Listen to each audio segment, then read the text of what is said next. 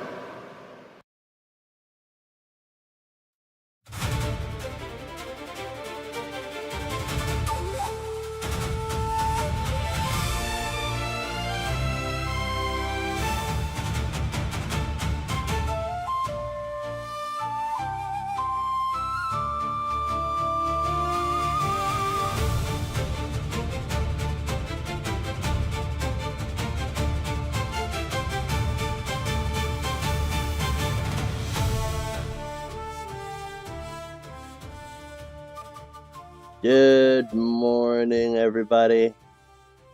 Welcome in to another edition of Ronan Anonymous Plays. This is your host, Ronan Anonymous speaking. You can call me Ronan for short. And today we are going to continue just running around on Dayz. So yeah, without further ado, let's go jump right into the action.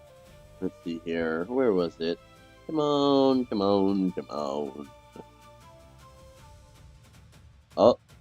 Oh, 4 people are on. 4 people are on.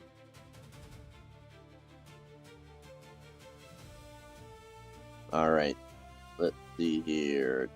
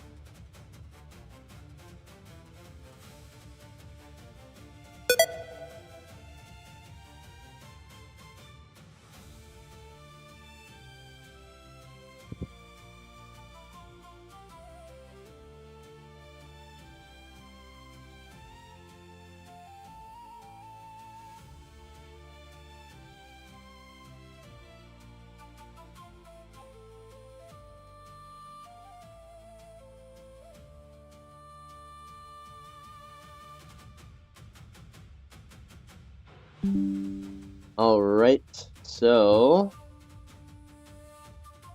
here we go.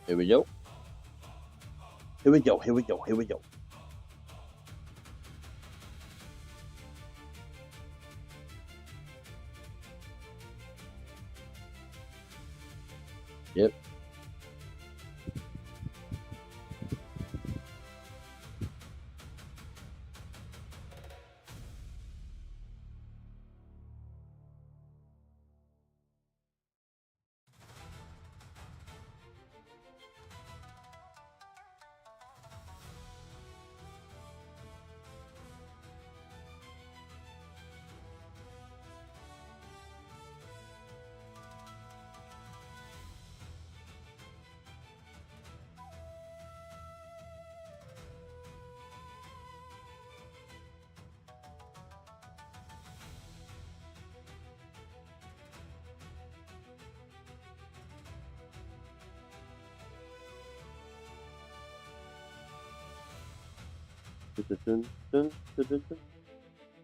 Come on, get me in. I know y'all want to get me in.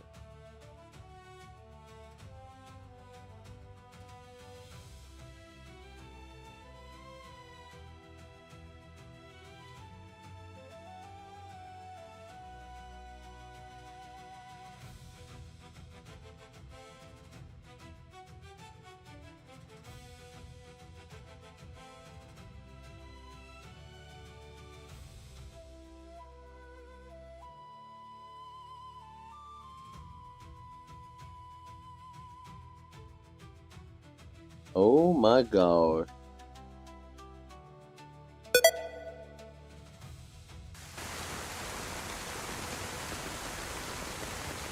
Wow. When I left it was raining. When I come back it's still raining?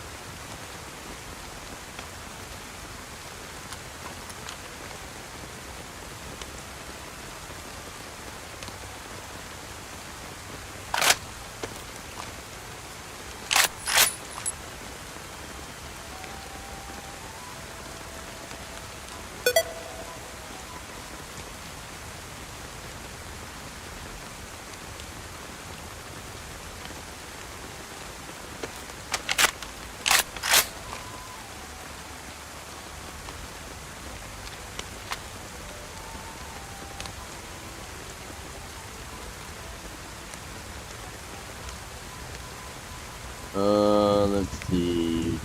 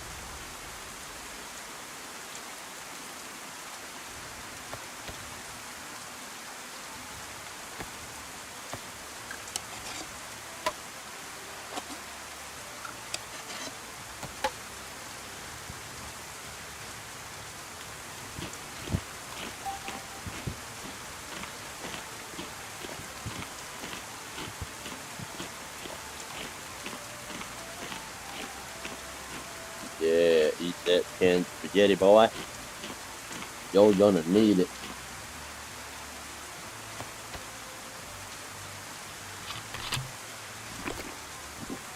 Drink your water.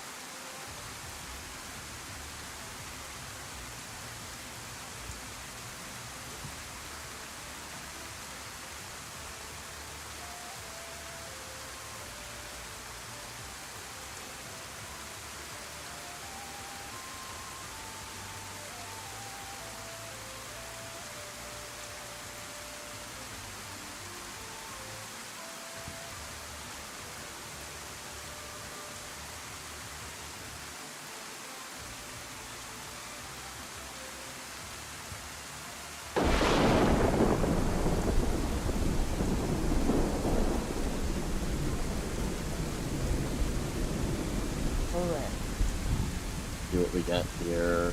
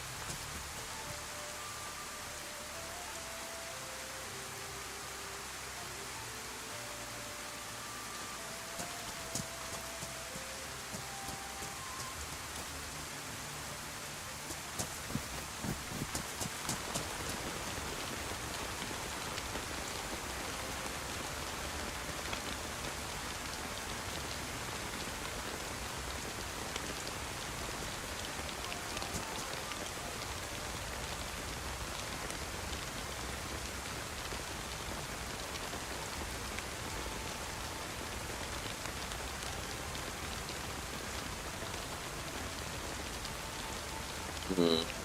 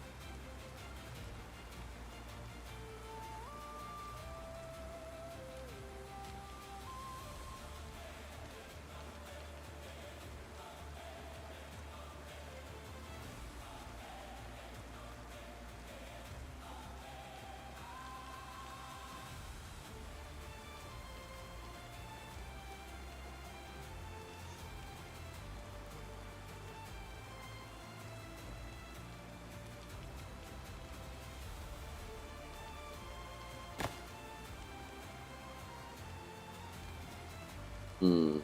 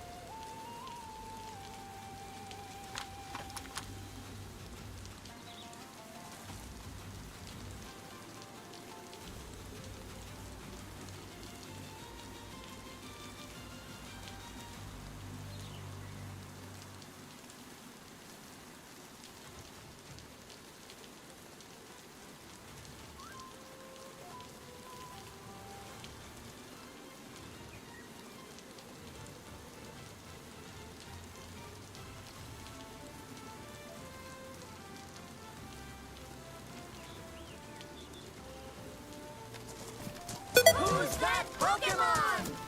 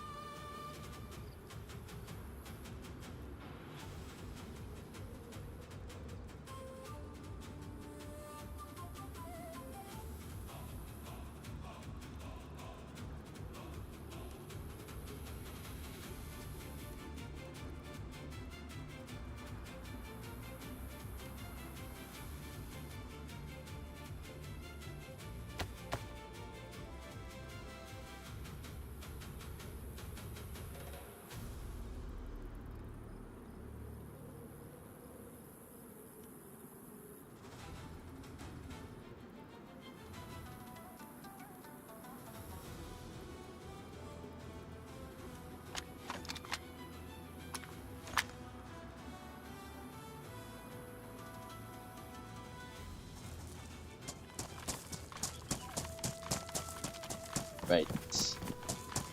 Yeah, we're just going to retrieve our car. Oh shit. Here we go. I'm going to use this. That is. Nope.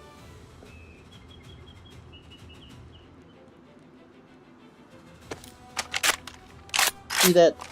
Yeah. That looks great.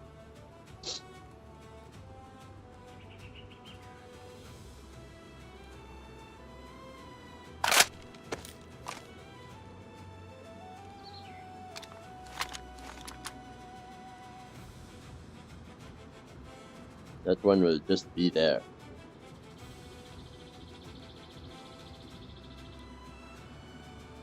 Yeah, as collection, you know?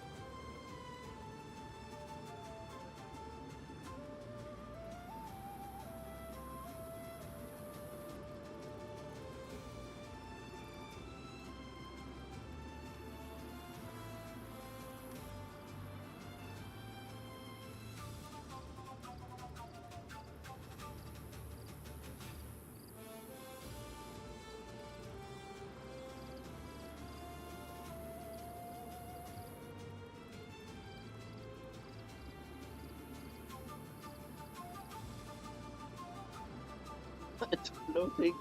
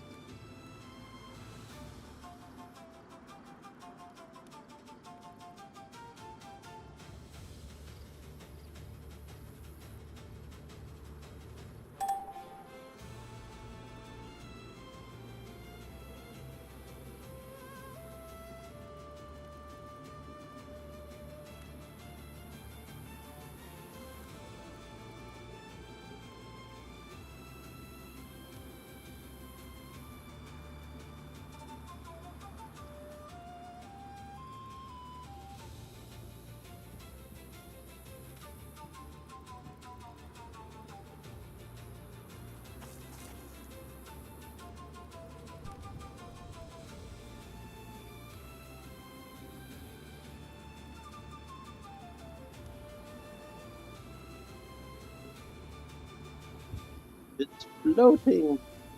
Ah.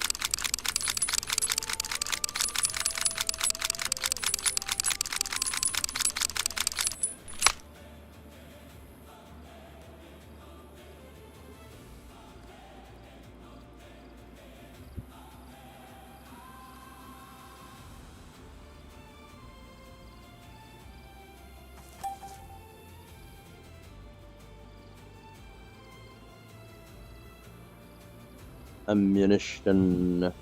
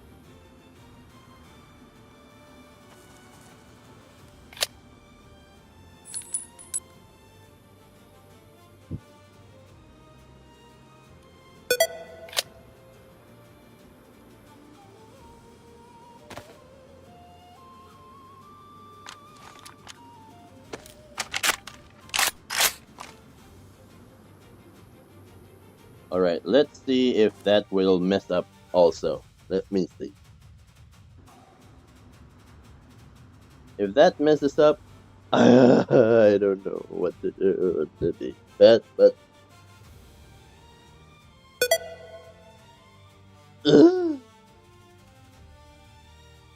come on, don't mess up. Don't mess up. Please, because that looks like a very nice gun. I'm already compromising here. Please.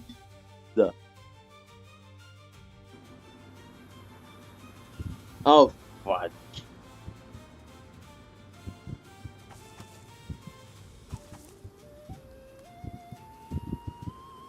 Ah.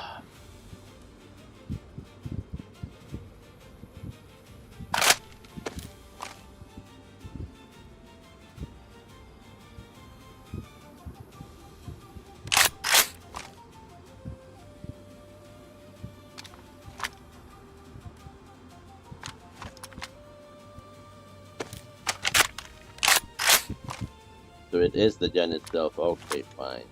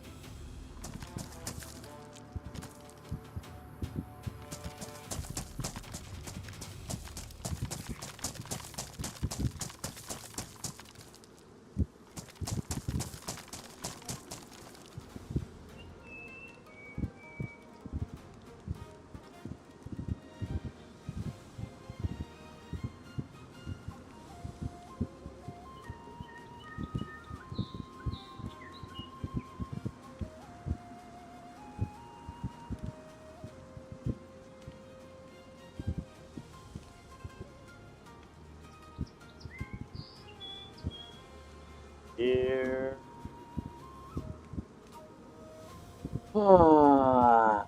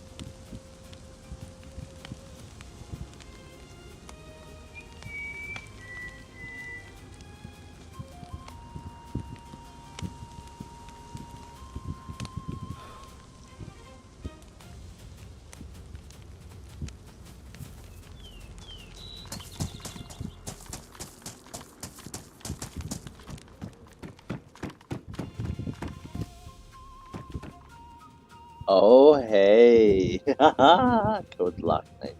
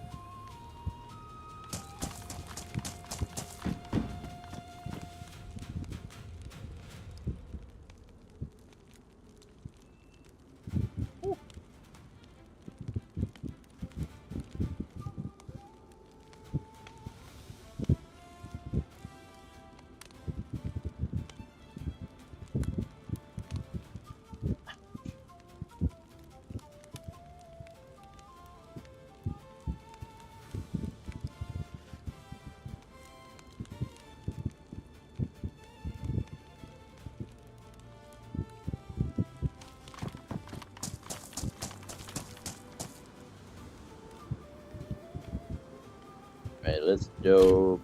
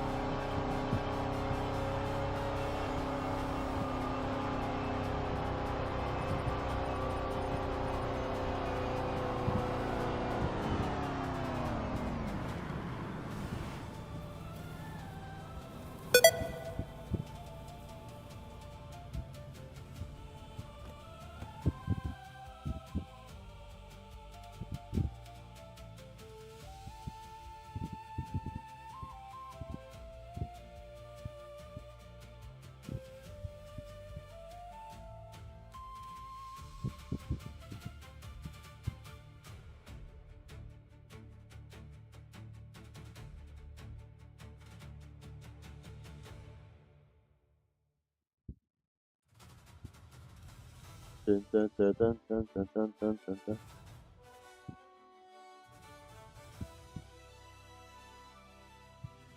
All right, let's hop into the cool kids club. Here we go. Who's that Pokemon?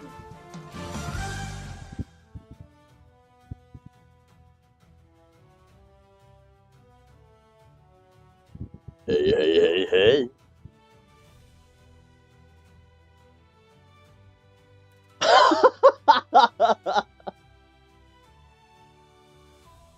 Oh, okay. What chopper is it?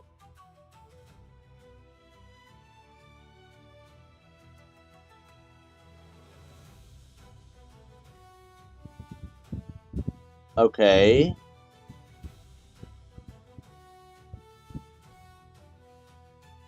Oh, okay. So it could be just the regular Blackhawk or the cargo Blackhawk. It could be. The regular. Okay. Yeah. Cool. That's cool. Yeah. Is it faster than the R22? Probably way faster. Okay. Yeah. Yeah. Hey, R22's not bad. You know, it gets you from point A to point B quicker than a car. Yep.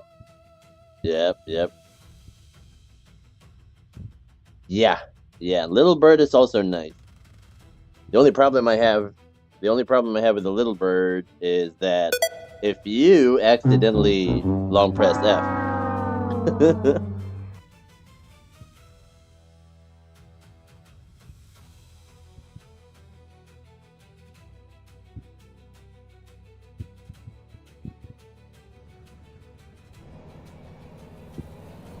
All right. The R22? You mean? Oh, right, right. Yeah, yeah, yeah, yeah. True, true, true. I can attest to that.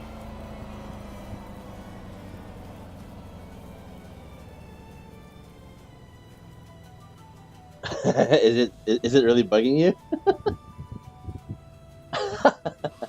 Yeah, I get that a lot. Yeah.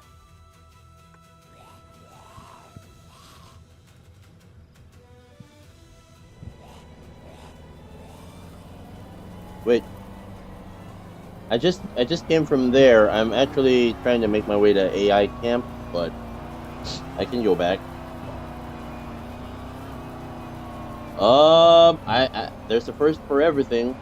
That's what they say. My first time going there.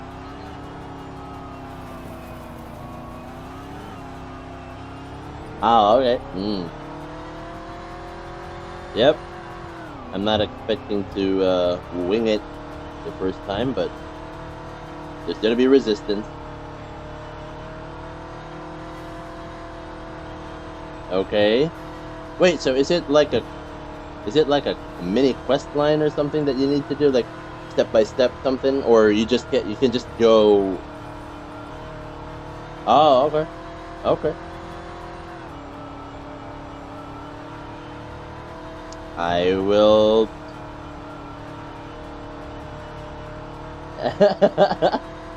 I mean, yeah, with AI, yeah, they have the spider sense about.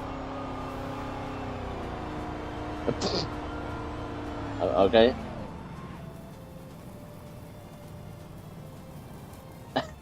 Okay. Yeah. No, I mean, I'm already expecting the worst to happen. That's how I seem unfazed. I just expect the worst to happen. That's it.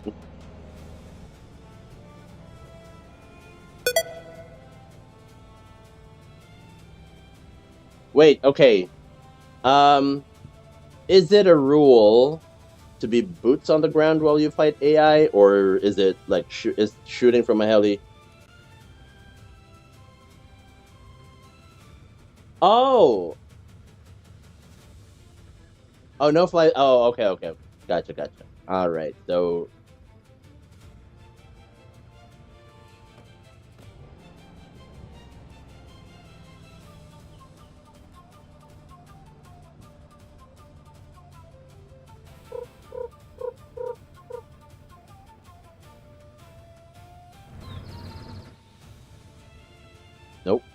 Oh, right now I somehow heard him.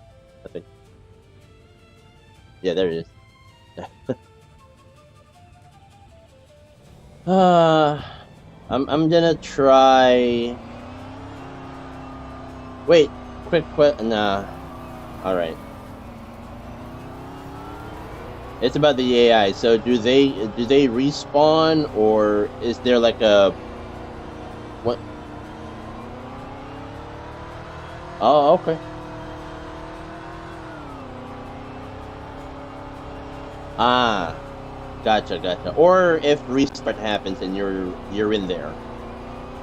Okay. Yeah.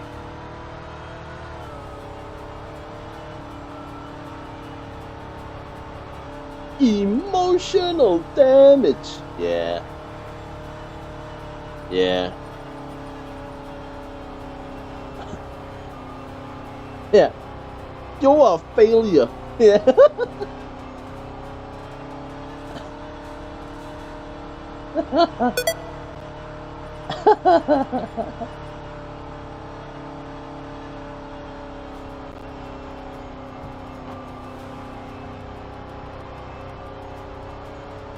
Yeah.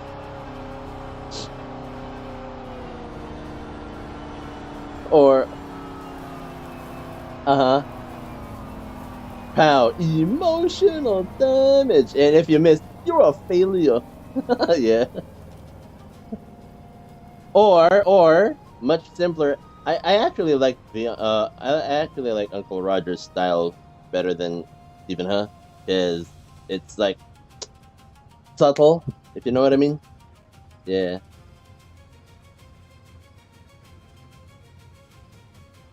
Oh, it is a barracks. Okay. Did not see that one because I. All right.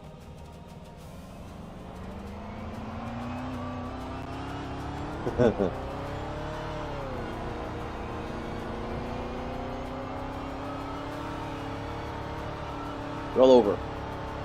Lay dead. Lay dead.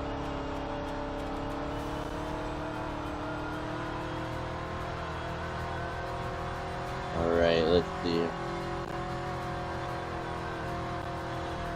Okay.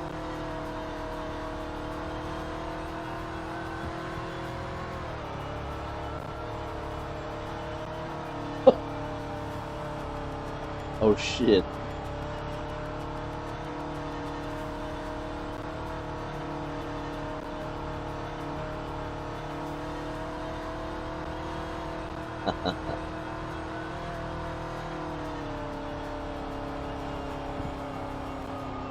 But I sense a butt. Yeah.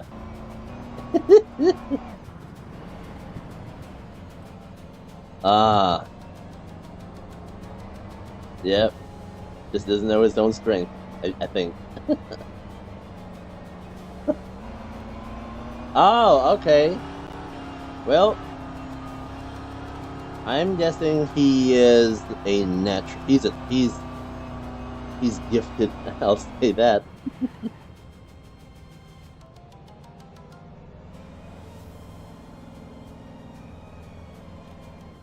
Oh shoot. Oh. What the heck? Is that a deer in the middle of the city? Wow.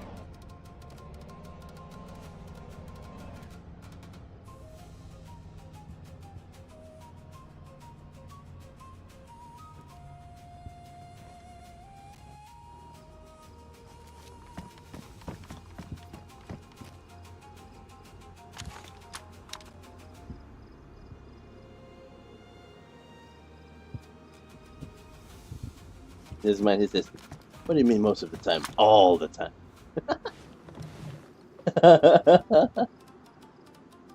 Yeah, exactly. Uh-huh.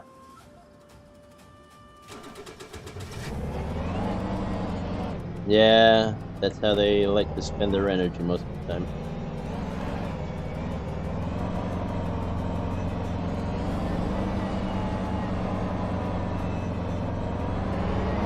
Hmm.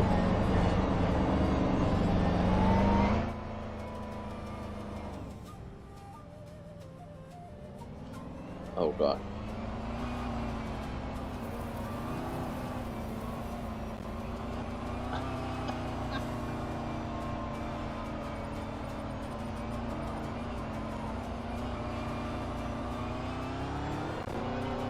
He's trying to gaslight. He's trying to Homelander his way out, or her way out. I don't know what you're talking about. Yeah.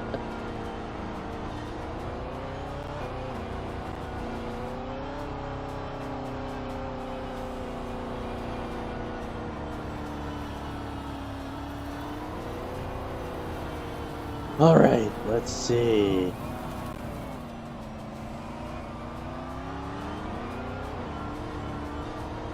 Oh, you guys are there? Oh, okay.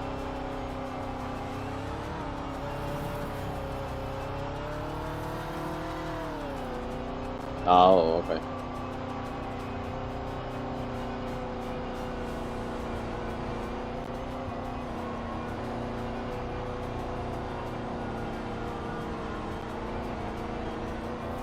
Nah.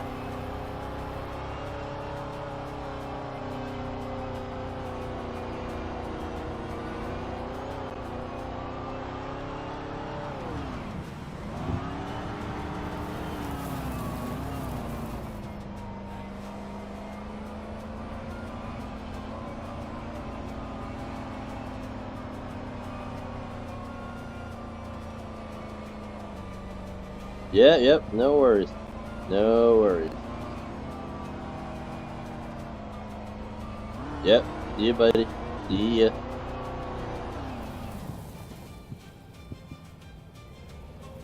Sure, no worries.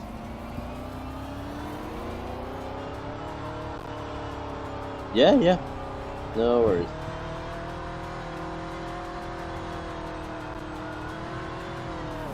Ah! Why did the car automatically swerve out of control? Alright.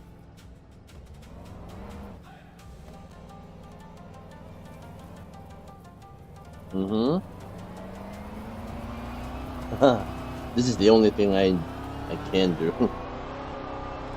Hard finding a job nowadays. What? Sorry?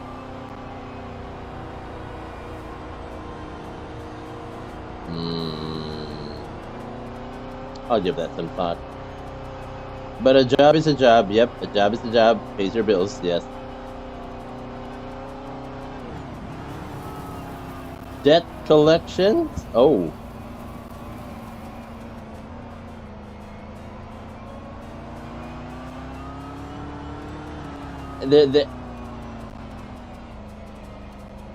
Ah. Although that system, I don't think that we have that system over here, this side of the Pacific. Nope. No siree.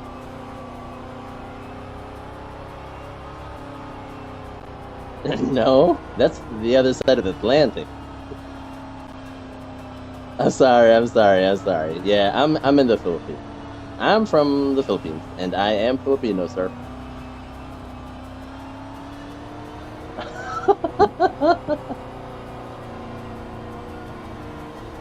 Hey, this is years of watching Hollywood over local shows.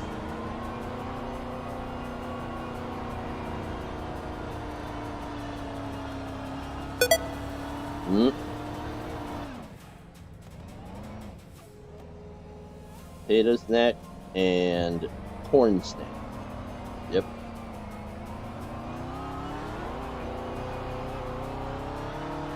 Ah.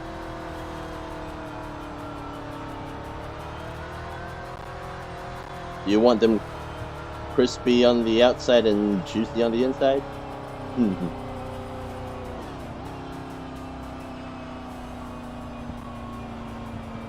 Yep.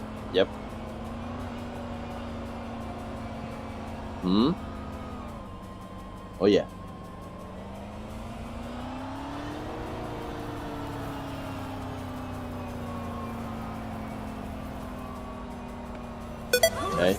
Pokemon! Ah.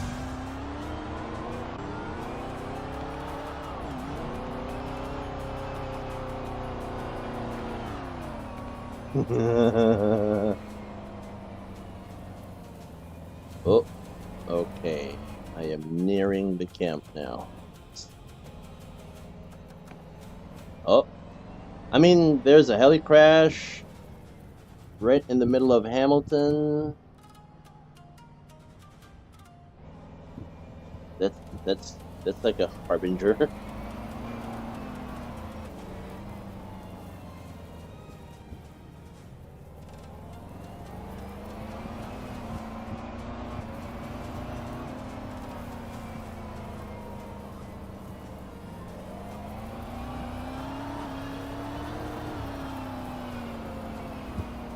Right.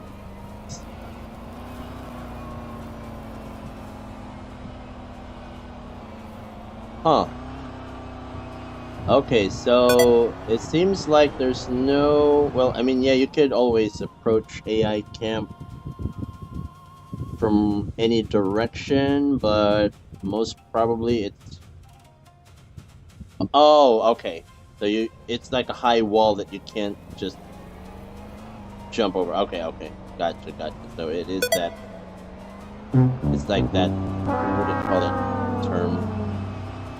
It's giving you that bottleneck effect, right? Alright.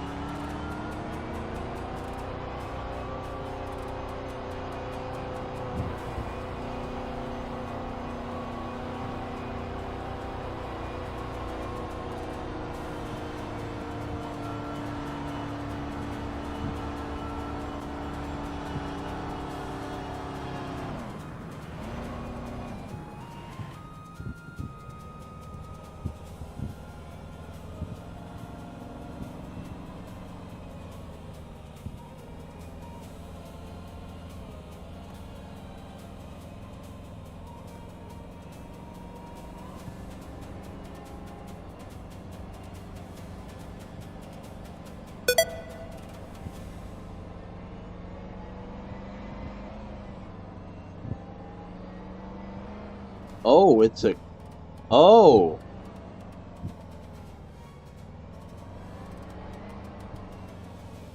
It's a... Oh, it's a small fortress.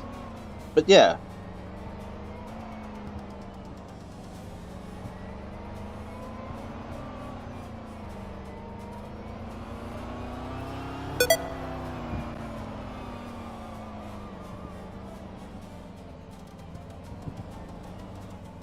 Okay.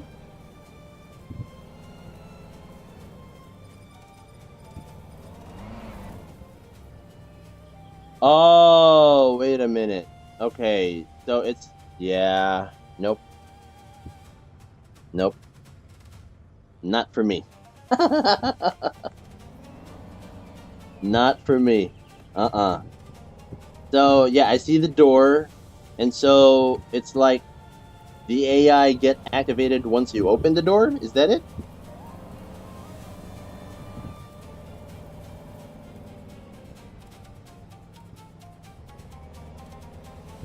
Oh, okay.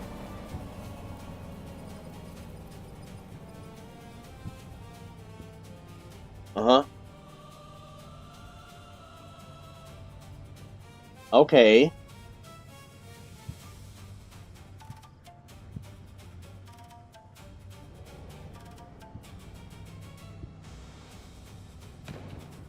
Oh yeah, I hear shots now. Oh yeah. Yeah, but I'm still outside. Yep. Oh, there's zombies inside too? Oh, okay.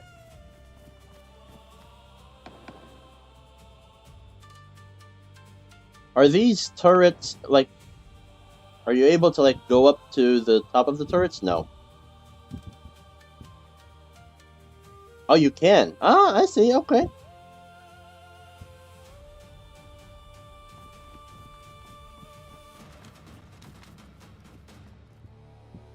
Oh wait, you need a card for this. Oh shoot. Okay.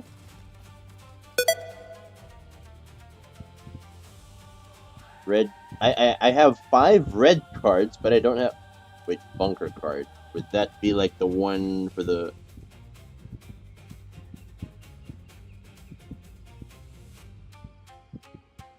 You mean like the Falcon Rock Axis card? Something that looks like that?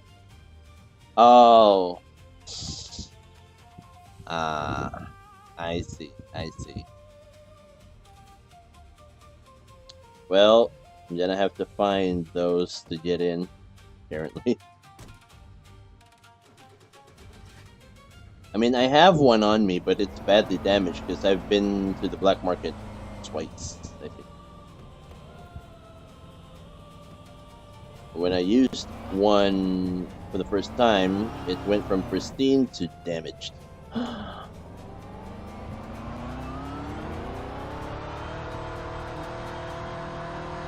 Hmm.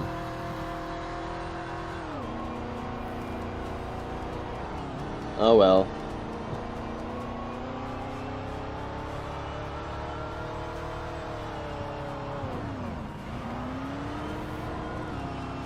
I feel like the lame boy in the story of the Pied Piper of Hamelin. You know that story? No? Oh, okay. Is it a Grimm's fairy tale or? Yeah, I think it was Grimm's fairy tale or no? Probably not.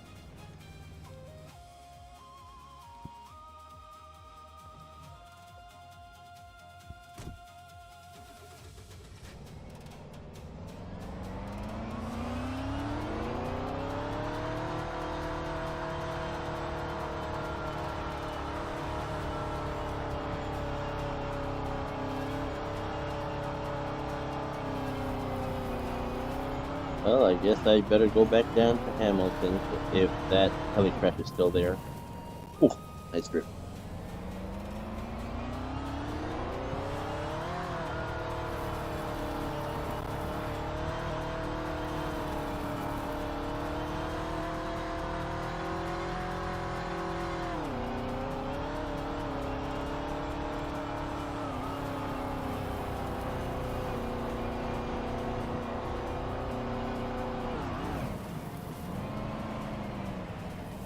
Yeah, drift. No, get the barricade. No.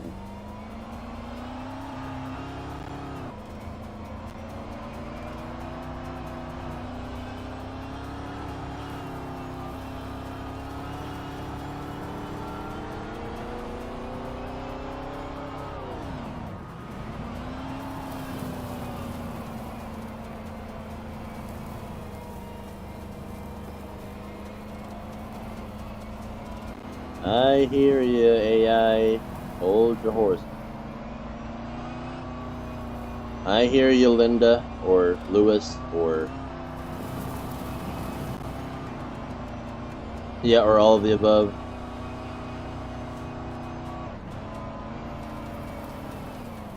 Oh, there it is. Okay. Nope.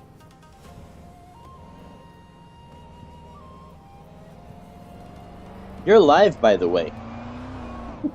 I mean, yeah, I know you're like streaming to Discord, but you're live on my stream. Oh no, I mean on Twitch, on Kick, on YouTube.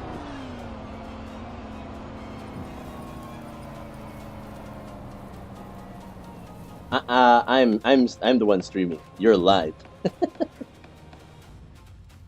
Yes, sir. Okay.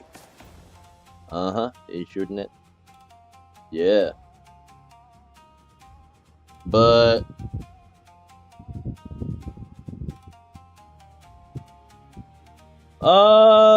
it's fine. I mean, I put 18 plus on my stream title, so yeah, you're good.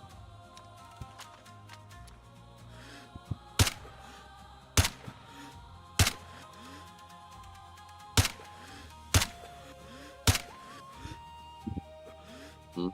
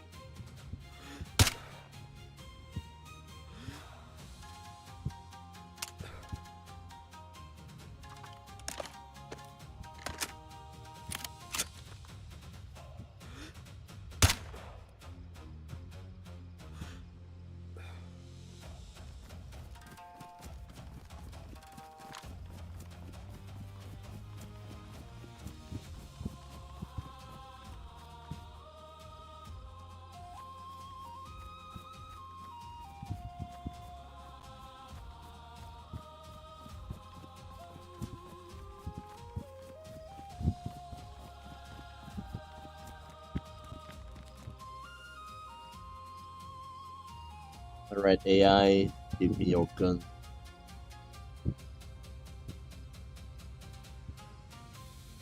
Oh, yes.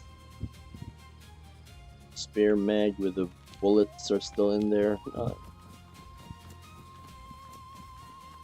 need to find the other two. Deep breath. Ugh.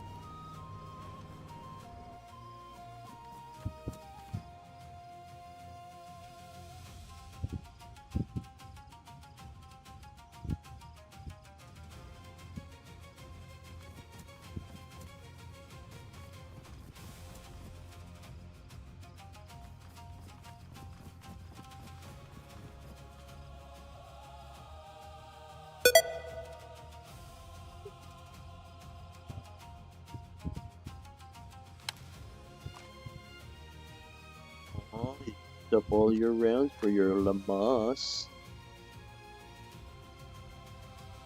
Yep, that.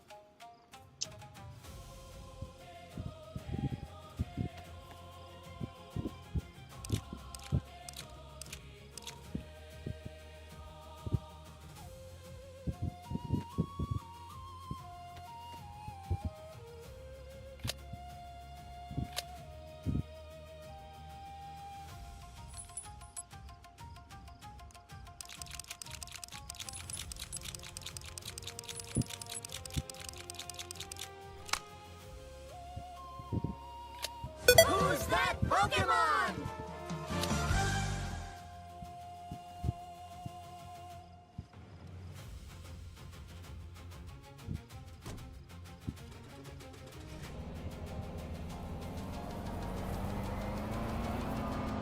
Oh, right. The heli itself. Don't forget the heli.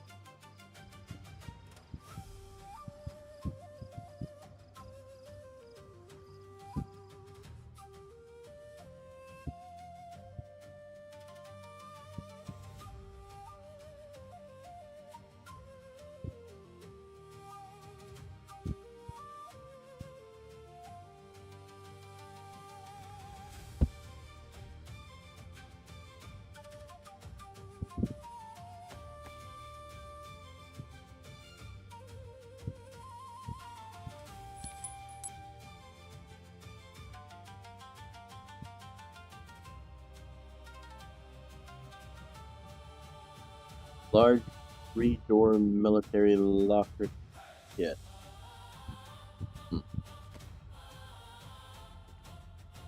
Oh wow. That was small puff, but that would be so heavy.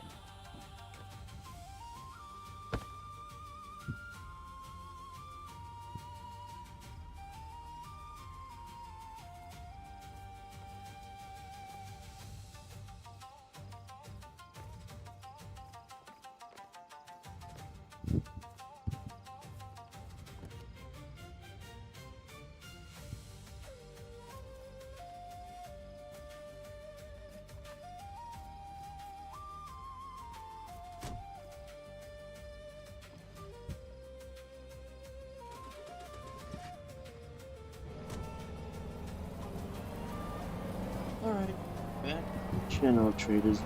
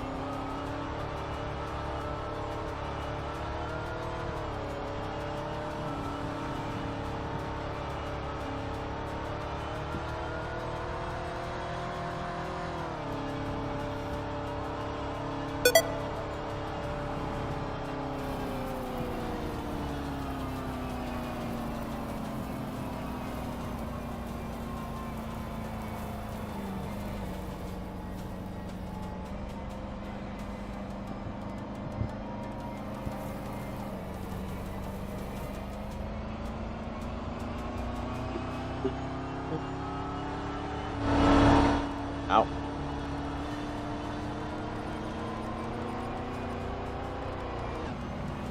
Buford. Supposed to be some black beer sometime here.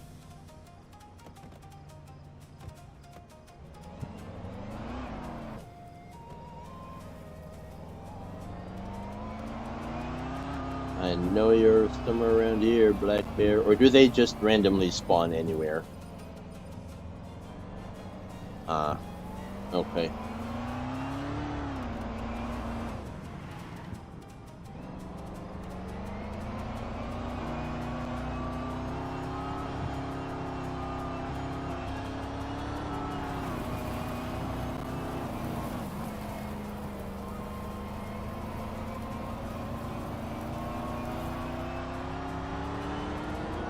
Aurora.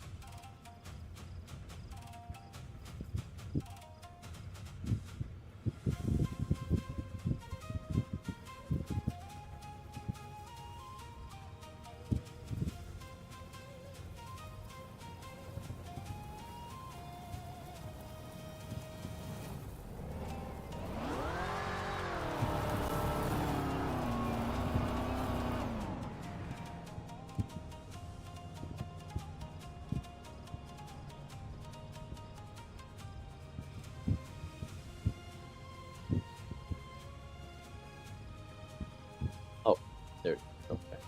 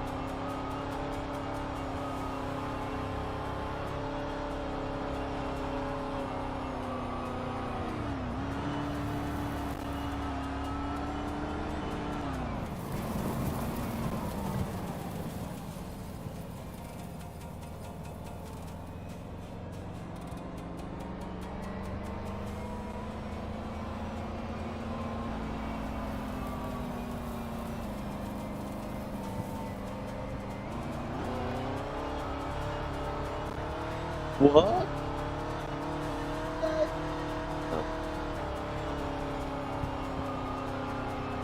Yeah, yeah. It's fine, it's fine.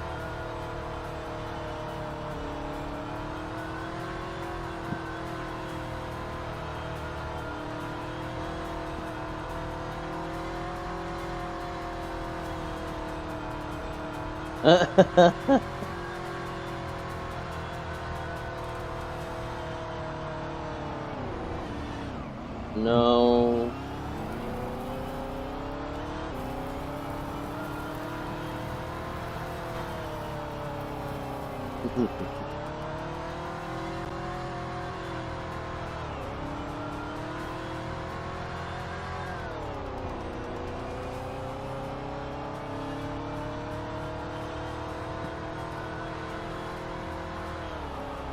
Yep.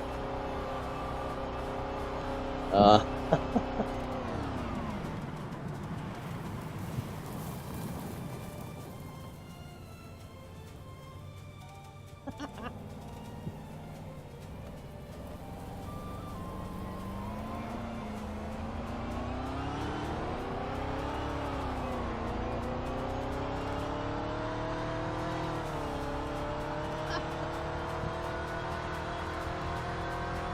yep. Yep.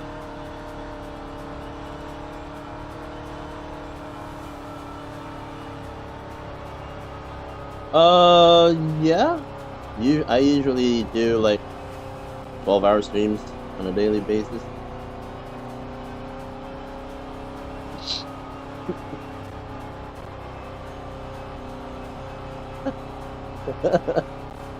Yeah. I mean, oh.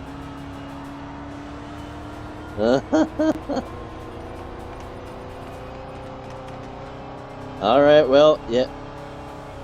Later, yeah.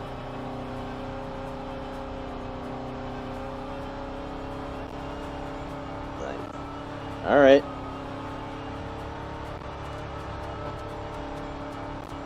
I would definitely still be up by then.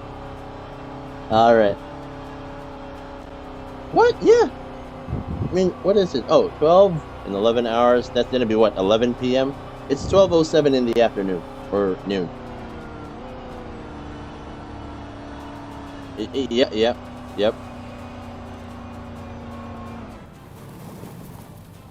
Yeah. And I would still be streaming. Yeah. I would still be streaming by the 37. I'm single. I oh you oh okay. Yeah. I yeah, yeah, that that pop pop. Yeah. Yeah, yeah, yeah. Yeah, yeah. It's all good. Well, yeah. I mean, I don't have a job, and I've been kicked out like here and there, so might as well probably do this, you know?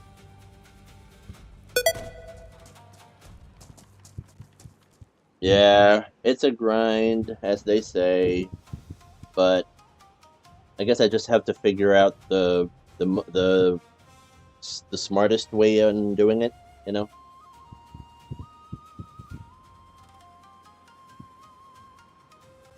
Hmm.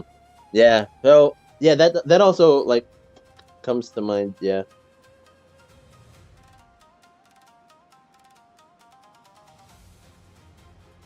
Yeah. Yeah. Yep. All right.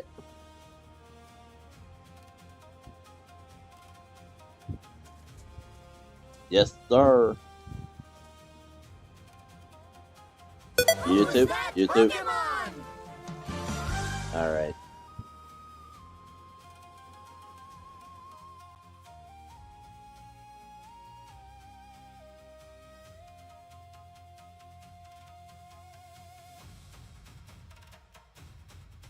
All right, guys. So that was that. All right.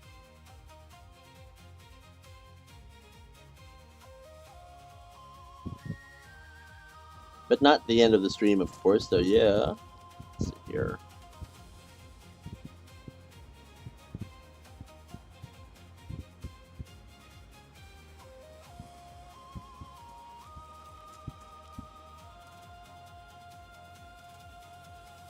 Oh, you don't. Oh, Barrett, right.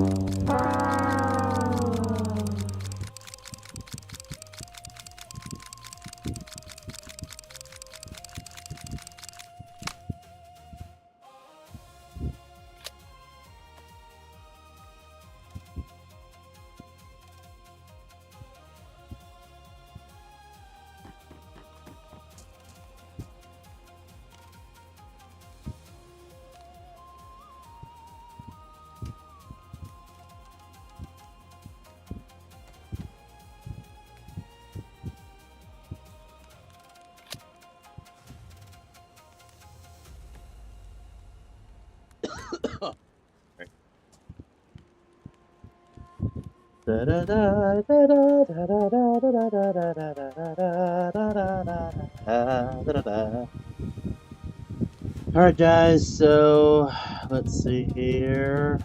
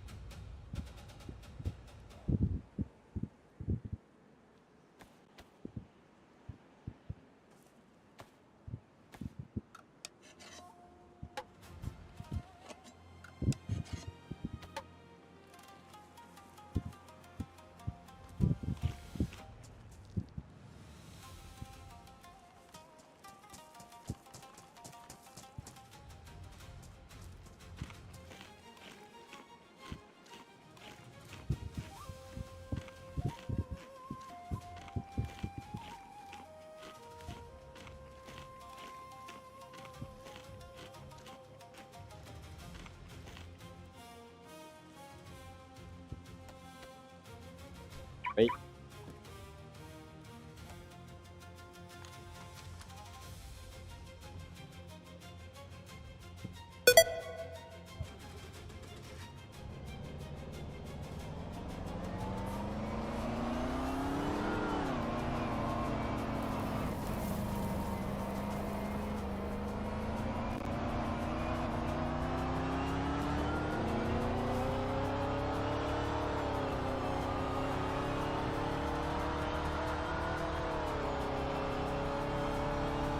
Alright, going to the airdrop.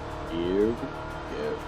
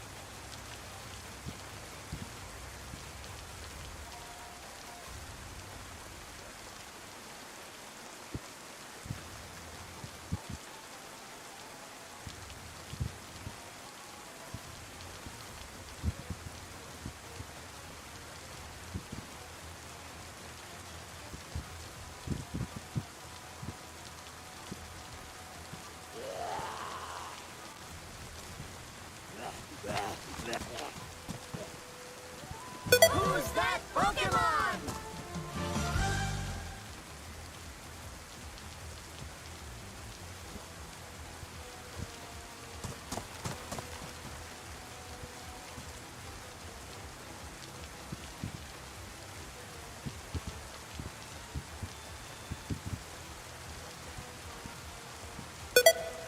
Jack_Hoff. Welcome to my channel. Gator! Hi, buddy. Hey, how you doing?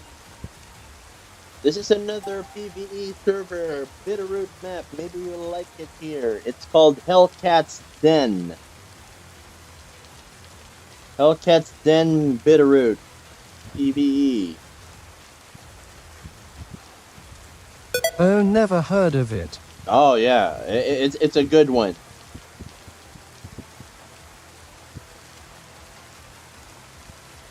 It has the I think it's a bit simpler. Shit. Oh shoot. Asshole.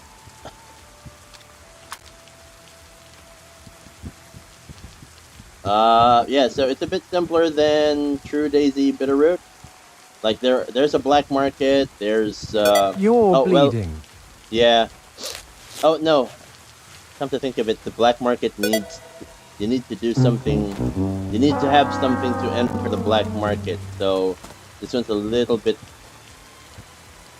complicated, I would say. Oh come on!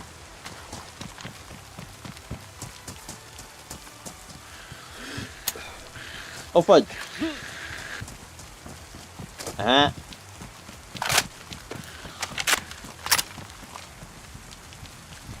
Not today, Granny.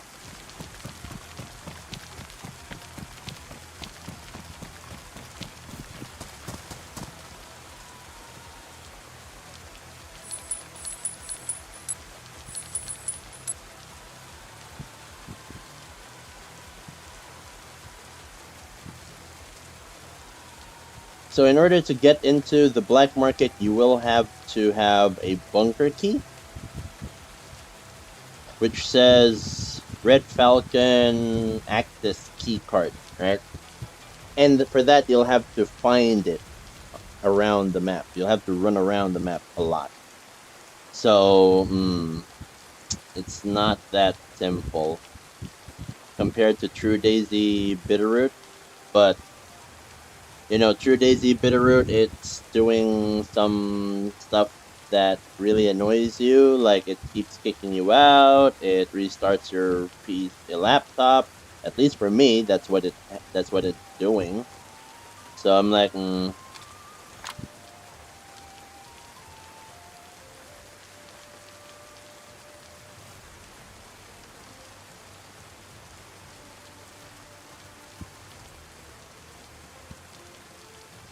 Yeah, sounds about right. Then Yeah. blame it on Dayz lol. yeah.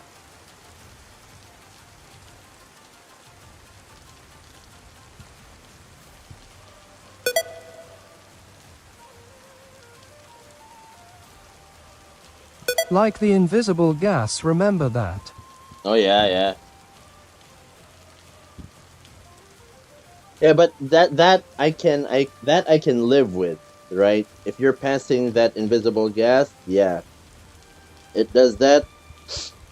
But uh, the one that really ticked me off about True Daisy Bitterroot was the constant kick out by Battle Eye. But then when I came back to True Daisy Bitterroot, by the way, it kept on restarting my laptop. So that one really ticked me off. I'm like, you know what? Screw this shit.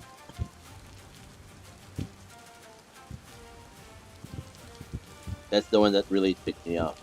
So yeah.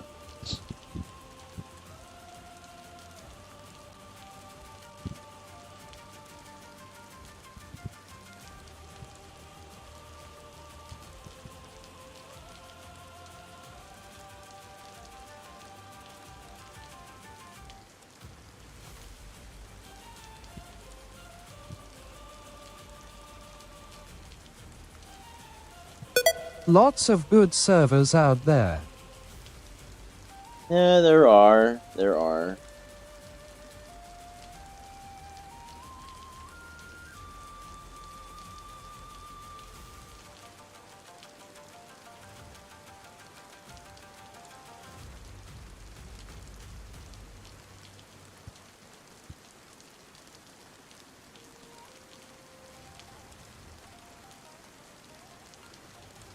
You going camping?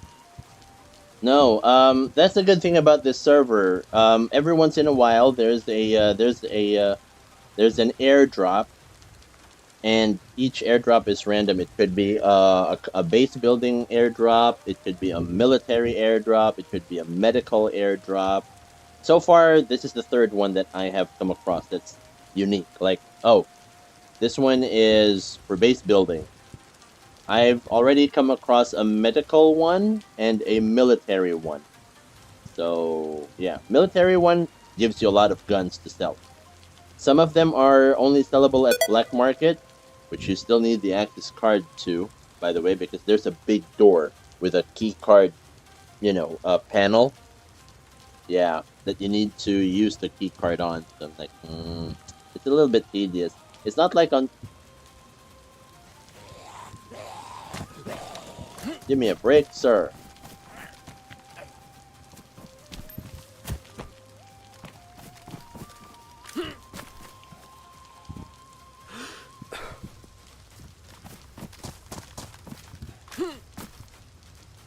Ugh, Nice. Is it the old school medical system? old old school medical system. What do you mean?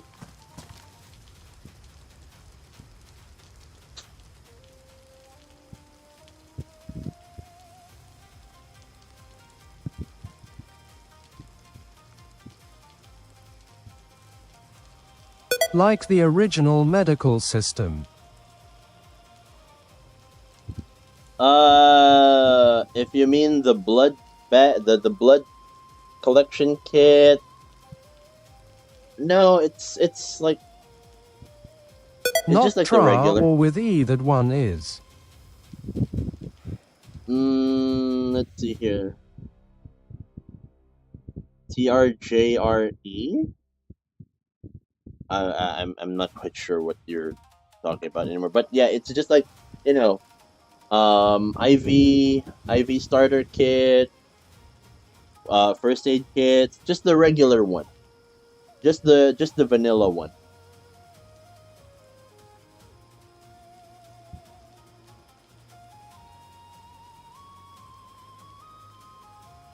Cool. Like, why is it not?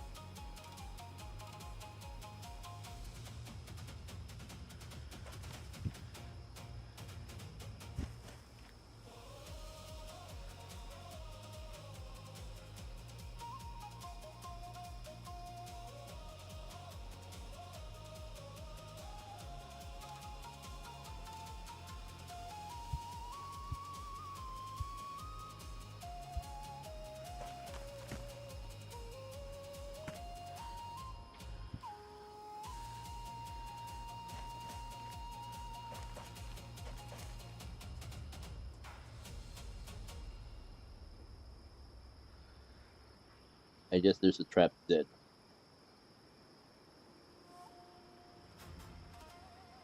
Throw junk into the airdrop. Yeah, because that'll be like, you know.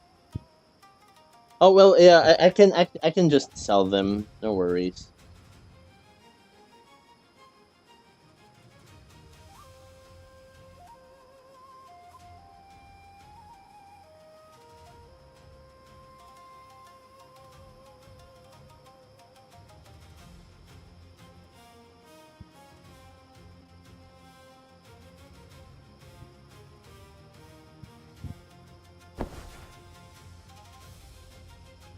Yeah, I didn't think about that.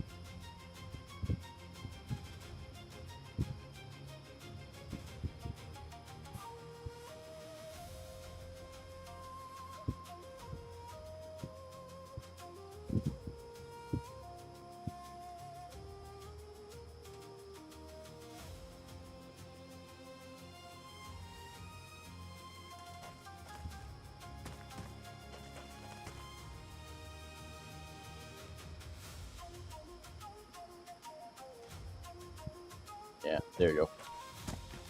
Alright. Time to scoot.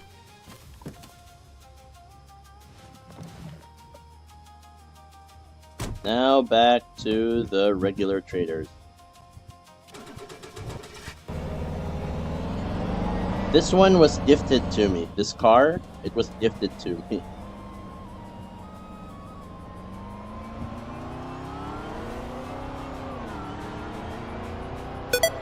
Nice. Yeah, this was gifted to me by one of two guys. So, yeah. I'll be back for you, Helly. Don't you worry.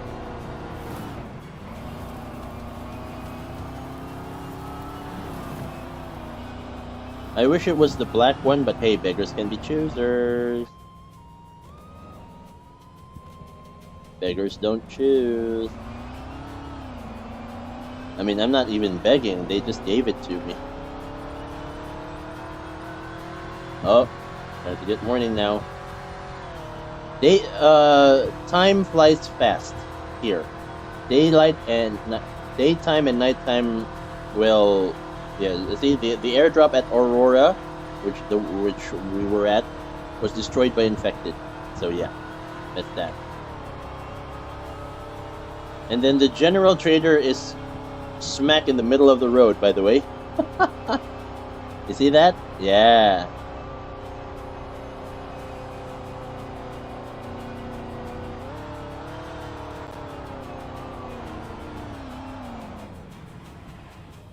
And there's a boxing ring right there. I think there's boxing event every now and then, I guess. That's funny. Yeah, see?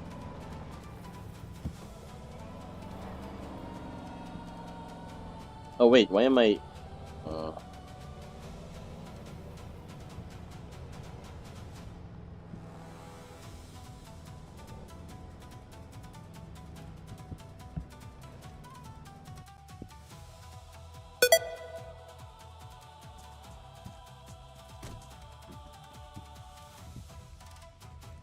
Yeah, the aesthetic here needs a bit more work there. Duct tape, epoxy putty, rope. Yeah, still the rope. Sledgehammer. Yeah, I guess I need a sledgehammer. Splitting axe. I don't need that. Hatchet.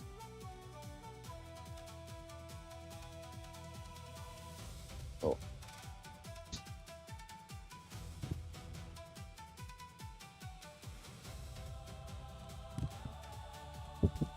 Oh yeah, and the other as well.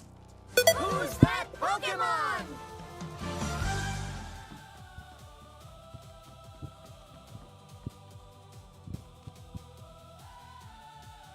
So how have you been, Gator?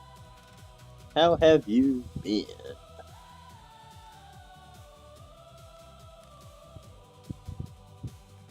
Alright, you know what? Let me just sell the other stuff first. Good buddy, thanks for asking. Nice, nice.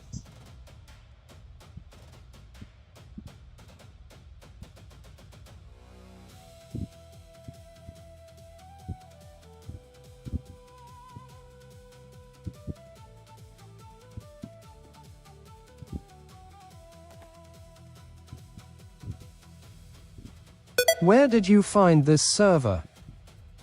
Oh, I was just like typing the letters PVE on Dayz on the DZSA launcher, and then yeah, this came up with others, and I'm like, Hellcats. 30,000 start. Okay, kind of cool. I thought to myself, so like, yeah, Ah, okay. yeah.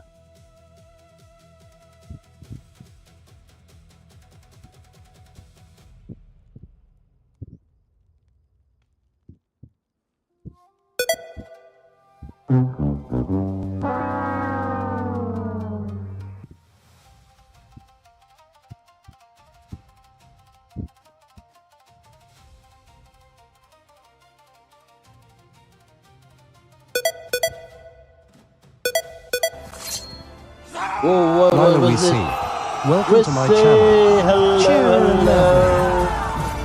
Wow, 80 stream streak. Wow. Welcome in and thank you for the 11 daily bits. Nice, nice, nice, nice. Thank you, thank you, thank you, thank you.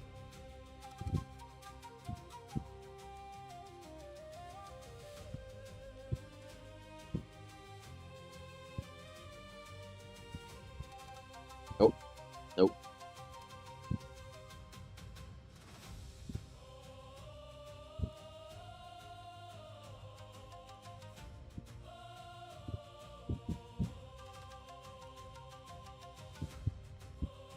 Next is this.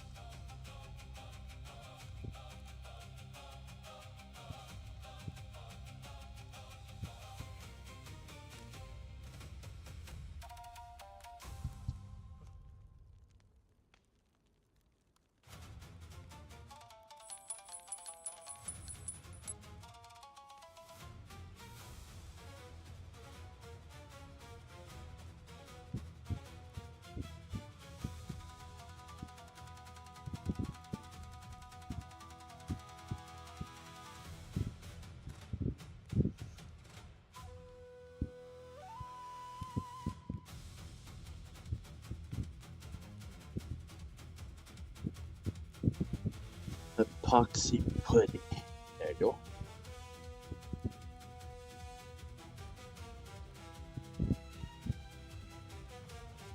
Oh, why am I still carrying the camo net? Come on.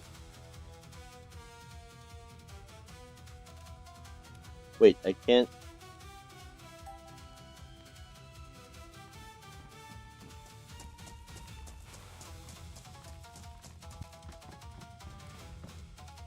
This here is the car deal, the car dealer.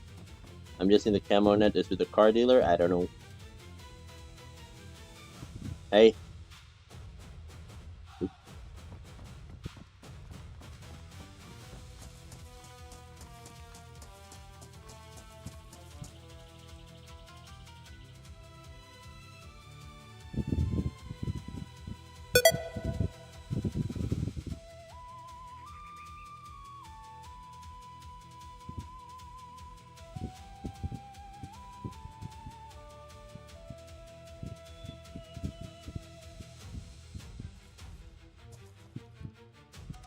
Alright, the shovel. I don't really need the shovel.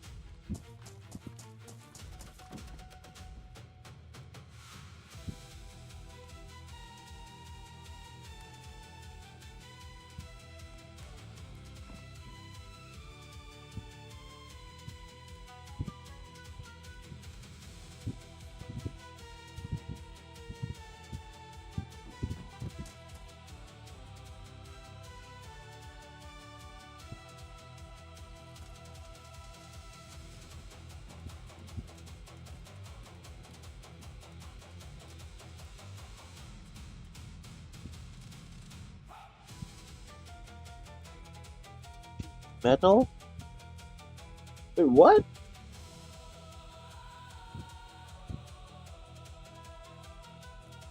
Oh, I'm selling. What?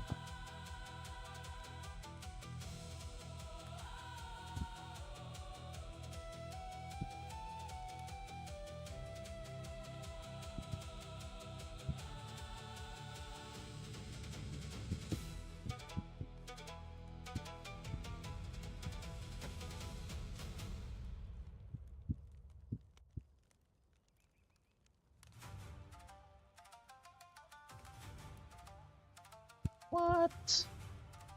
Okay. I can't sell sheet metal. Wow.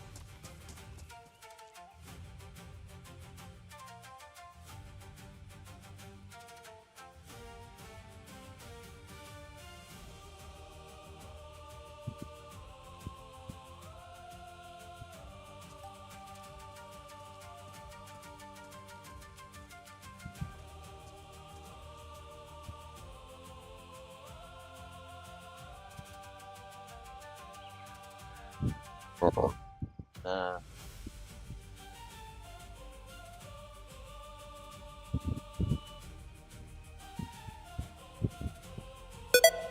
Block party type shit. Welcome to my channel. what? Block party type shit.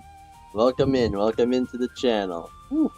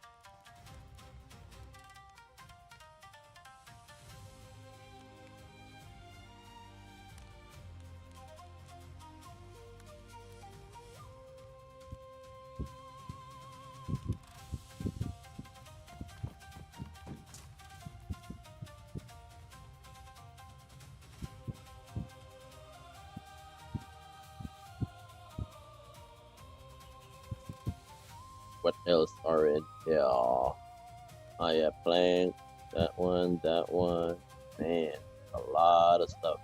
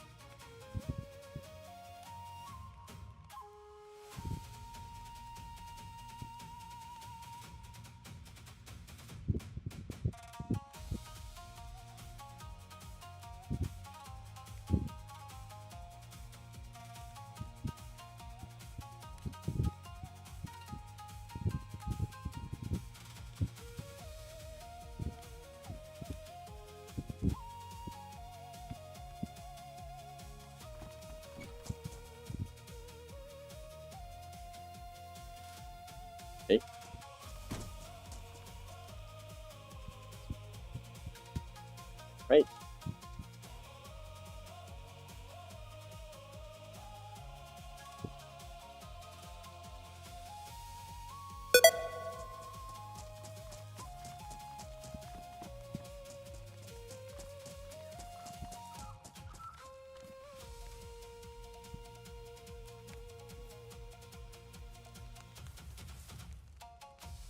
Let's warm ourselves up, dry ourselves up as well. Yeah. All right, now I'm going to go do my lunch, guys. Ha ha ha ha. We're gonna be listening into we're gonna be listening into a podcast. So yeah. Anyway, here. Podcast. Uh,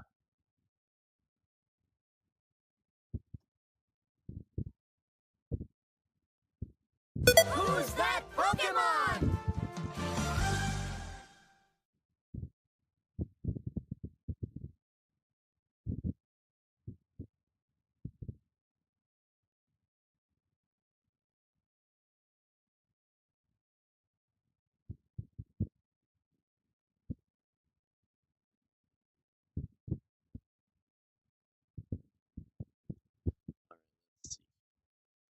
my files.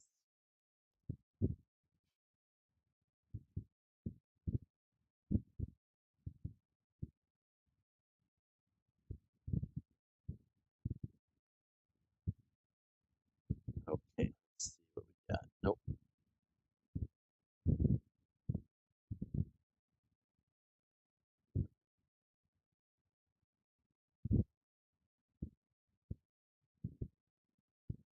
Notes are ridiculous. Half the book.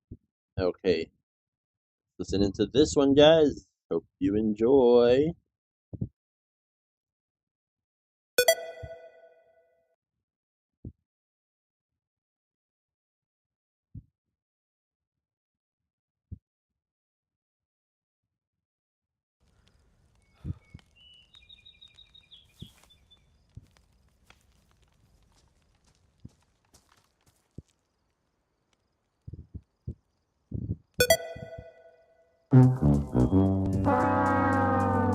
Oh, let me park my car.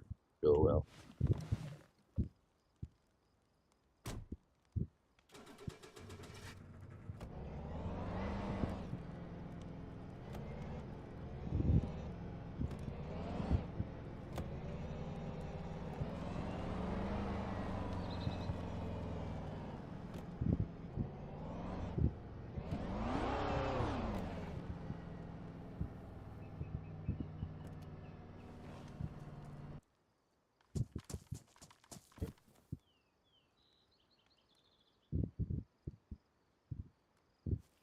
And it's John.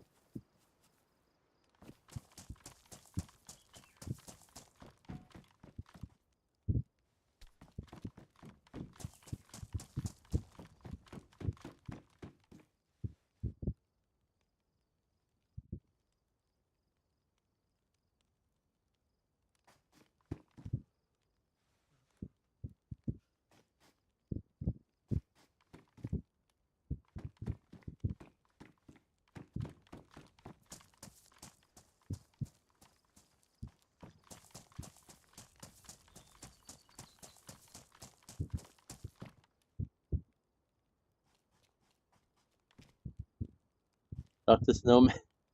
Wait, what? Snowman is here. Oh no. Alright, I'm just gonna be sitting down here. Oh wait, you know what?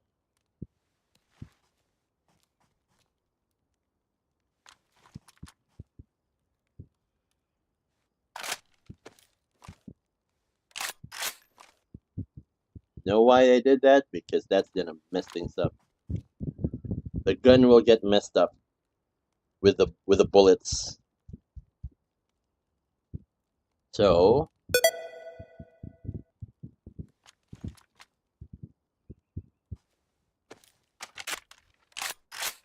probably if what if I just leave that like that with no bullets inside? Will that still stay the same? I hope. That's another experiment I want to see. So once we get back into the game after our lunch break, then let's see here.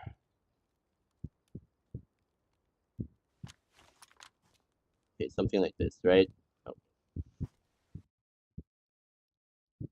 Let's see if that will mess up the whole arrangement. I hope it stays the same when I come back. So, yep, here we go. Let's listen into a podcast, guys. So here we go. Oh.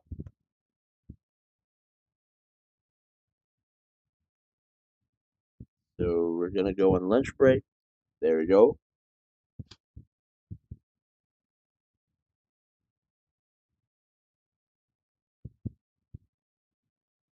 Ah, did Joshua Cutchin? No.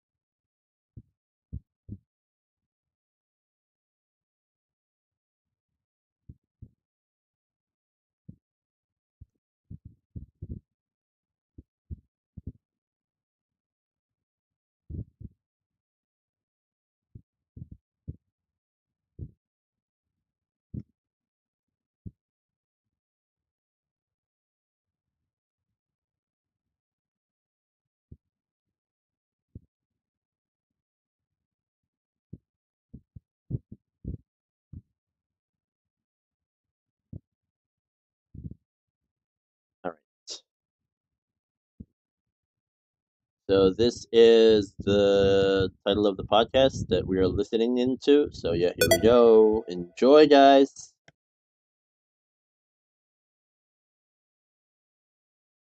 Today, I'm talking with Joshua Cutchin, a researcher who spent the last decade building the case that every paranormal phenomenon we've ever recorded is a different facet of the same thing. UFOs, fairies, Bigfoot, ghosts, near-death experiences. His book, Ecology of Souls, argues that all of it connects to death, or whatever's on the other side of it. This theory is being taken seriously by serious people. Jeffrey Kreipel at Rice University teaches it to his PhD students. Yeah, the lizard people are not gonna like this theory. Today we're covering how he built that theory, what the fairy literature gets right that ufology keeps ignoring, and his latest book, Fourth Wall Phantoms, which is about fictional characters that cross into real life. Oh, that one's true. One day on Hollywood Boulevard, I saw Spider-Man, Thor, and two SpongeBobs. We also talked about how ChatGPT is addicted to goblins. This is a true story. You're going to want to hear it. After the episode, I'll do a quick breakdown of what we covered and what I can prove. Now, let's go down to the basement.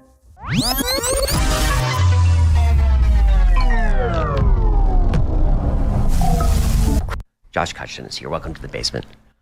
Thanks so much for having me. I'm still in shell shock, but Are you? yeah, it's just it's a lot to take in, and it's always I'm always under the assumption that people have no idea who I am. So, hot dog vendor. Remember I said that earlier. So No, people yeah. in this space know who you are. Well, I appreciate it, and it's everybody here has been so welcoming and hospitable. So it's wonderful to be invited into this fairyland, this subterranean fairyland, really. Everyone's nice because you're nice. Not nice people don't get to the studio. We send them home. Fair enough. Fair Goodbye. enough. So you study tuba. I said to my wife, I said, there's going to be an icebreaker question, and I know exactly what it's going to be. It's going to be the tuba question. Tuba under Fred Mills, Canadian brass, one of the best players of Yes. his generation. He says that the tuba is underestimated as a storytelling instrument. You're a storyteller and a tuba player. Do you agree? I would. What are we missing? Yeah, no, I would. So yeah, oh man, we could do a whole podcast about Fred Mills stories. They broke the mold with Fred. I worked with Fred at the University of Georgia in the quintet setting, which if you're going to work in a brass quintet setting with Fred Mills, who was head of the Canadian brass, it's quite a privilege.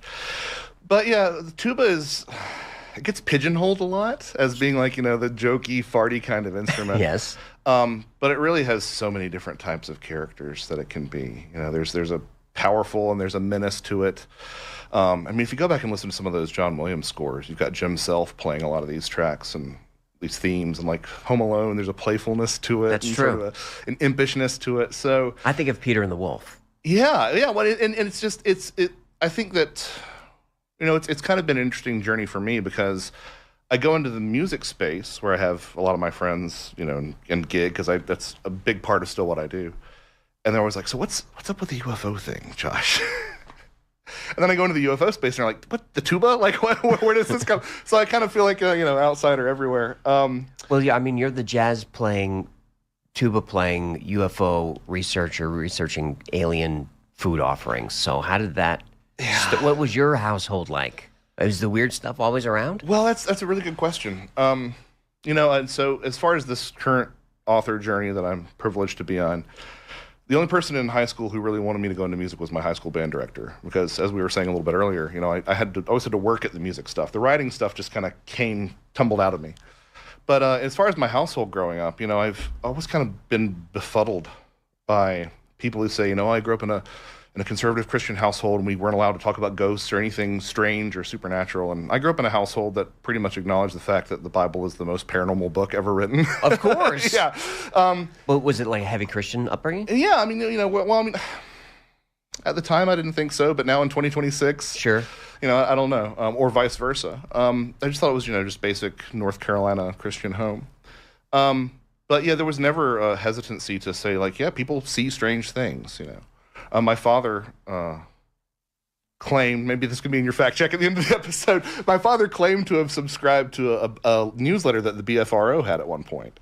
So so we wrote... BFRO? The Bigfoot, Field Researchers Organization. Yes. So we were always talking about Bigfoot, and that really was my first love, was Bigfoot. So there never was a concerted effort to shut down these areas of inquiry. And I came to the UFO question rather late because I was kind of perceiving a lot of the skeptical arguments, like why are there so many types of craft? Why are there so many different types of entities? I can believe that we're being visited by one species, but not 240. I sort of Goldilocks my way there, as is obvious from me sitting in the basement. But yeah, it was a very supportive household in terms of just being curious about stuff. So your dad, Bigfoot, you started with Bigfoot. I've got friends. They're fascinated by Bigfoot. I'm not. Like, my audience wants Bigfoot stories all the time. I'm like, really? The hairy ape thing? What is it about Bigfoot that's so awesome? I think that... Is he the tuba of the cryptids? Is he underappreciated? Yeah, kind of a punchline. Yeah, I can definitely see that. No, I think that part of what it is about Bigfoot, it's the same thing that we see when we see chimpanzees. It's like, this is so close to what we are, but not. And if Bigfoot is a relic primate, which I don't think it is, but if it is, you don't think he's even closer. A primate? I think it's more in line with the UFO thing. I think that it's something that loves wearing that as a mask. Yeah. Because there's so much. This is awfully early in the discussion to be derailed by Bigfoot, but well, we'll get into trickster and all that stuff later. But I think that there is so much symbolism embedded in something like the wild man archetype that I think that it's a great mask for this thing to call us back into right relation with the environment, to remind us that the edge of town is still a precarious place, right? And I think that, to paraphrase my co-author and friend Timothy Renner, I think that the wild man archetype is still out there, and a lot of times it manifests as footprints and howls in the night, and on especially rare occasions you're lucky enough to see this archetype somehow embodied. And it's kind of weird because Bigfoot's having a moment right now. It's been having a moment for the past 10 years or so. We could probably go out in the parking lot across the street and find at least one car with a Bigfoot decal. It's as ubiquitous as the gray alien was in the 90s, I think. And I think that says a lot about where we are at this moment in terms of being severed from our naturalistic origins. I think it says a lot about a lot of the ecological anxieties that we see. I think Bigfoot has become an avatar for that part of ourselves that really wants to go back to the forest. It's interesting that you said on the edge of town, because I think liminality and thresholds are going to come up a lot today. I think. They tend to follow me, yeah. What's your take on the Patterson film? Oh boy. So this is the part where I like make half the people mad and half the people happy. That's the world I live in. Is everyone's angry? Yeah, at me. I mean, I'd heard rumblings a while back that it wasn't everything that it was cracked up to be. I think that. Look, at the end of the day, it's a remarkable bit of footage, right? Because it's either proof of Bigfoot or it's a hoax that lasted coming up on 60 years, and I think either way, like it's incredible and should be regarded as that way. I think that it's fascinating to me that like 90% of Bigfoot iconography is based on a possible hoax now. Like it's always the same pose. Yep. But yeah, I feel like the real people who lost out on this possible outing of the Patterson film as a hoax are probably the forensic analysts, because like if you can't get to the bottom of this over 60 years, like how foundational is this science, right? Like, you know, are we incarcerating people with the same techniques that were used to analyze the Patterson-Gimlin footage? But, I tried to debunk it in my Bigfoot episode. I couldn't. It's good. It's great, and look, and that's what a lot of my work in recent years has sort of been angling towards, is just taking the pressure off of any one of these things, so that I don't have to have my entire worldview collapse if something's outed as a hoax, right? I mean, I think that there are people in these communities who base their entire careers around a single bit of evidence. And then when that falls through, sometimes they're very hesitant to step forward. Someone who I will sing his praises all day is Peter Robbins. When the Rendlesham case seemed to be less than what it appeared to be, Peter said, yeah, I can't vouch for this anymore, which is a remarkable thing for somebody in this space to do. And I wish I saw more of that decorum from the Bigfoot community in regard to that. You don't, and because Rendlesham was a great example, because I feel like that's debunked, but that people don't like hearing that. Well, and here's the thing: it's like you get into these sort of both and, right? That's the line that I try to toe all the time. This doesn't mean Bigfoot doesn't exist, right? It means that we have a piece of evidence that isn't what it appeared to be. It's still a part of the history. I do think it's interesting to see how much of what we assumed about Bigfoot from a primatological perspective is downstream of the Patterson film.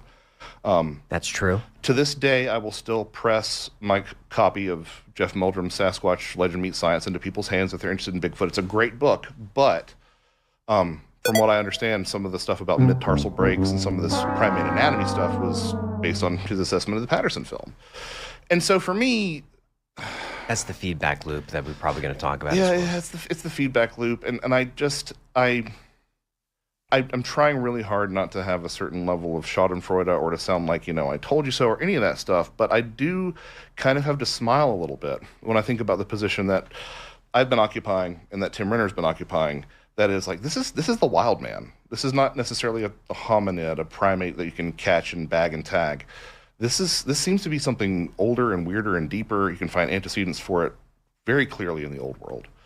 And I think that as a lot of the biological stuff seems to have been built on a foundation of sand, we're going to see more acceptance of the high strangeness in Bigfoot reports. And that, again, is at the heart of a lot of what I do, is because I've gotten tired of seeing people be treated as sensible and, you know, foundational witnesses when they see a big monkey cross the road, but then to have their report tossed out when the end of the report is, and it turned into a ball of light.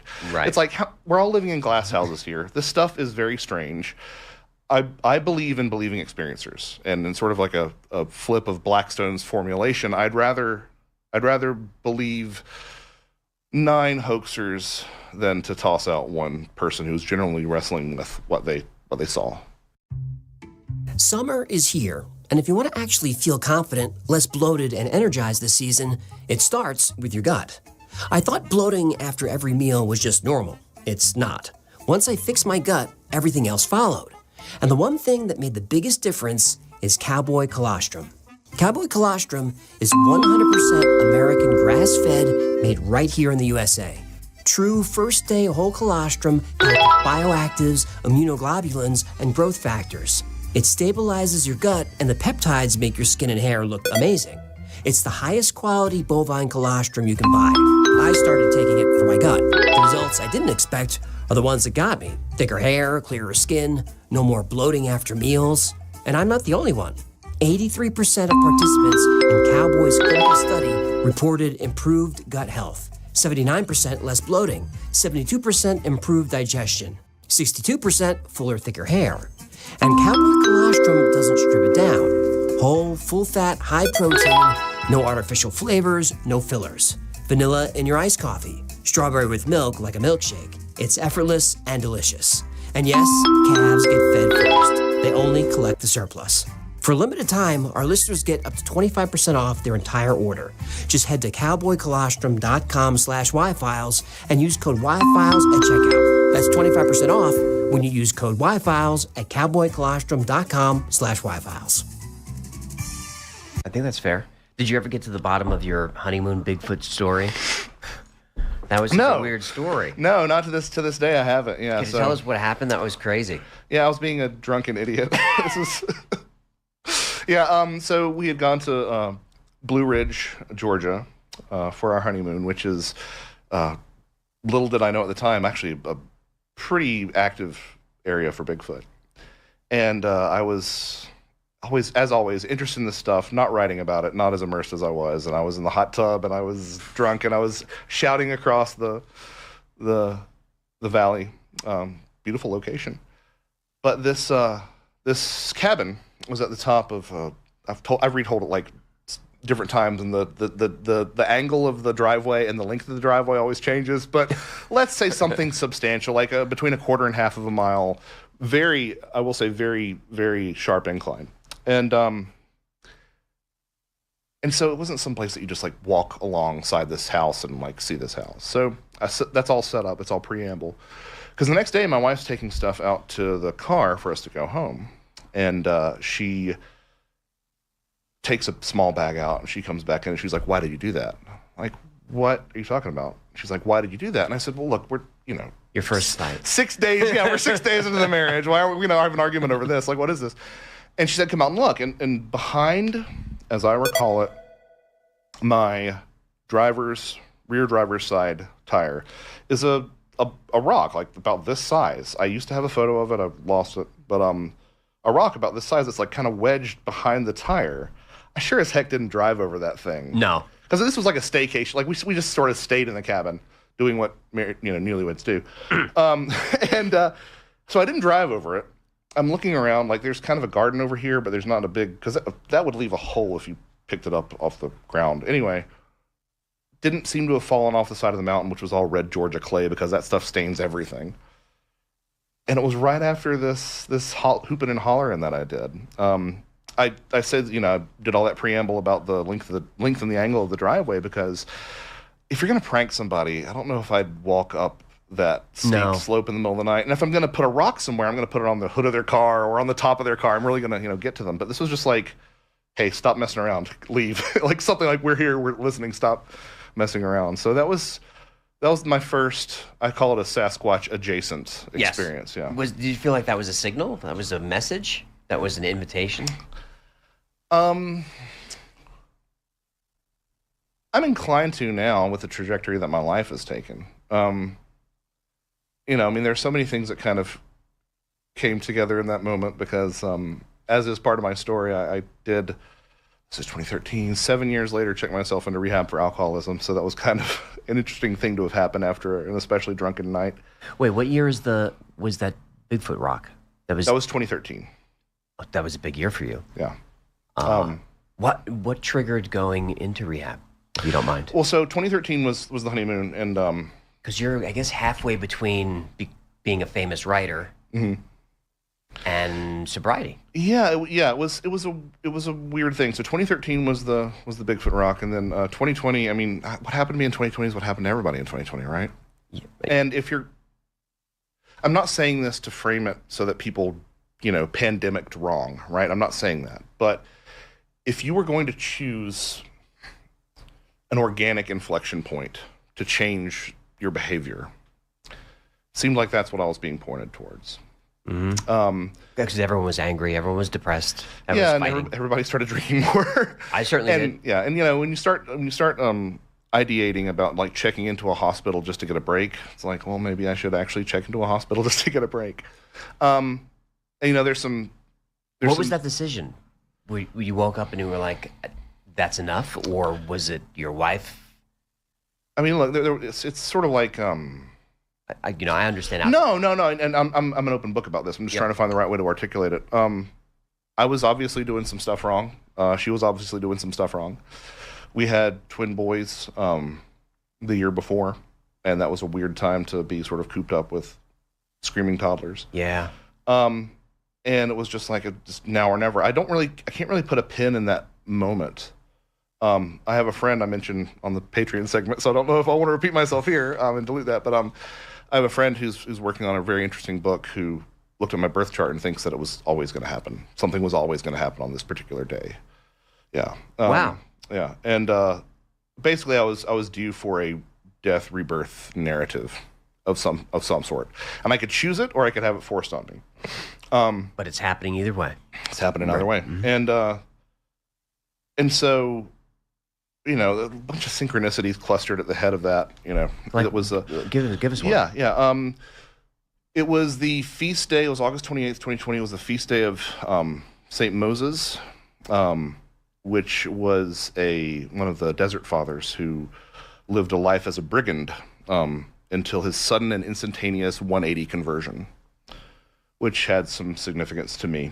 And the fact that I also went to Mount Sinai, which was Moses' namesake, was the name of the rehab center.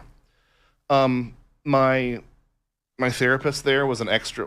My therapist there grew up in Point Pleasant during the Mothman flap. Wow. During the collapse of the Silver Bridge. When John Keel was there. Yeah, so I got to have conversations with my rehab therapist about Jungian archetypes and which I mean is not to be unexpected, but also we could go into the Silver Bridge and Keel, and it was just. Did he meet Keel? No, not to my knowledge. I mean, he was a boy at the time. Sure.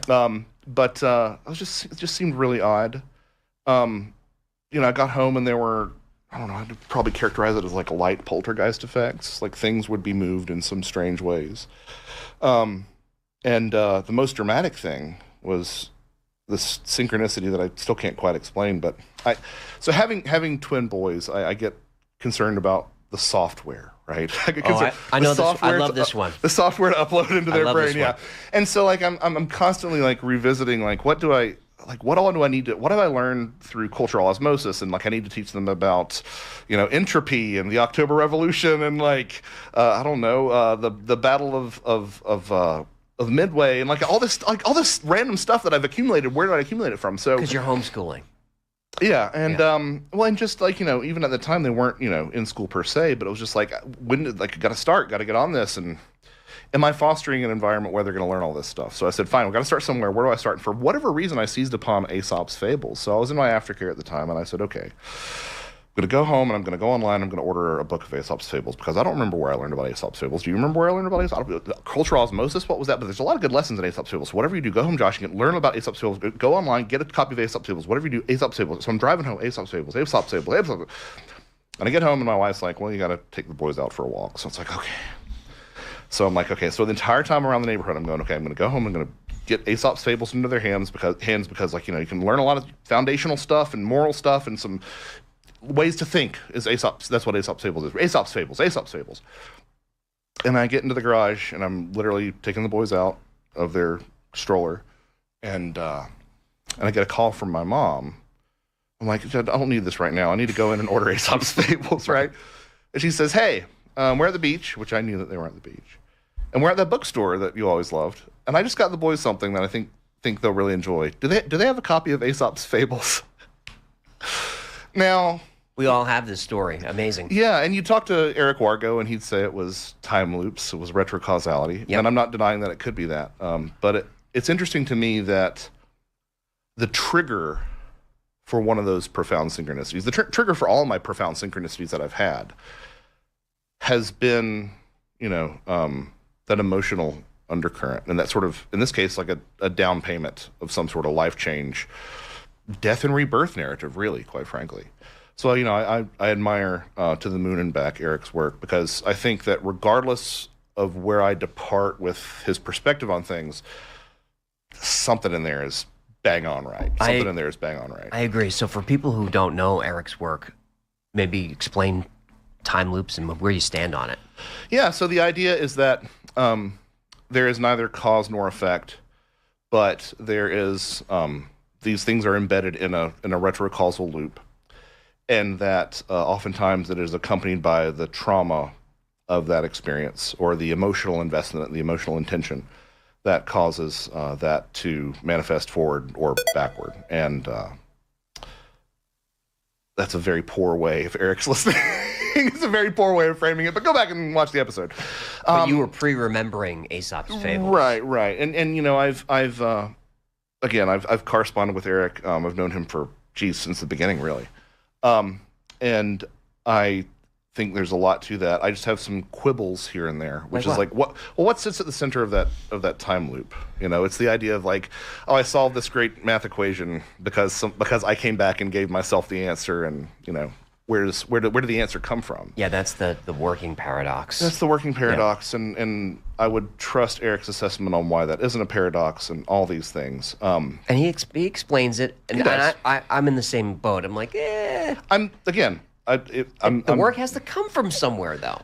Right, and I think that ex nihilo space, as he's sort of been angling towards in his latest book, From Nowhere, I would argue that is where the metaphysical slips in, right? You know, and I would point to creation myths for that. Wow. And in creation myths, I would say creation myths are stories, and they are words, or they are sung. The world is sung into being in a lot of these indigenous cosmologies.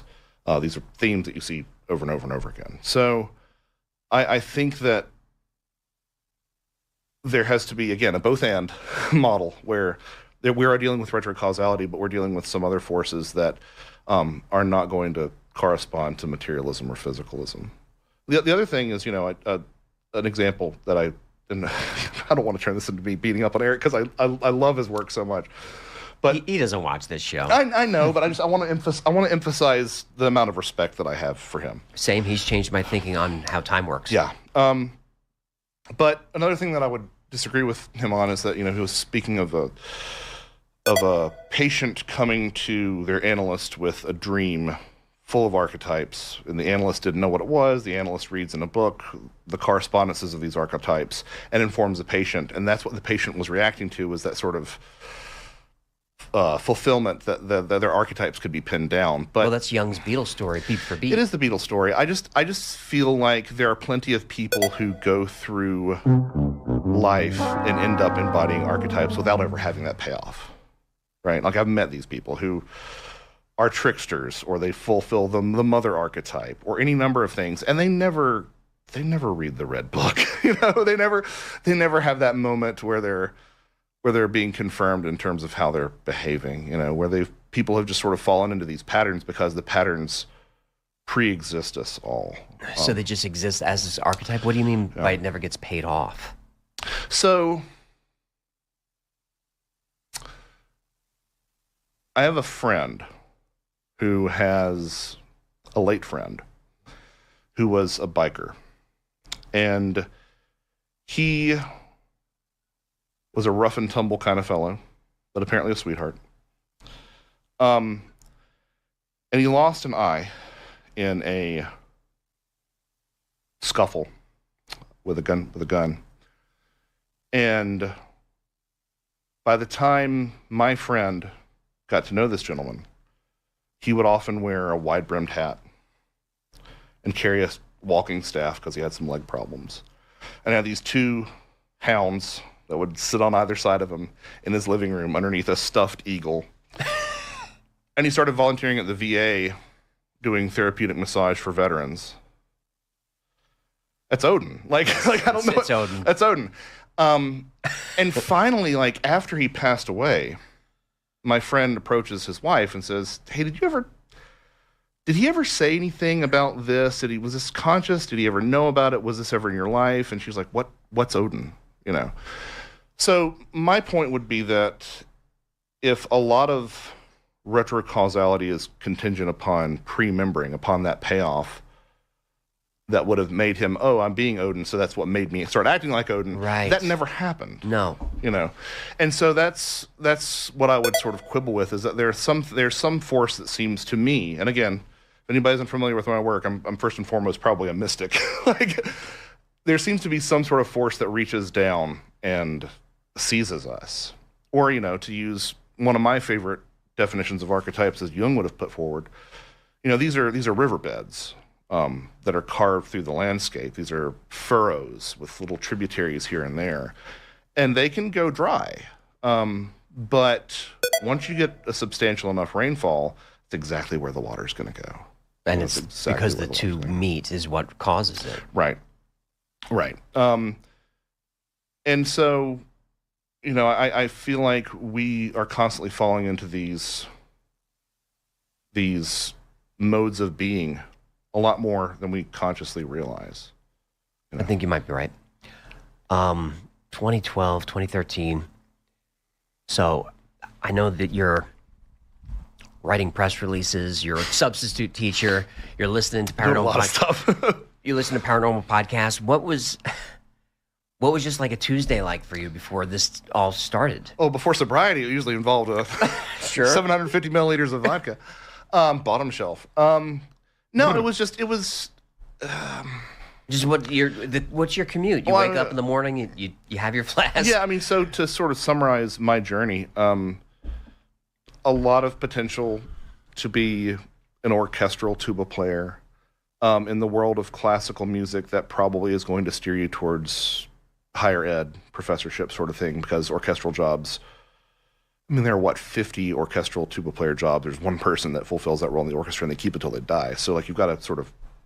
Anyway, long story short, I ended up having some performance injury issues that made it difficult for me to sustain some stuff, to sustain notes. Focal dystonia, it's run rampant through a lot of brass players. I've since recovered because I'm not spending 8 hours, playing all the time, and I took time off. But at the time, it was pretty devastating. So it's like, well, what do I do? Finished a master's in music literature, which is like a musicology light degree. It was supposed to be a performance degree. I pivoted. Then got a second master's in journalism, and then again said, what do I do? The idea was to go into arts journalism. I worked as public affairs director for the University of Georgia School of Music for 3-ish years. And in the meantime, at a university in the summer, there's not a lot going on. So I had picked up a copy of J. Robert Alley's Raincoast Sasquatch, which is a great book. In it, he mentions that, among other things, Alley's perspective is that we are dealing with a hominid, but he pays a lot of attention and respect towards indigenous belief. And in the book, he mentions that the Bigfoot analog for the Kwakiutl in Alaska, the Bequas, is known to give people who are led astray, give them food. Usually it looks like dried salmon, but it's actually tree bark that's been disguised to look otherwise. And if you take this food from the Bequas, you're trapped with the Bequas forever. And I said, wait a minute. This is right out of Western European fairy folklore. If you take food in fairyland, you're trapped with the fairies forever. But Alaska's kind of far from Ireland. Even the cloaking of the bark to look like salmon is fairy glamour. Like, there are numerous allusions in Western European traditions where once fairy glamour is removed, the food that they give you is like leaves and twigs and stuff. And it's like, that's just so specific to me that I sat with that for a while, and I said, look, there's one of three things happening here. Either there was an international civilization that was exchanging myths and legends at a level much deeper than we appreciate, or the collective unconscious is a thing, or people are describing objectively their interactions with the other world. Any three of those, which I think are kind of the only three options that I can figure out, any three of those blows apart your worldview. I said, this is really cool. Nick Redfern should write a book on that. And I sort of sat around and waited for Nick to write a book, because this was in the era when Nick was just pumping them out like every 6 months. I'm like, is it me? Like, is this what I'm supposed to be doing? So one summer I pulled all the resources together and wrote the book that became A Trojan Feast. And I don't know what I was thinking. I don't know why. I don't know what my wife was thinking, honestly. But I timed the release with my 2 weeks notice at the University of Georgia. And then it was a while of just playing gigs. Well, how risky was that? Well, my wife my wife worked for CDC. So we had a net, we had a safety net, but it was just, there were a lot of things that contributed to my alcoholism, but having 60 bosses in a university setting is one of them. So it was obviously unsustainable in that regard. But being a musician author also sounds like a reason to drink to me. Yeah, Wow. well, I mean, you don't know. I mean, it's a musician author, but also like low brass players have a reputation for knocking them back too. Oh, is that right? It's like, yeah, so it's like I'm getting Scots.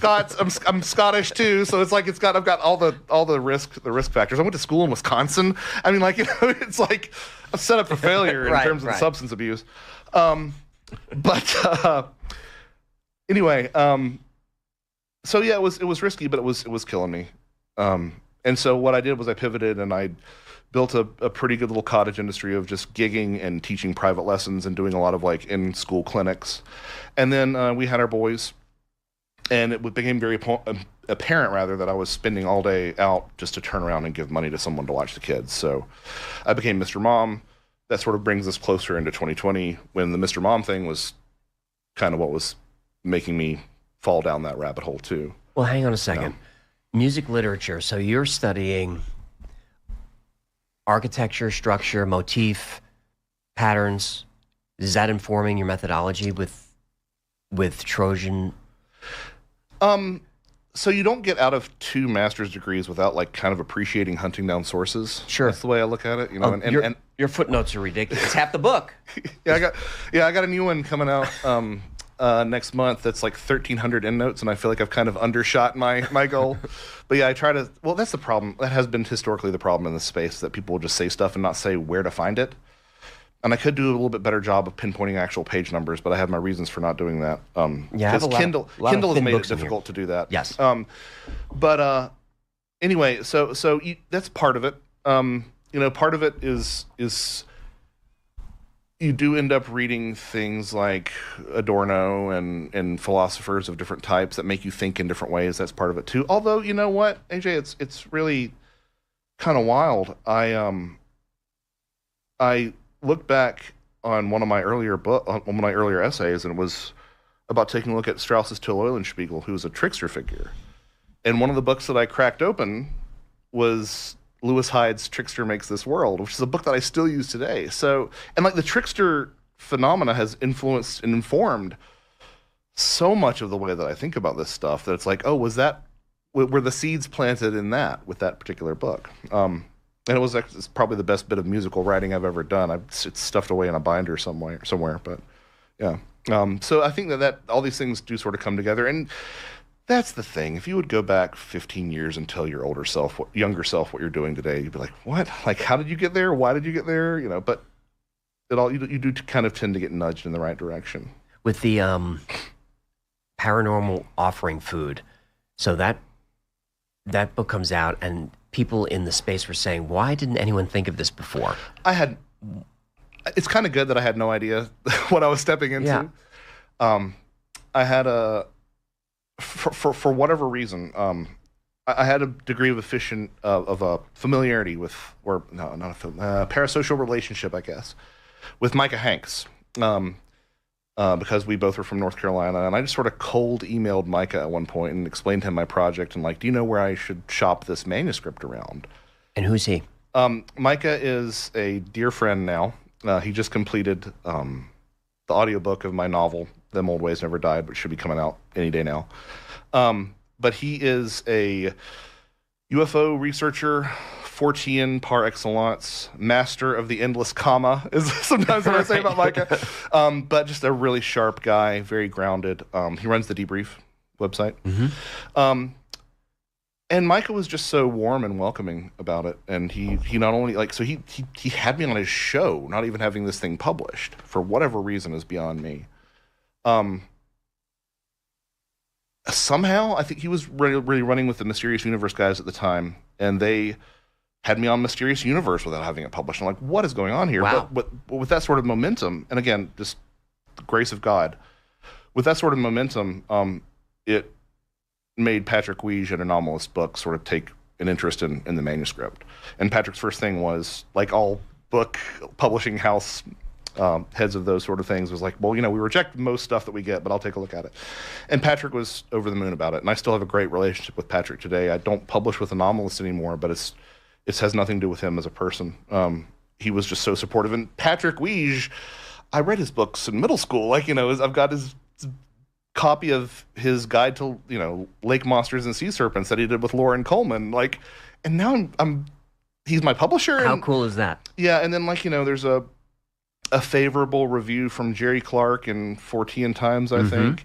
And it was just one of these things where it's like, what world have I stepped into? And now if I look at the contact list on my cell phone, it's like, what is I'm so blessed and so happy, because it does feel like the kid who, ends up shooting hoops in his neighborhood and is playing with, Michael Jordan or something. It's the way it feels sometimes. Can you give us some examples of the exchange of food? Because I hadn't heard that with abductees. Well, that was sort of one of the things that I think people were overlooking. So one of my central contentions is that this phenomenon is everything and nothing at once, right? It wears a lot of different masks. My favorite depiction of the phenomenon is that reissue of Passport to Magonia, where it's got this. Is valet? Yeah, it's from, I believe it's Daily Grail Publishing. They've got a gray alien holding a fairy mask and a demon mask and a 50s sci-fi alien mask. The actual original painting showed that the gray alien itself was a puppet being puppeteered out of the frame, which is like the perfect summation of the phenomenon. Like, there's something there, but it's always changing and adapting and adopting. So Valet had already made a lot of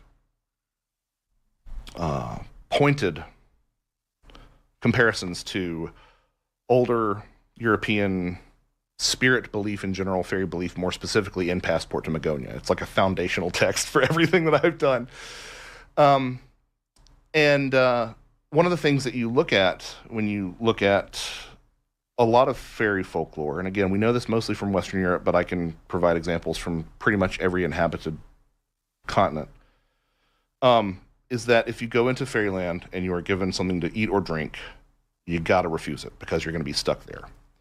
At the time, I didn't know that this was a more pervasive myth. You'll find it in Oceania regarding the dead, the land of the dead, similarly in South America. But whenever you're in that other space, you don't eat and don't drink. And so if Valet's comparisons between fairies and UFOs holds true, then do we see this sort of food taboo from fairy folklore manifesting itself in the UFO context? And you kind of do. The point that I tried to make in that first book was that a lot of these encounters are relatively brief. You're being very hospitable with a nice spread out there.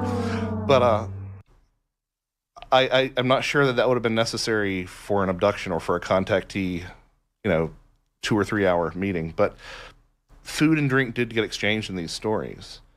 They get exchanged in alien abduction accounts as well. What kind of food? Well, let me sort of put a pin in this other thought. They get exchanged in the abduction stuff as well, but they've also kind of changed, right? We're talking about how the phenomenon changes and how it adapts.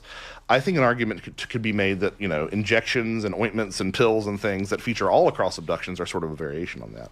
That's true. I hadn't thought of that. That's true. The sorts of food and drink that get exchanged roughly correspond to the character of the experiences, right? So contactees of the 1950s and 60s, people who met with space brothers voluntarily. Those are voluntary, pleasant experiences. And the alien abductions, especially the 70s and 80s, again, the phenomenon's changing. We can talk about that if we want to. Non-voluntary, non-consensual, unpleasant. And so the sort of food that you see in these experiences oftentimes aligns with that. You'll get references to milk and fruits in a lot of the contactee experiences, and you'll get references to, again, ointments and nasty-tasting liquids. Obviously, these people came back, unlike in the fairy folklore. They consumed in the other world, but they were able to come back. But I still think that not being able to go home can mean a lot of things, right? It can mean you don't get to go back to the way it used to be. Your world is forever changed. Or you're going to be a recurring experiencer. But one of the interesting things is that if you look at the timing of a lot of these consumptive acts in the UFO literature, a lot of times they'll happen towards the end of the experience. And so you kind of have to sit back and say, okay, well, if I consume certain things in this space, I go there. If I take 5 dried grams of mushrooms in silent darkness, I go there, right? You go there. So is this their way of sending us back sometimes, is to consume something over there? Because again, I'm not entirely sure. There's a physical component to this. I'm not entirely sure how physical it is all the time.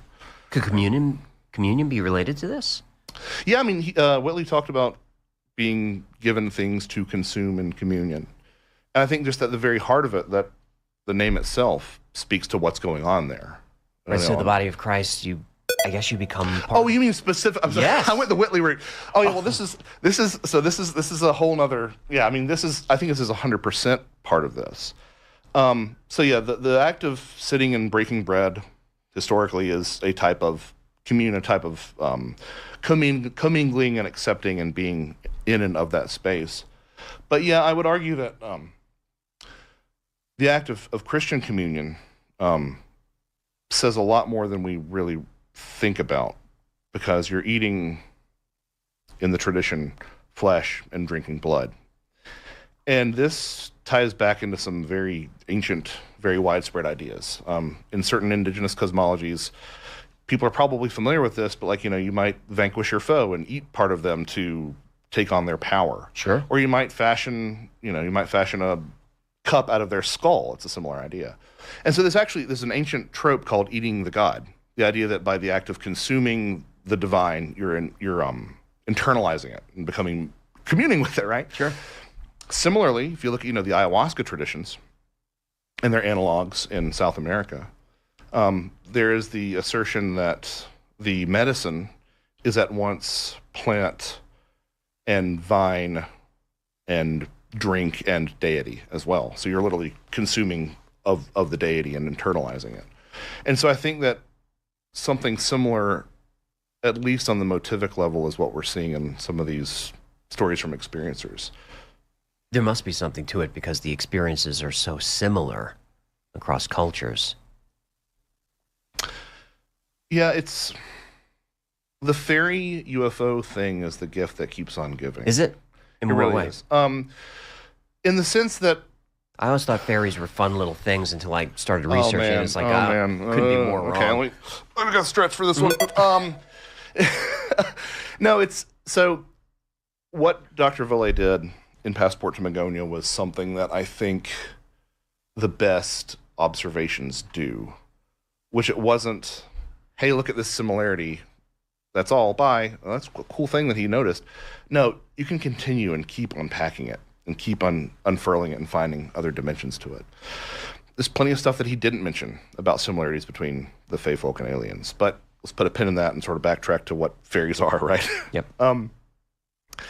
It's tough sometimes. It really is, because I talk about being interested in fairies and people think I'm meaning something completely different.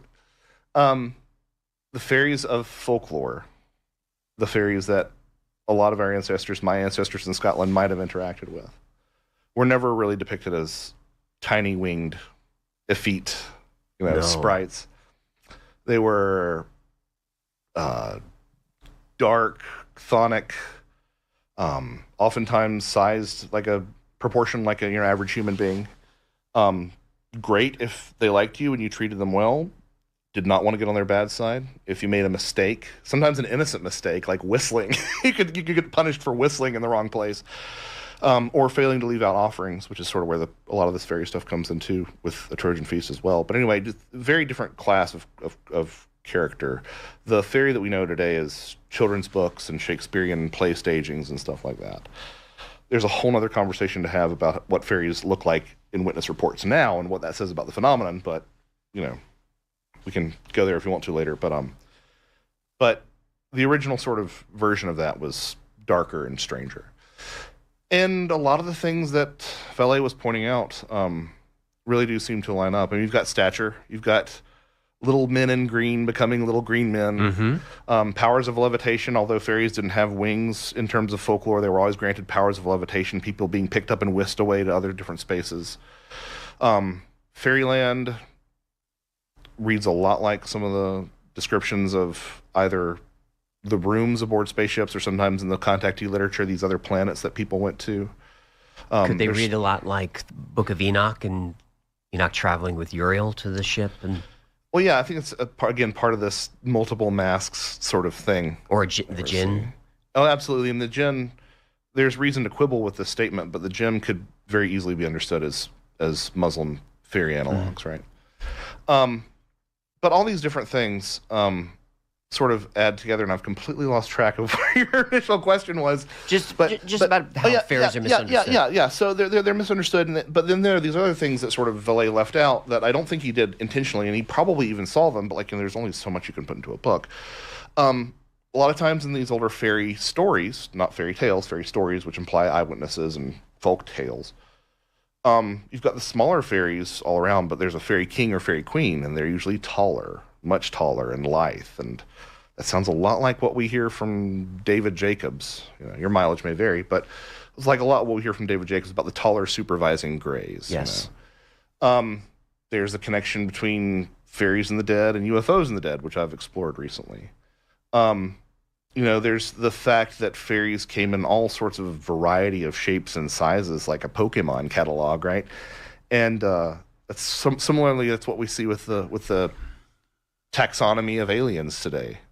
Is that there's this endless variation. So it's just, you can just keep on unpacking this and unpacking this and unpacking this. There was one researcher, I forget her name, but I think she said at one point far in the past, every fairy was a dead person.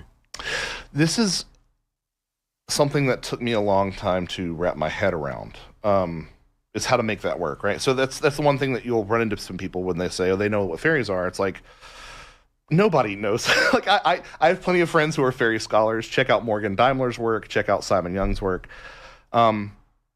Even they will say, we have no idea. Like, there are arguments to be made, and there are better arguments and worse arguments to be made, but we really don't know for sure. There's the argument that they were demoted pagan deities. The Christians came along and said that they were the angels that were too good for hell and too bad for heaven that fell to the earth. Mm-hmm. But something that Dr. Simon Young has pointed out is that, like, a lot of these cultures, when they talked about fairies, were trying to find some way to talk about the dead, because innumerable stories involving the food taboo. People will be at the fairy banquet, they walked by a fairy fort, and they're invited inside because it's opened up this one day a year, and they go inside and there are all these, and then they'll see somebody that they recognize, and it's a dead friend or a dead neighbor, and they're the one who says, don't eat or drink this because you're going to be trapped here. But that sort of mode of mechanism of metamorphosis is something that took me a long time to wrap my head around. And so the way that Claude Lécouteau, former professor at the Sorbonne, described it, he just passed away this past November. But great, he writes my favorite UFO books because he never uses the word UFO, but like, it's just great stuff. But he wrote a lot of books on household spirits and spirits of the land and such. And he described the process as, you have someone who is revered by the community, a chieftain or a soldier or a priest or priestess, and then they're buried in a certain place, and that place becomes revered as their burial spot.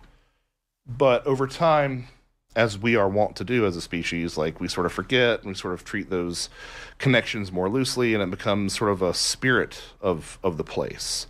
And from there, they sort of get syncretized with fairy beliefs as being these sort of spirits out in the wilderness. We see this really clearly, actually, in some cultures, even in the more modern era. Buryat shamans would be interred in one place and then later exhumed and then specifically buried in a new location to serve as the spirit of that place.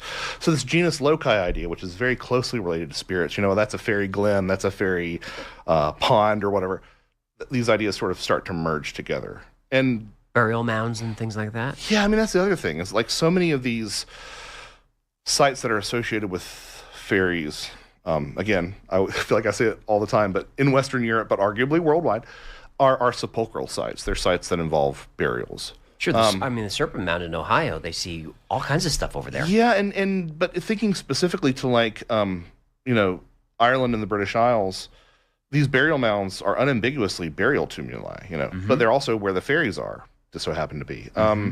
There are many traditions that say that the dead live inside hills.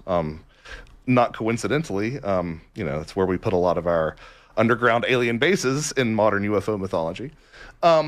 but there's this strong connection through that even does extend, especially in my part of America with the Cherokee. There's a strong association between some of the burial tumuli and the tumuli down there and the Nunyahihi. Their fairy variant, one of their fairy variants. So it's just, and that's what always gets me. That's what really keeps me going. Is I take a look at those Cherokee traditions, for example, and reading the association between fairy, what we would call fairies, very clearly, time dilation, missing time, taking people away into the forest, that sort of thing. Yep, sounds familiar. Being associated with these earthworks, and people across the Atlantic saying the exact same thing. And look, I have to remain open to cultural contamination, right? That's always an ever-looming specter. But if not, that's what gets me going. Because it's like there's some strata of reality that we're interacting with where we're all coming to the same conclusions as a humanity. No question about it. Let's take a quick break. When we come back, I want to talk about some more patterns that you found that nobody else did, specifically brimstone. Okay. Yeah. Be right back. So 1994, my dad has an operation, one of many. He dies on the table. They bring him back. When he comes back, he says he had a conversation with his mother and he smelled roses. Mm. And in brimstone, it's so funny because you would think, like, is there enough data to write a whole book about smells? I got that a lot. But there is.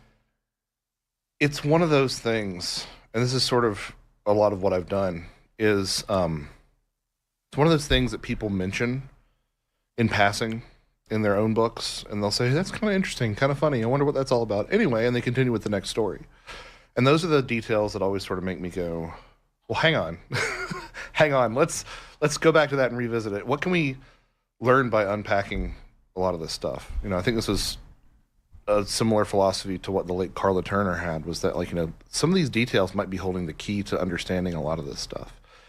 So after Trojan Feast, went on and wrote The Brimstone Deceit, which kind of sounds like a Joel Osteen book title, but it does. But what do you call a book about, paranormal smells, especially when sulfur appears so often? So that's what we went with, and I still see stuff today that I'm like, oh, that would have been great to have put in that book. It's just, it really is a pervasive set of observations that happen in this area. What was the first one that made you go, wait a minute? Well, it wasn't, I'm not sure if it was a specific account, but it was probably some of those observations that John Keel had made. Because, if I had a shrine in my house, it would probably be to John Keel and Jacques Vallée, right? Like, I feel like there's so much of what I do. That's interesting because they fundamentally are completely opposite on what's going on. Had different hands on the elephant, different hands on the elephant. That's right. That's a great way to put it. And, the goal is to become the coincidentia oppositorum, right? That's the right. union of opposites. But I think it was some of those observations that Keel had made very presciently that, people report brimstone or sulfur in these accounts. And there's this knee-jerk reaction, especially in, Christian America, to say, oh, it must mean demons. And it's like, well, have you ever, really understood the origins of that smell or the history of the way that smell was identified and stuff? I mean, for example, if you go back all the way into antiquity, people in the classical traditions were misidentifying the smell of ozone as the smell of sulfur. They'd say, the lightning strike, and it was the smell of sulfur. And similarly, in more recent years, around the turn of the 20th century, people were being sent to convalesce by the seaside because of the great ozone vapors in the air. And it's like, no, you're probably talking about sulfur. Yeah, so there's hydrogen sulfide. There's that to consider. How about the Oracle at Delphi? Same? Yeah, and that's sort of so whenever you establish an area to look into, it sort of starts branching out like tributaries. And one of those is the idea of things like the Oracle at Delphi inhaling certain fumes, or the idea that burnt offerings are meant to transmit the offerings themselves to the supernal realms through the smoke. That's a means of getting the offering from here to there. So there are all these things that you've just sort of got to sit with and say, well, what bearing, if any, does this have on a lot of these modern experiences? And so I really wanted to try and unpack that. And for a while, it kind of looked like I was going to get pigeonholed as the five senses guy. Like, I'm like, I don't want to write a book on paranormal touch. That sounds like Right. That sounds like a dangerous place to go. But yeah. What is it? What I find interesting about the smells is it's the one sense that bypasses thalamic altogether, goes directly to the amygdala, emotion Public center. toilet There's no underscore narrative outhouse. structure at all. so Welcome it's to my culturally channel. agnostic. That's an excellent way to put it. And Doesn't that make it more real, the account? well, it not only makes it more real, I think it also makes it more ripe for hijacking, right? So there's actually an entire PTO, how have you been, sir? Welcome in, welcome in, welcome in. Actually, we were just about to finish with lunch, so yeah, welcome in. Hope you're doing well. Long time no see, by the way. Alright, well, anyway. So we're done with our lunch. And let's go back into Dayz. Here we go, guys. Yeah, I'm just wanting to see if that bug would come up again. Now that there's no bullets in my there's no bullets in my gun in my secondary. So yeah, public toilet outhouse. How have you been, my good DJ friend, sir? Let me give you a shout out too, yeah, while we're at it. Public toilet outhouse. There you go. Yeah. Woo! Oh, you're a paramedic? Oh, wow. Nice. Public toilet underscore outhouse. A Yeah. paramedic by day, DJ by night. Oh, yeah. This international adventurer brings progressive vibes to the digital dance floor. From Yeah. mountain peaks to music beats, they're flushing out the competition with uplifting trance and house. Yes. Twitch.tv/public toilet underscore outhouse. Yes.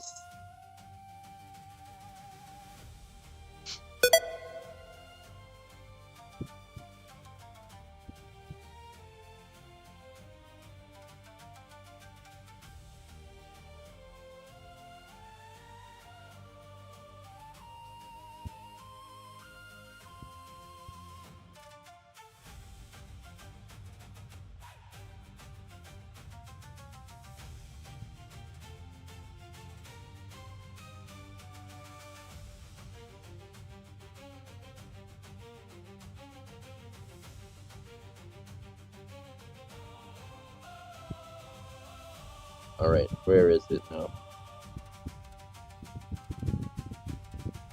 Yeah, there you go. Oh. Let's see if the gun will mess up.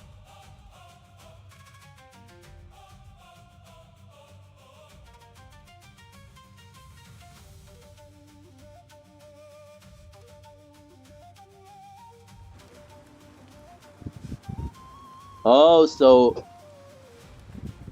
the fact that there are bullets. Huh?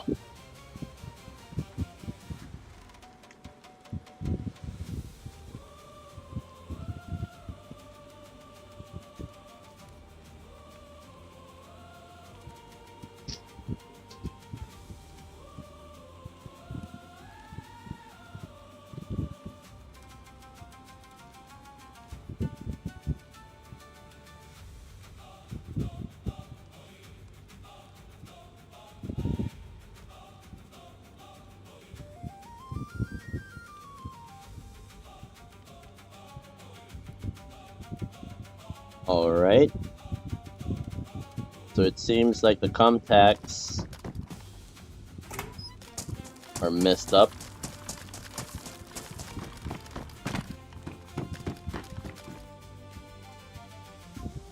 Contacts.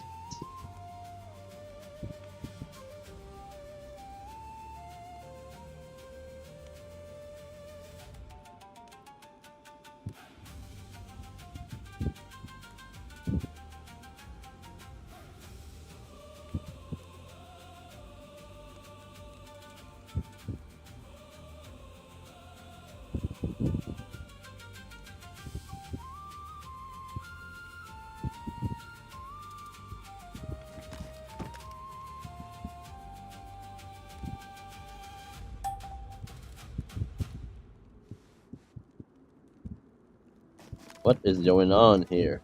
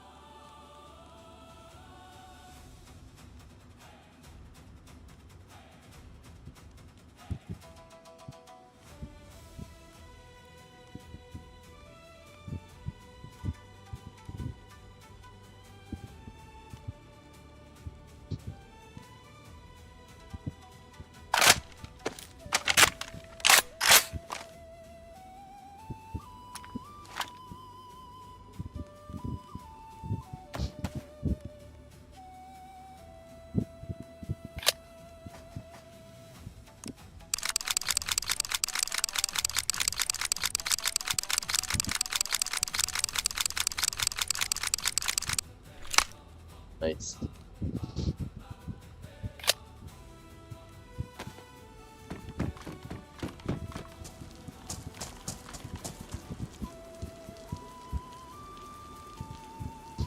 Oh yeah, this one. FMA shockproof.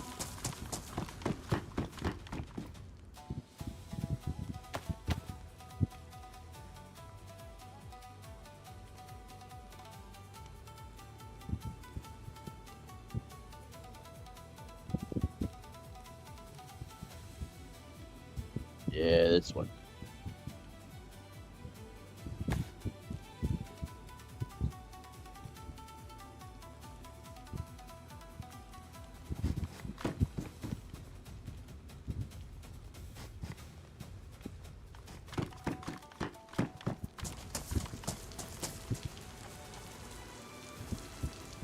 Huh.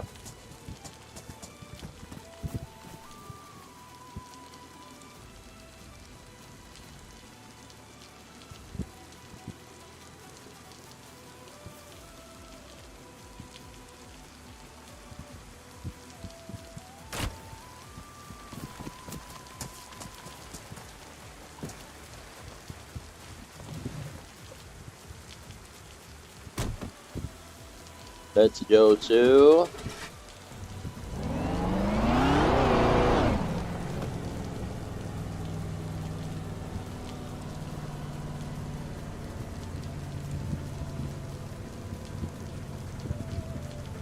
Oh.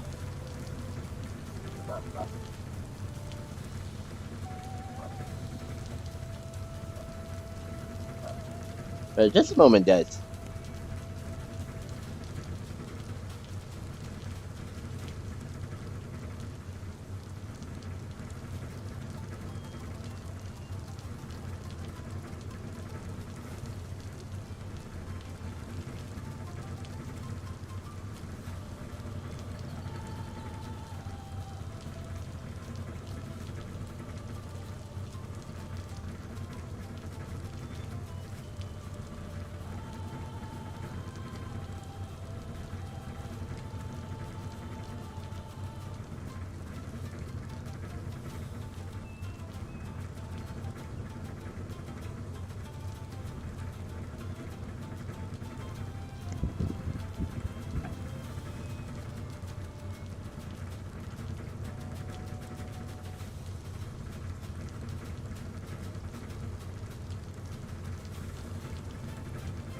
All right.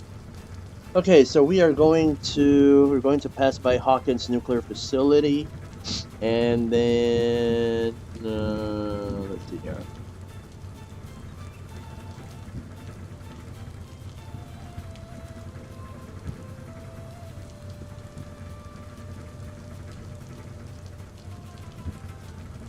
We're gonna have to pass through Bennett. Aha, okay, gotcha. Let's go.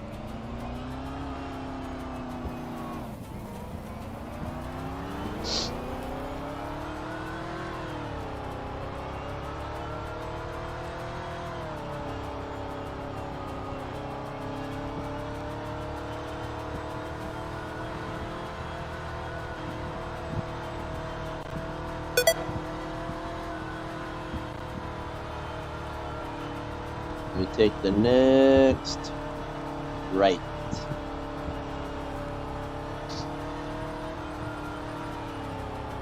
This one.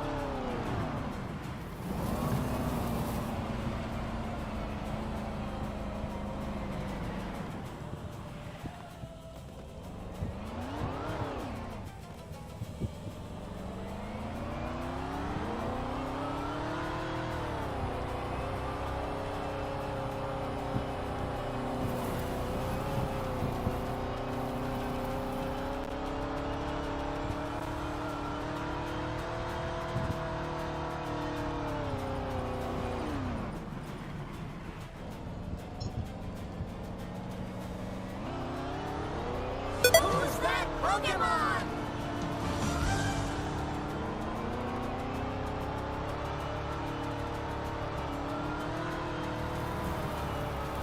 I may have to go through here.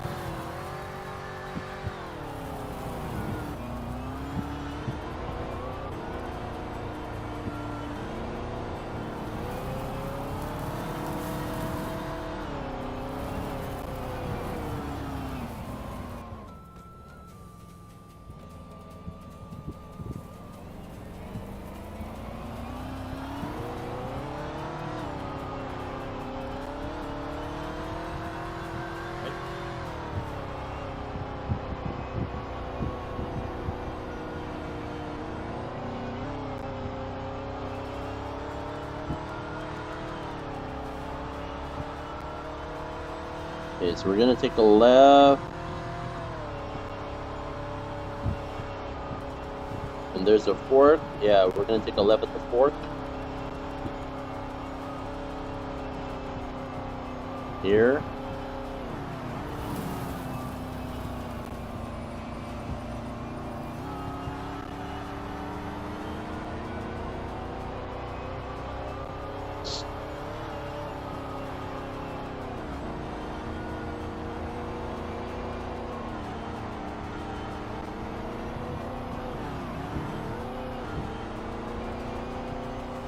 This is like going to...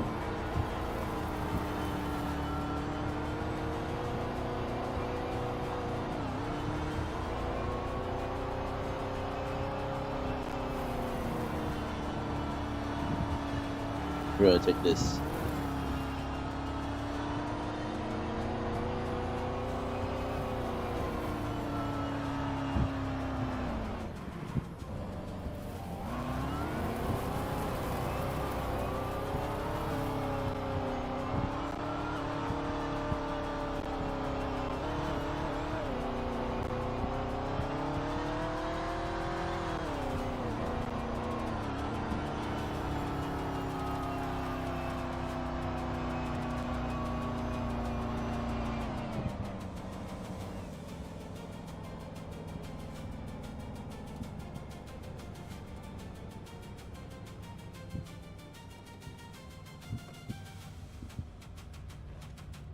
Wow.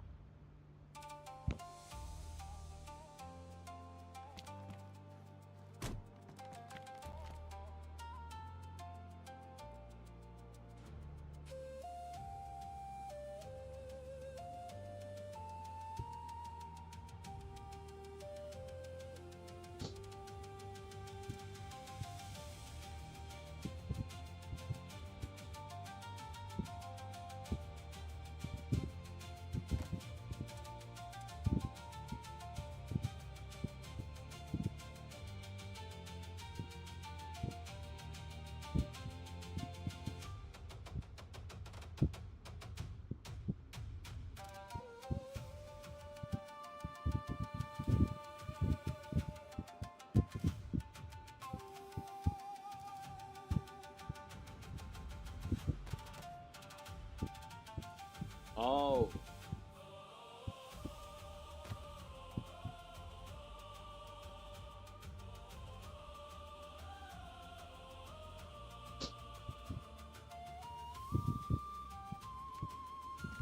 All right, well, anyway.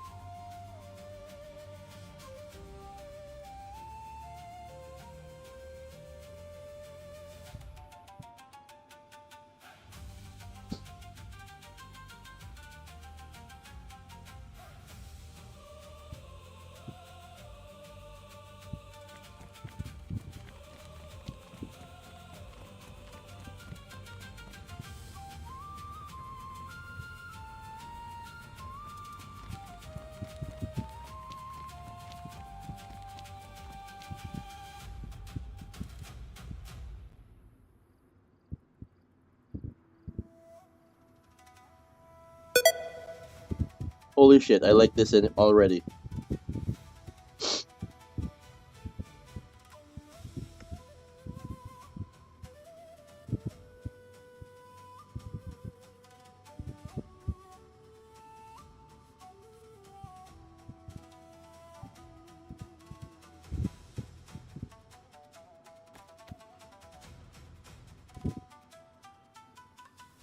Man.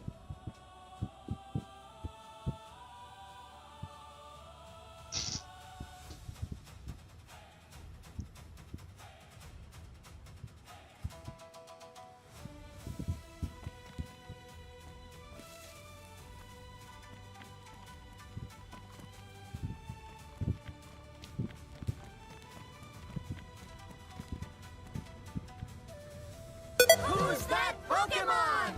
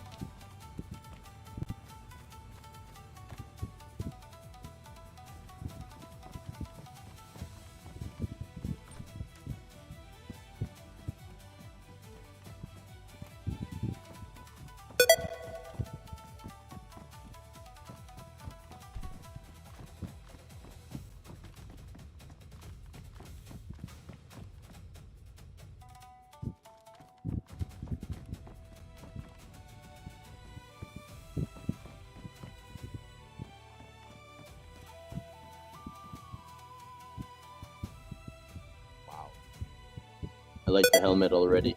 Is there a black one for this? Oh, I would give anything for a black one. Come on.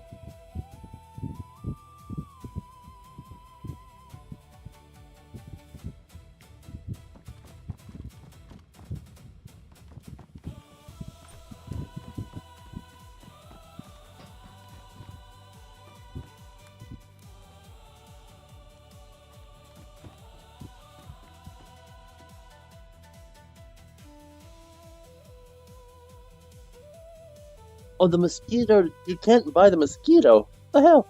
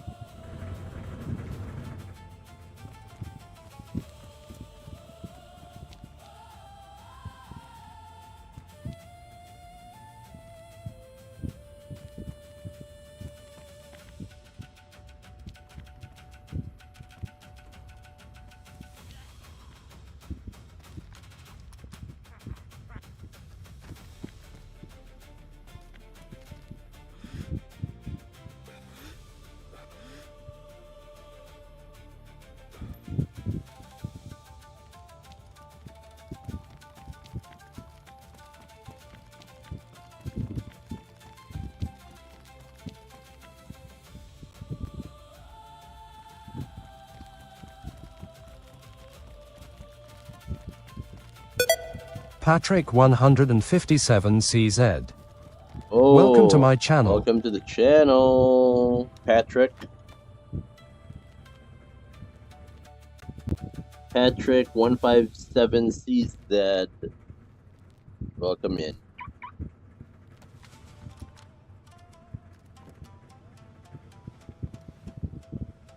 Oh.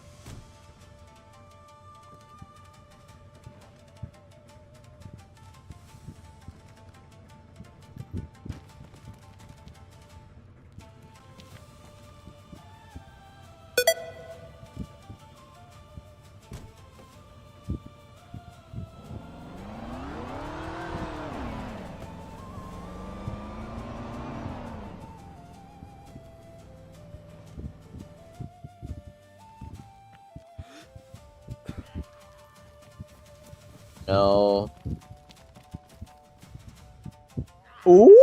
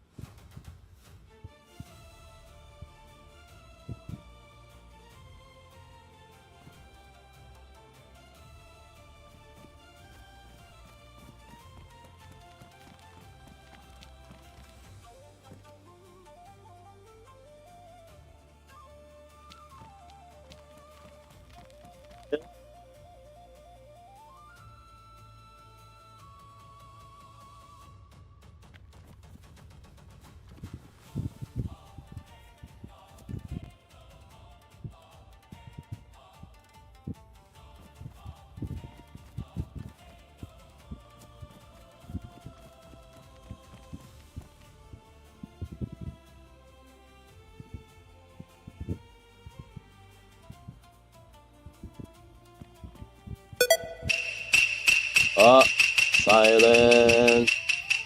Silent with the 10 bits. Coming in, you.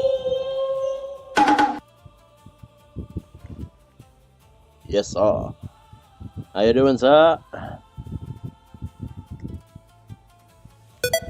The Silent Wanderer. Welcome to my channel. Yes, sir. Howdy, Welcome sir. in. How Good you to see doing? you all.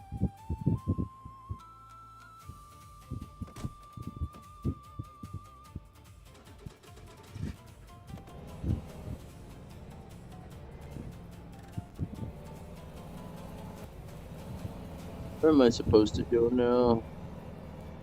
Alright, the end of this.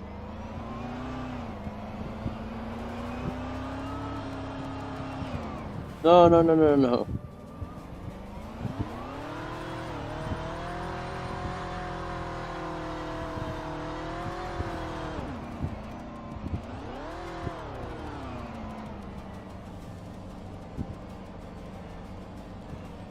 C'est moi.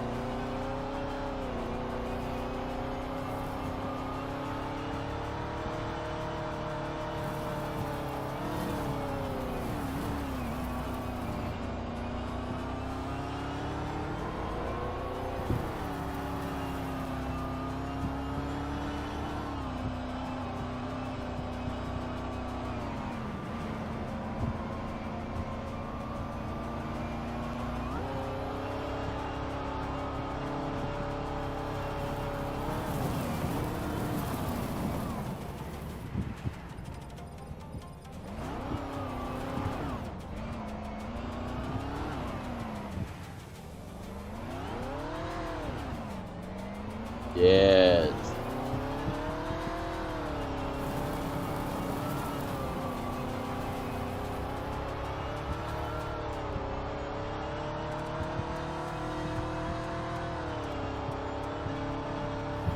It will make your spin out. It'll make your spin out look. Ooh. What was that? A golden cow? No, that's a golden bear.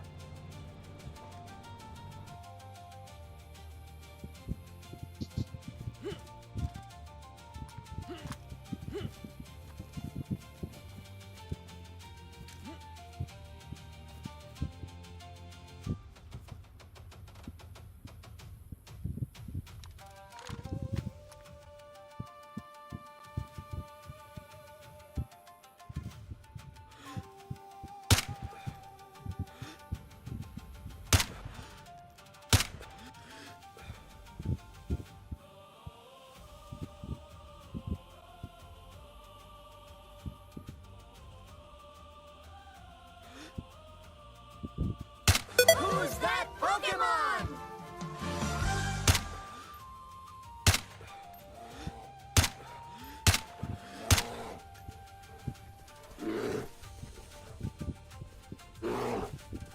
Yeah.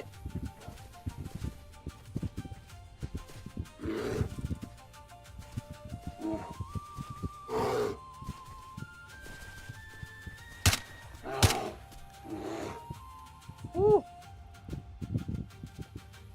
A golden bear.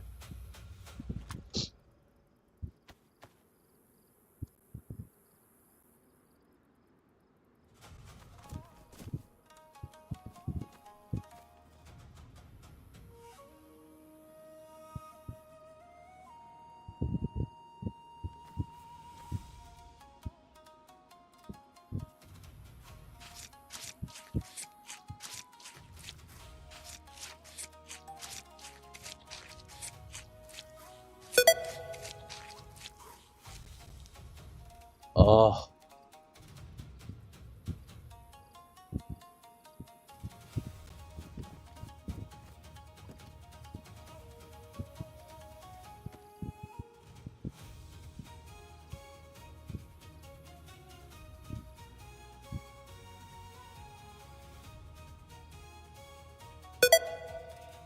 Just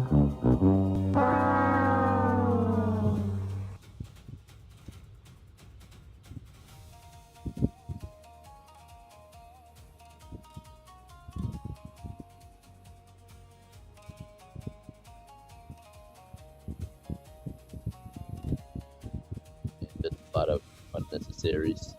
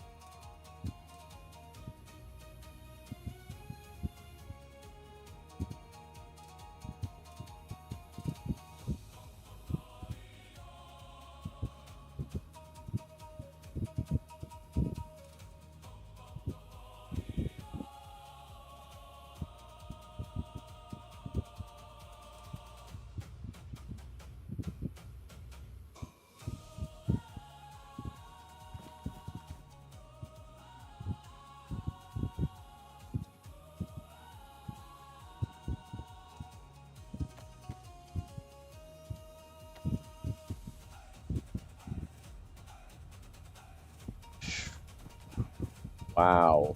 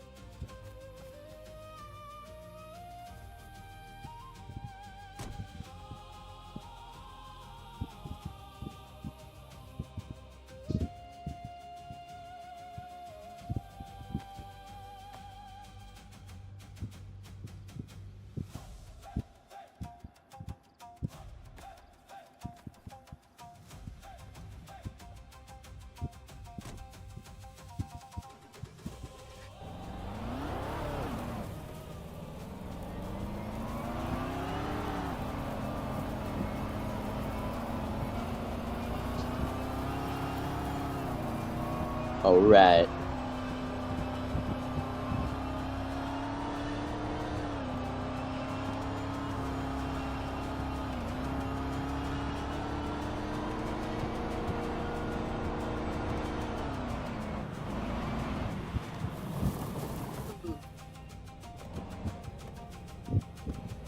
I guess that one was necessary to stop me from swerving out of control. Come on, man.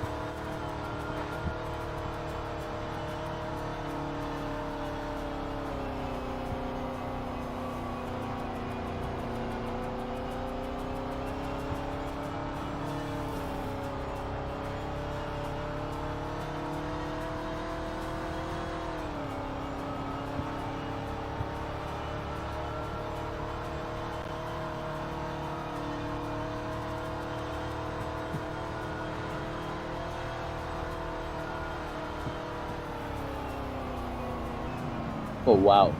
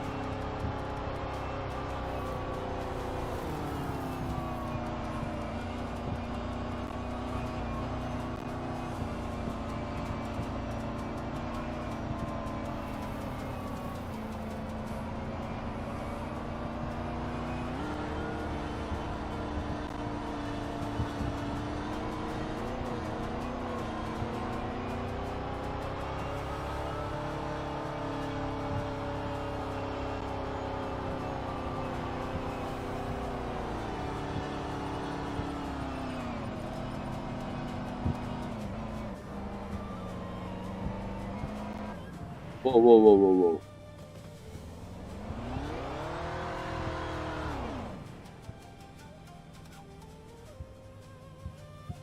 Whose is this?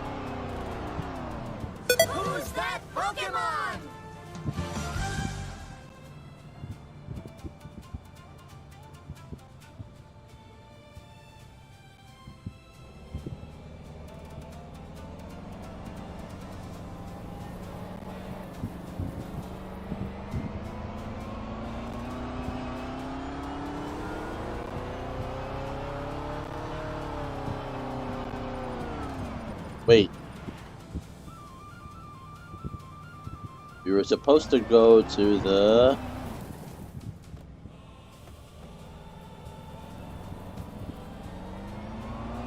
We're supposed to go to the 100 crater. Yeah.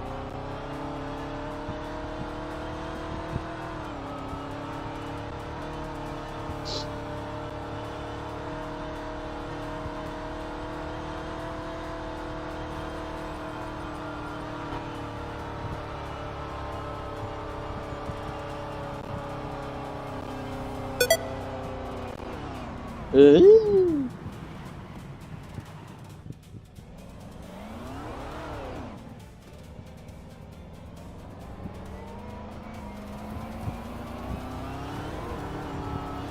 I think it's better without the lights on.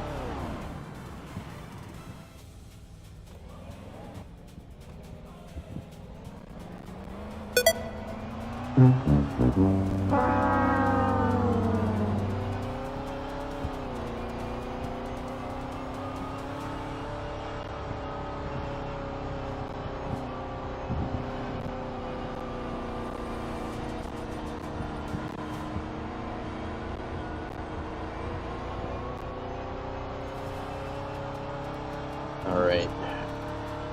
We are going up the mountain with this.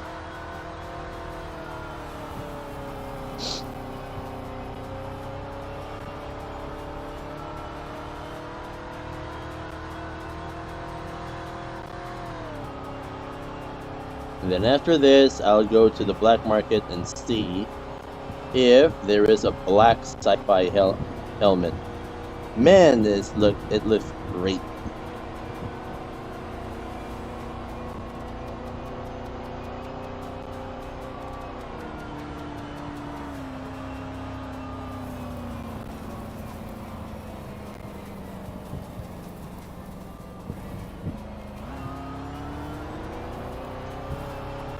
Run up the hill, Ronan. You can do it. You can do it.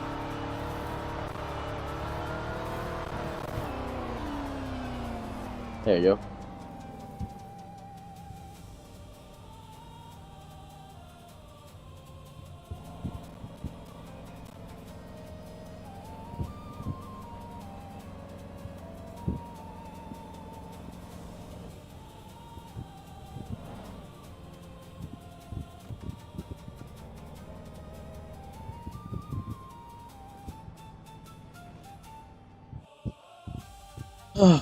Alright, let's go sell some stuff.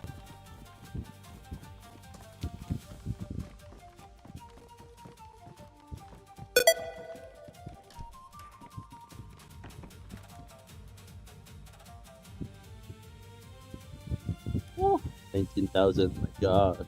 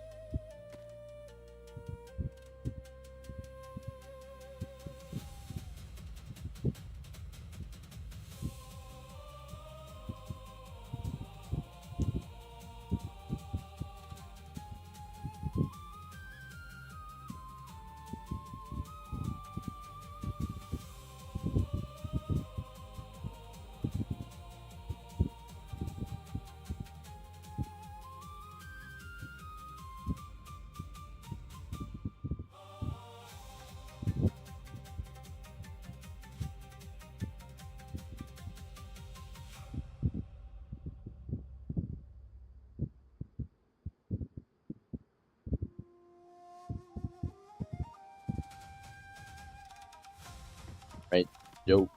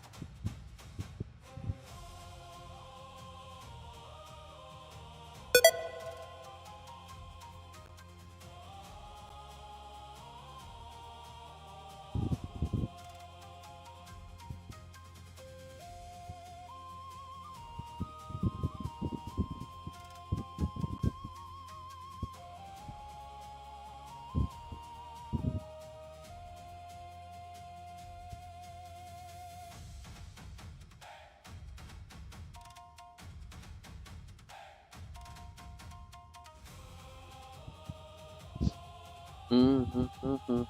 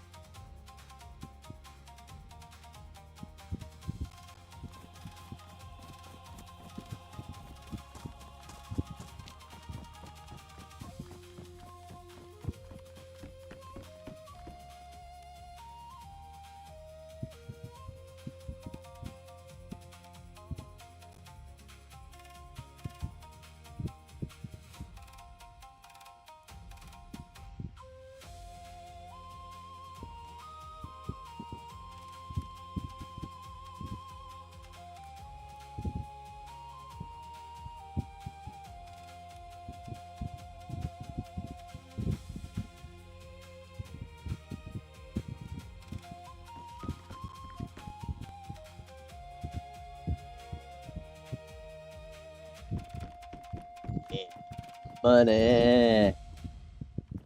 Money.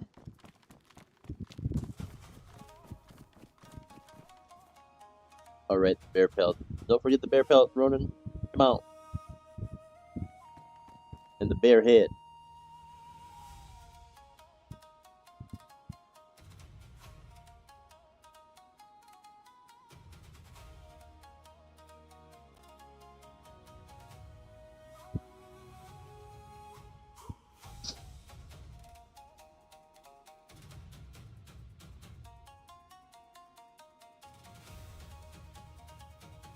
Man, I like the... Yeah. But I like the bear, what do you call this? The way that the bear head is made. It's not like any other modded, it's like, ooh. So I think that's going to stay. The bear head is going to stay. You're my favorite. Yes, you are.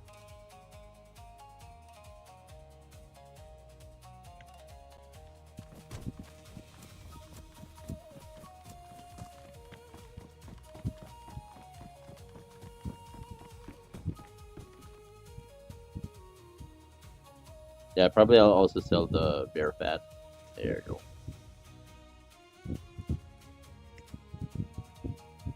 Oh, what? Okay.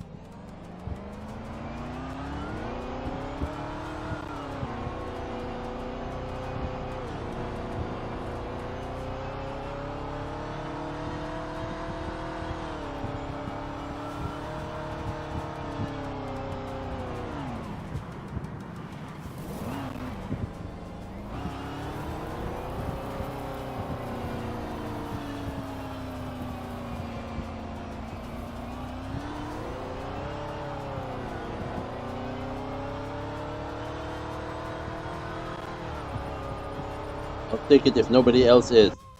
Wait, let me check to see if there are other people on here. Oh, there are other people on here. Why are they not taking dibs on it?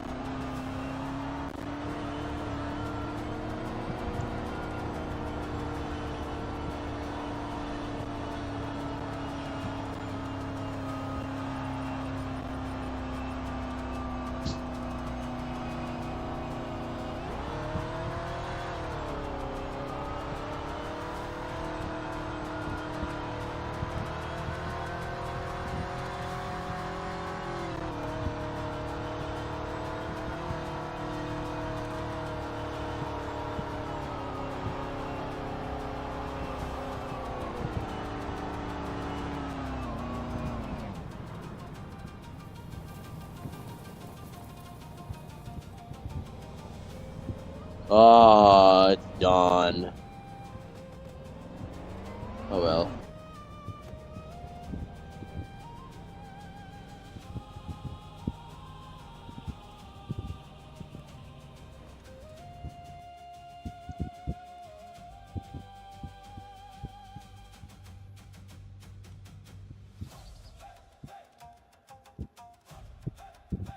Ah.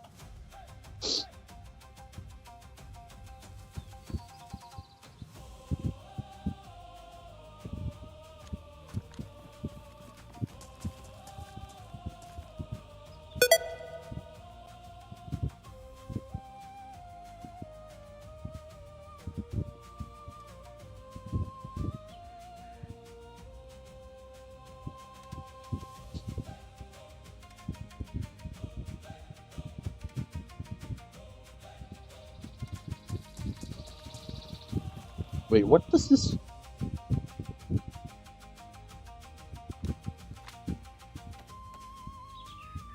For crying out loud, unpacked boxes, yes.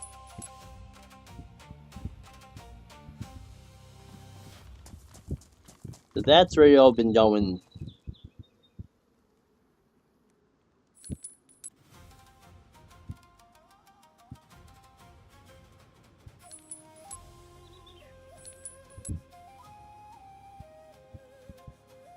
Who's that Pokemon?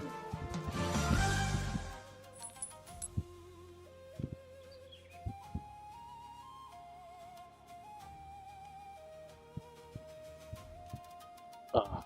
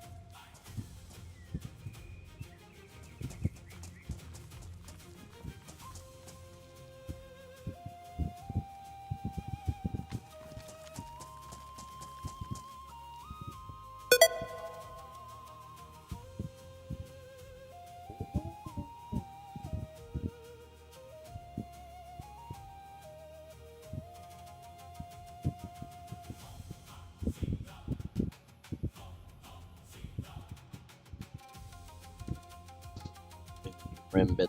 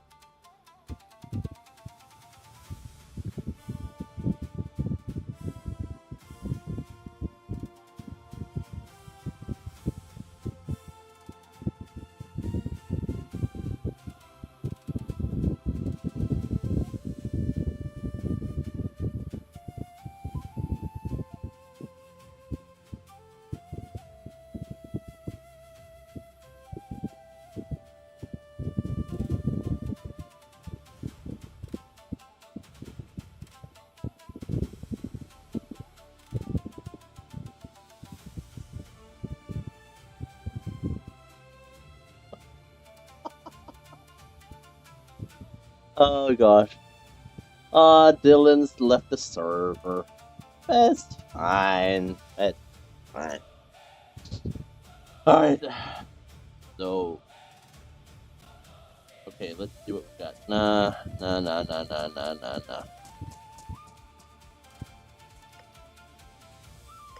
Hey.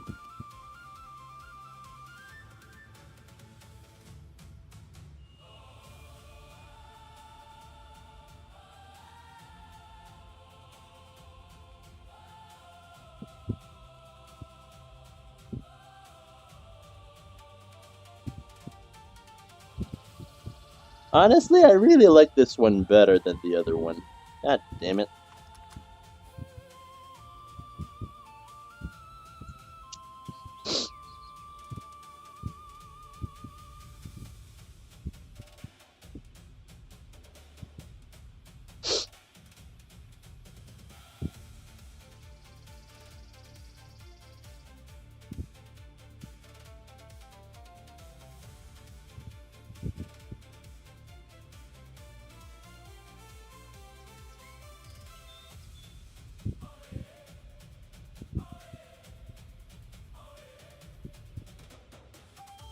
Ah.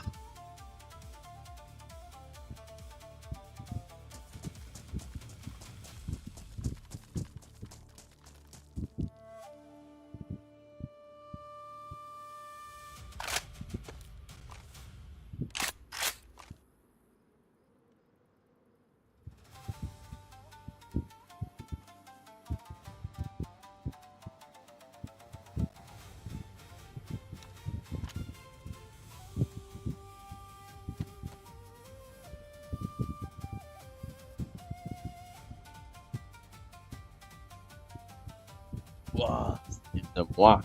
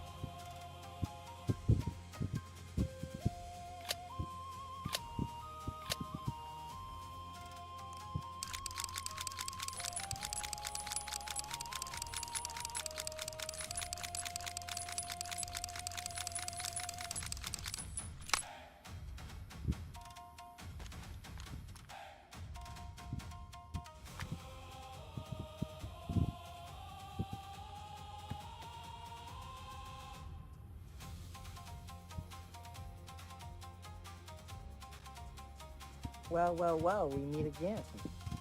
So, How you doing, brother? yeah, doing great, doing great. Yeah, This, I had to call reinforcements for AI camp this time. Well, I mean, I went up to I went up and I saw that it was just a small fortress of some sorts, but then there was that huge door with a card panel to the left of it. I'm like, I don't have the key to that. Right. So I thought it was gonna be like, one open archway, but no. Nope. Oh no, you need to gear up and get special stuff to go in there. Yeah. Wait, is that Dylan? Yee-hee. Oh yeah, that's Dylan. Yep, that is Dylan. What's up? Yeah. How you doing, man? How you doing? Where do I find that? Pokemon! Reload. What? I'm sorry. This guy has it. Just type in mag space loader space box. I think it should What is come that up. for? Mag loader, speed loader. What's that for? What's a mag loader? I've never even heard of that. Really? Oh, so there are three. Like, it depends on what color it is. I would take the blue one because it allows for 3 magazine slots, and then the capacity inside it are for the bullets, and so you also need a battery for it Oh, to work. Yeah, okay. Okay. yeah. That's cool. I didn't even know that was a thing. Nice to know. I'll have to look into buying one of those. I don't see it. Mag Uh, loader. Just type in MHE loader. I did, but it didn't pop up. MHE? Yeah. So Oh, it it's didn't come up like for me either. Oh, What? I there found it. Yeah, it's there. I found it. Found it. yeah. Even a mag loader workbench kit. Do you have that? No, you don't need that. But I'm just gonna buy it. But You have for that? your base, yeah, you might want to have that one in your base. I'm just gonna But- look what it is. That's all I'm gonna use. I'm guessing the one with the workbench that's battery powered as well, so you don't have to put a 9-volt battery on it. But I just That's so I just cool, used though. this There's one. actually a freaking mag loader box. That's so cool.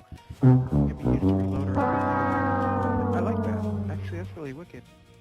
Yeah, That's Yeah. really, really wicked. Didn't even know And- this was a thing.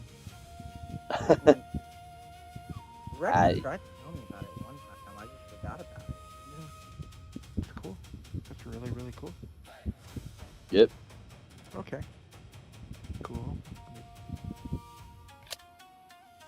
I'll get those.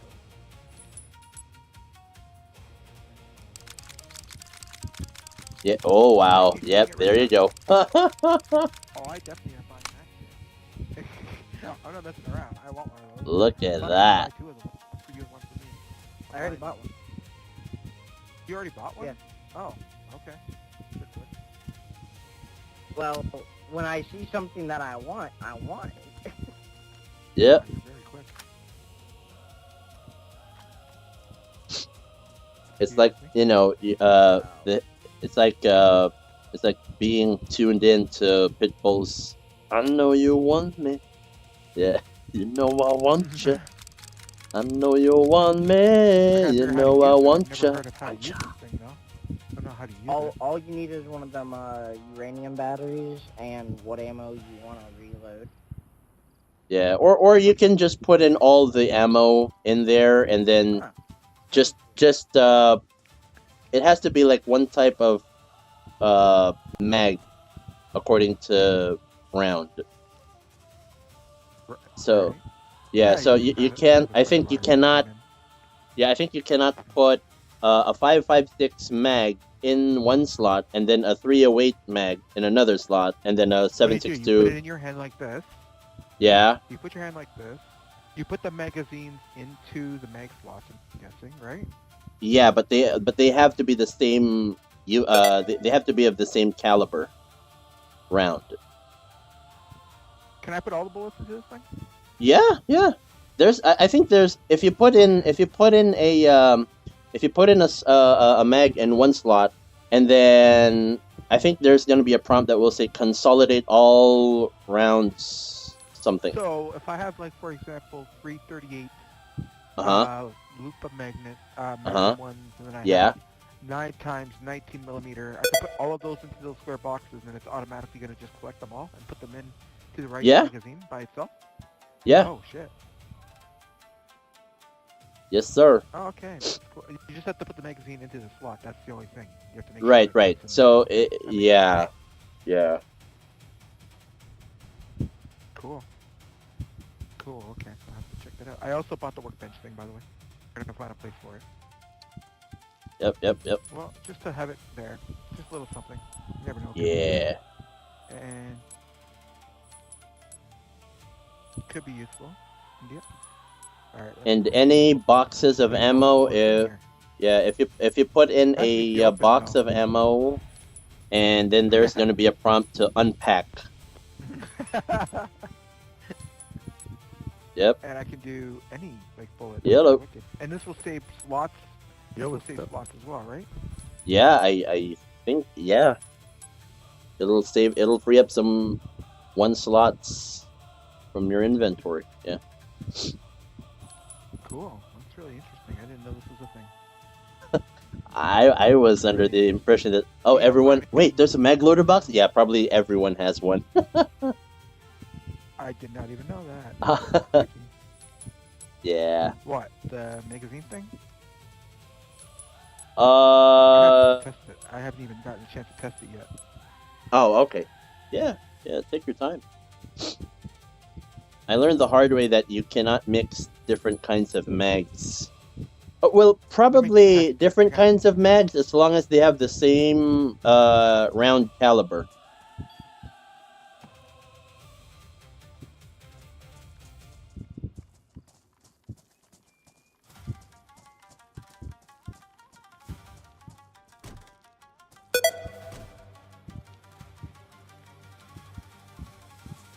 Sometimes that's what I do. I just come out here, right? 3, 2, 1.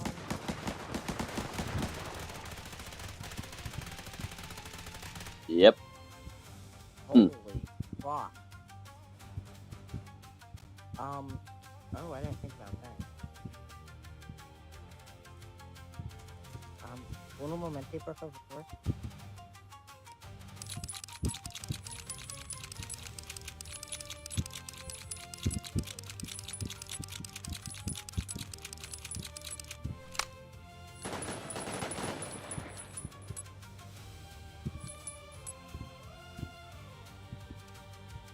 What's up, buddy? Just rich life. Yeah, him. Pin.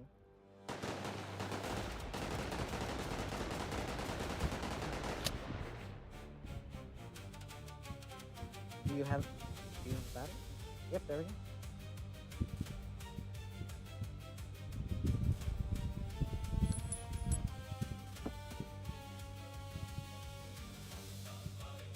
Way quicker than by hand. Put it in your exoskeleton. That's what I did. And then I put it as my number 10 slot, so just press 0 for it.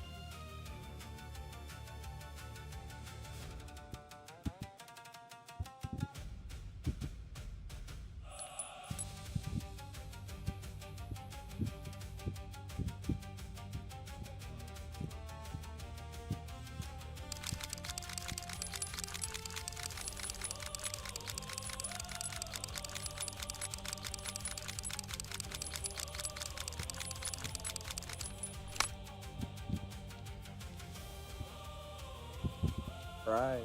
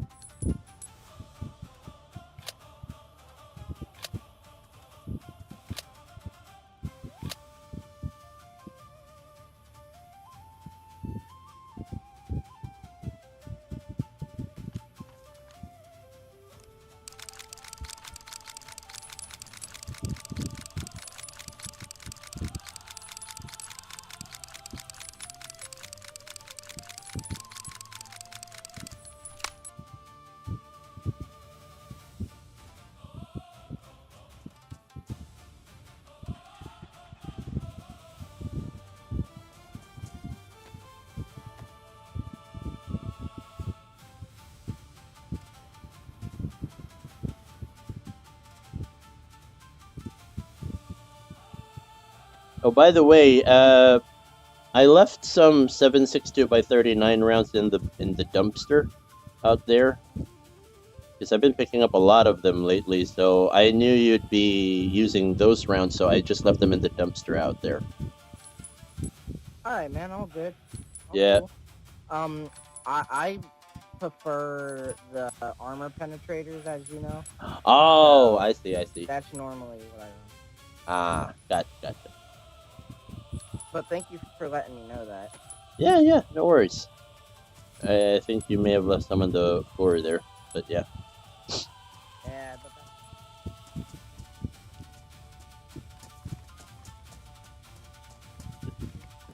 Uh,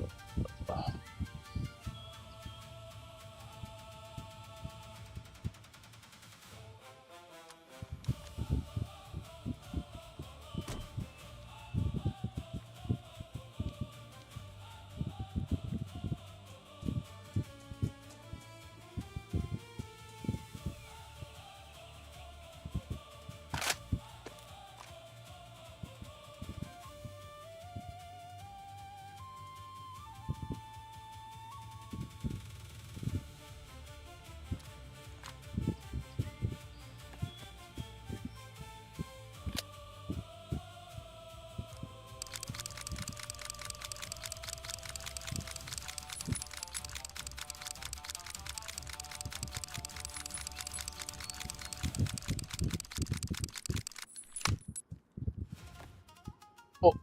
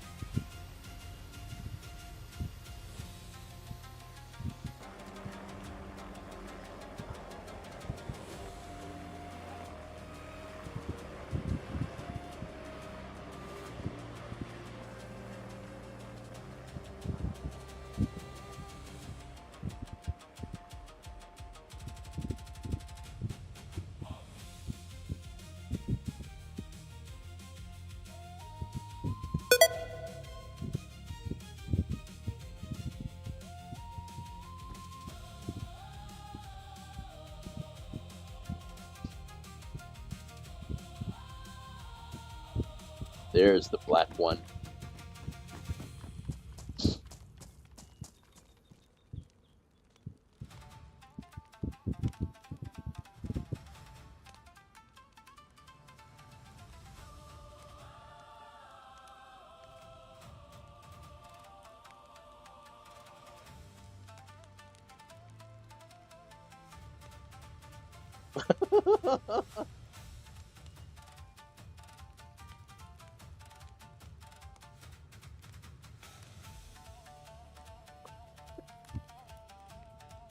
Who's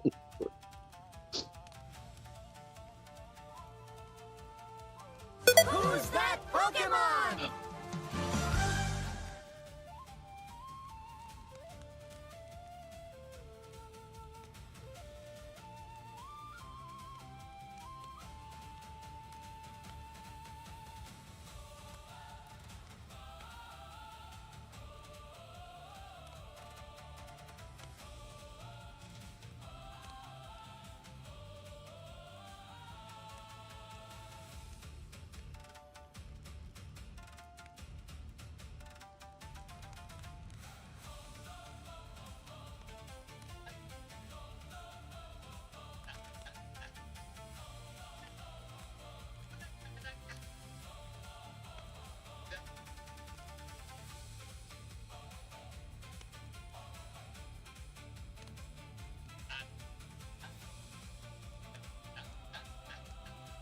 هذا potato Castiano. No. Hit.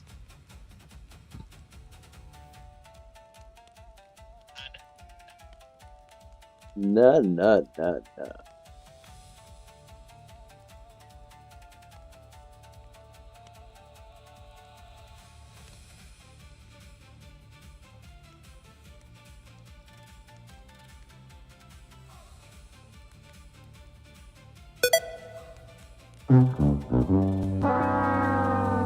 All right.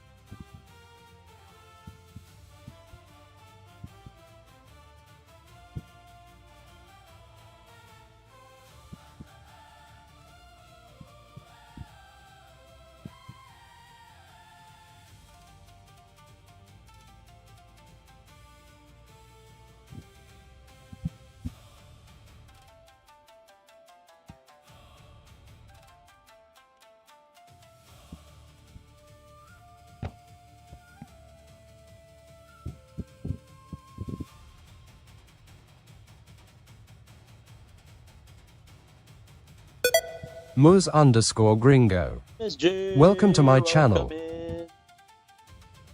How you doing? What is this? Urban Fighter jackets. Oh wait, Urban Fighter.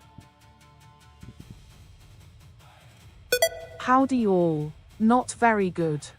Aye? Why? What happened?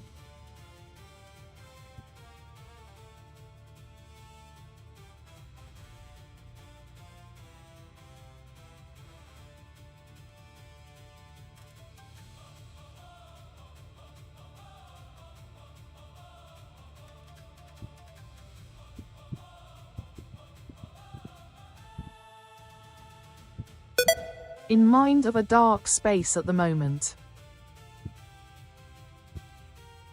Do you want to talk about it? I mean, of course, if it not in stream, but if you want to talk about it on Discord, I'd be happy to listen.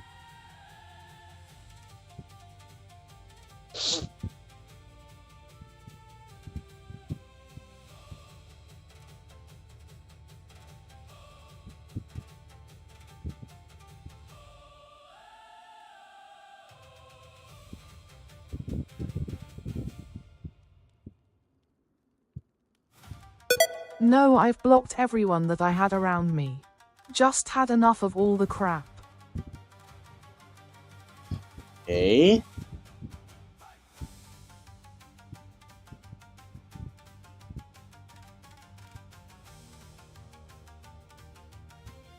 So, does that also include me, Misty? Hopefully not. No. Oh, okay. Well, if you want somebody to talk to, I'm all ears. Okay? So take your time.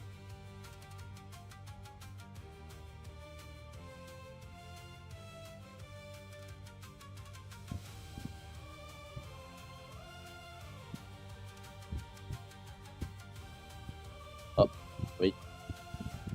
Thank you.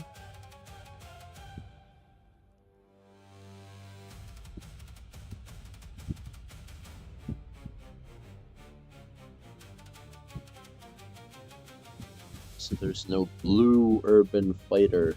Shoot. Blue, blue, blue, blue. Come on.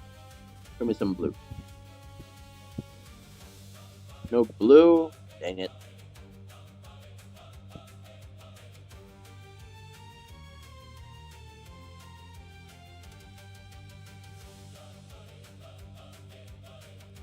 I just wish I had a support network that I could trust.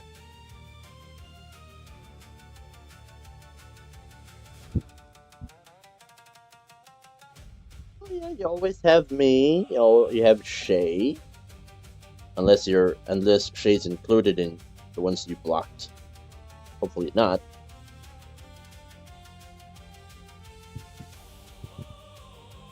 He is yes. Oh.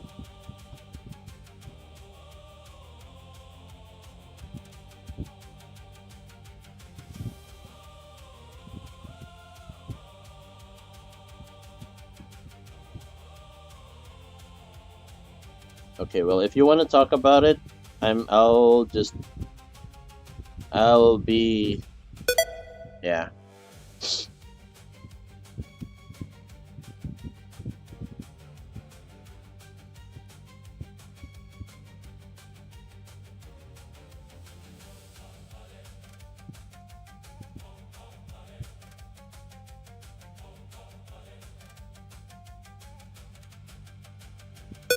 How's this server going?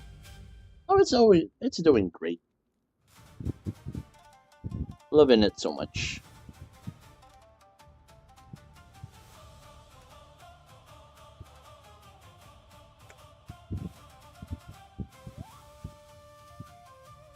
Oh, wait.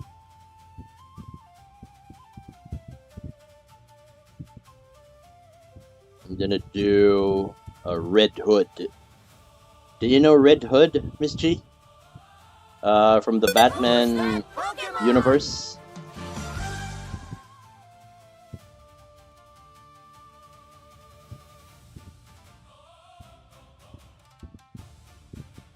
Not really, no. Ah. So Red Hood, the original Red Hood, was somehow purported to be the Joker's old persona, but it was only for how to say this one. It was only given to him to hide his identity for one job, and yeah, that operation was the one that led him to become the Joker, that bleached his face when he fell into the vat. When Batman fought. Oh wow. So when Batman fought the gang and the character who would become the Joker, while he was still in the Red Hood persona. Keep in mind though, it's all part of the Killing Joke arc that explains how the Joker became the Joker. So how to say it? So again, he only used it. Okay. Yeah, so he only used it once, right? It was only like how to say, like an emergency costume, let's say, just to hide his identity that time, right?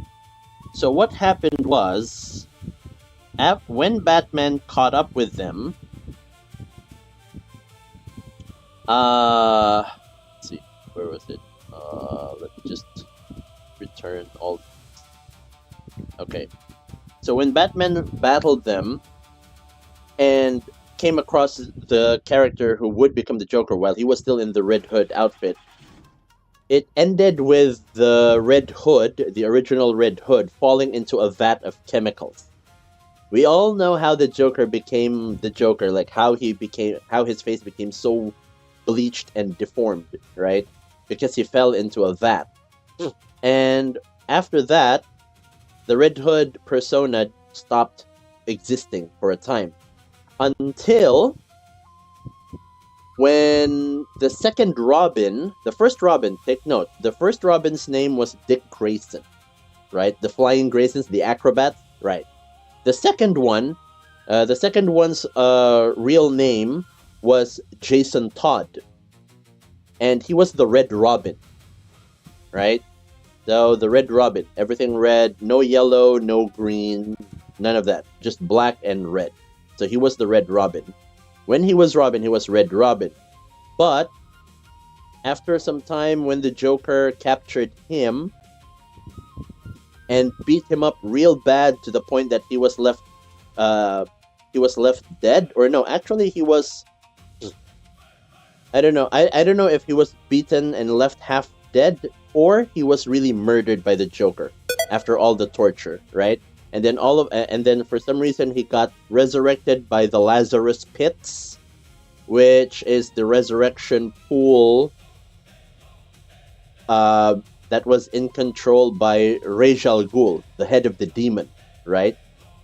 The head of the demon. Ra's al Ghul is also the leader of the League of Assassins or League of Shadows, depending on where you look at it. But it's like this ninja assassin group. So when Jason Todd got resurrected when Jason Todd got resurrected, he found out that Batman mourned his death but didn't do anything to avenge his death. So that led to him being disillusioned. Like, what the hell is this? Batman should have avenged my death, right? And so he became this vigilante, which is named the Red Hood. He is a vigilante. Sometimes some people see him as a supervillain, but no, he is actually an anti-hero. I never watched it.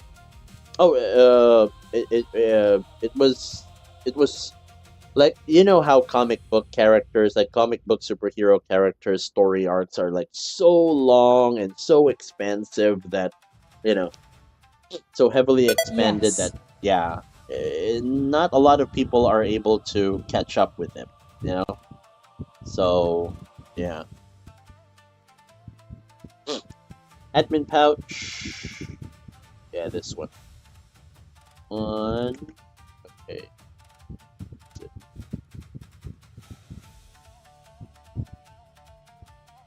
2, 3, 4. Okay.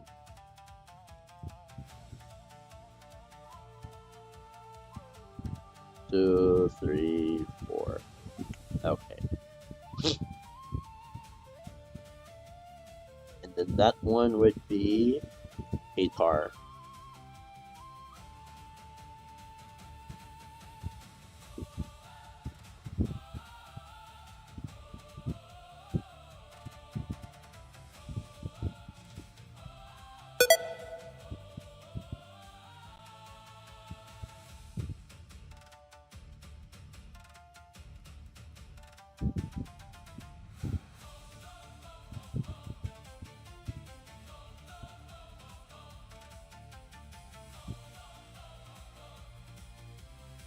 Yeah, so that's the origin of the Red Hood. And now I am going to sell this. Let's see here.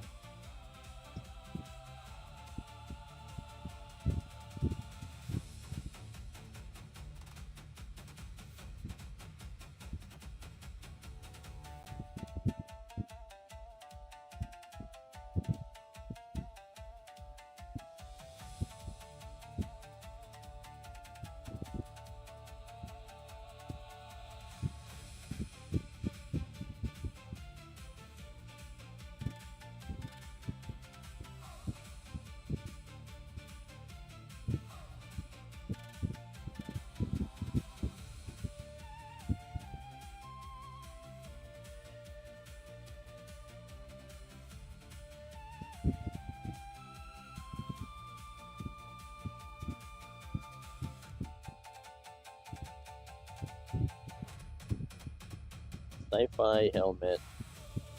I was going for the black, but then I saw the red one, so it reminded me of the Red Hood character that I had.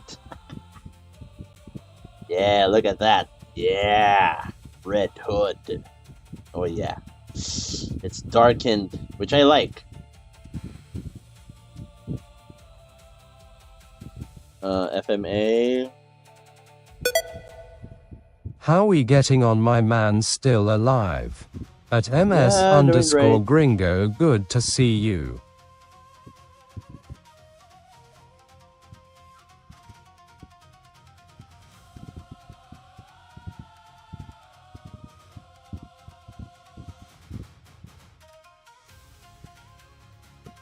Maybe I should have gone with black instead. Good morning at DS Silent Wanderer, good to see you too. Yeah, black is better. Okay, I'll just go with black. FMA. There. And then the black mag pouches. I don't know why I picked the brown one. It's standing out too much.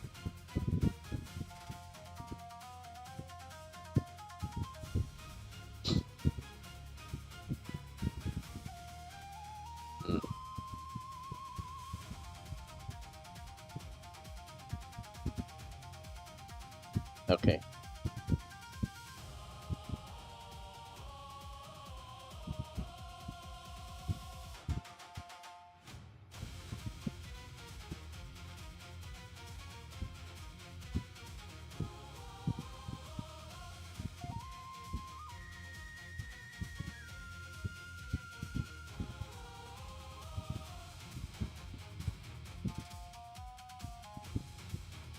Probably there are other pouches. Let's see here. Mag pouch.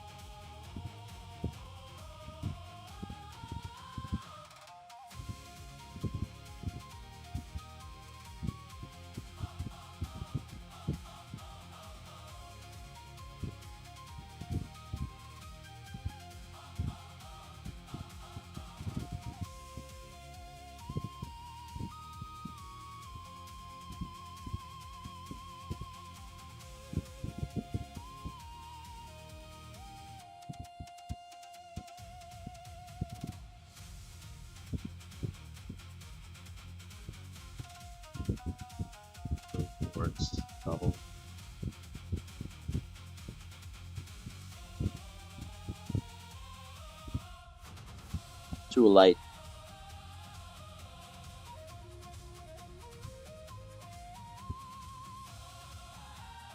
This it? Oh my gosh. Okay.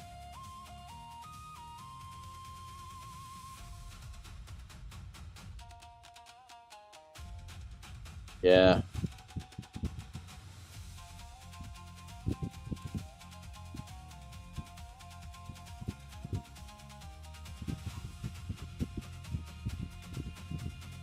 Ah, it's too light.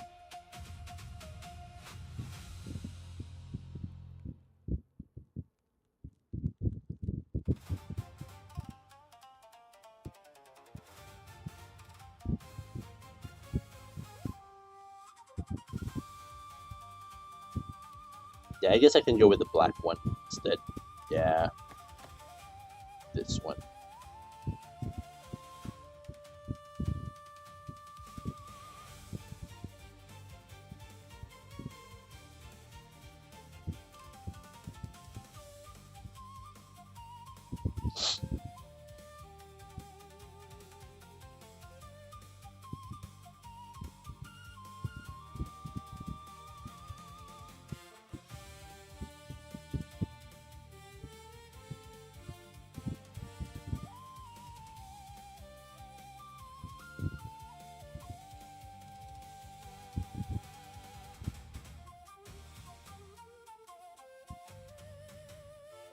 Yeah, I think black is better. Okay.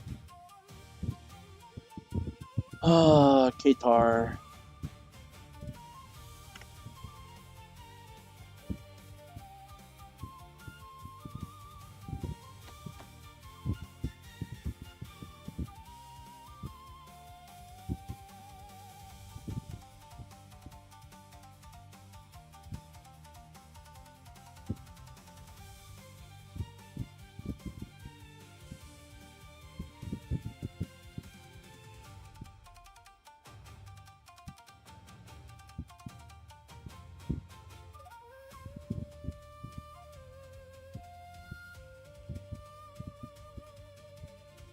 Roll.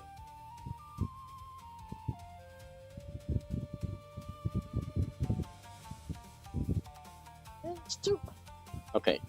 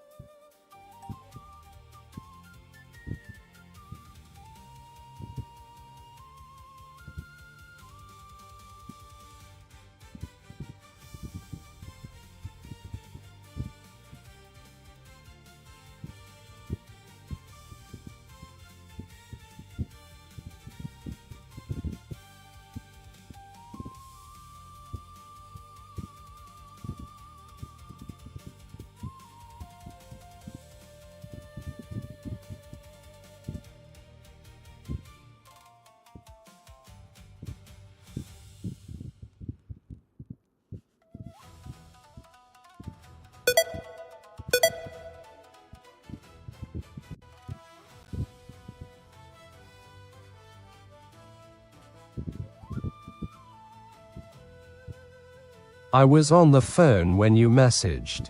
Hope you're doing okay, Muz G. Don't worry about those fuckers. Sometimes it's better to have less company than a whole army. True. That's true, but there are also some who, you know, we'll just let them be.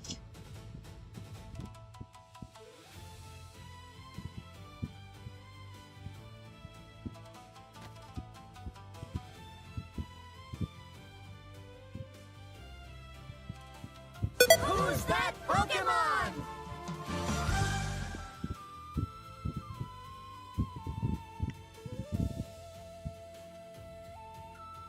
Right.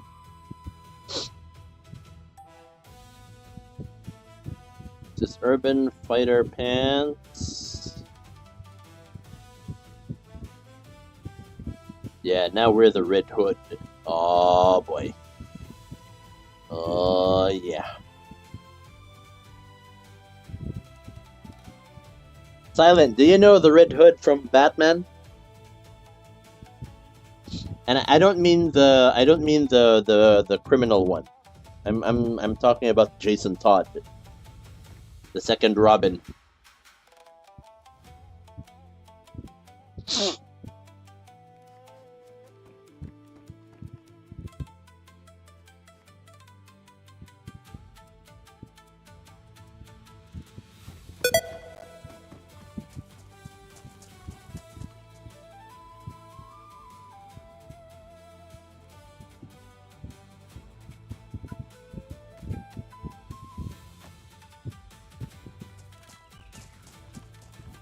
Oh, money.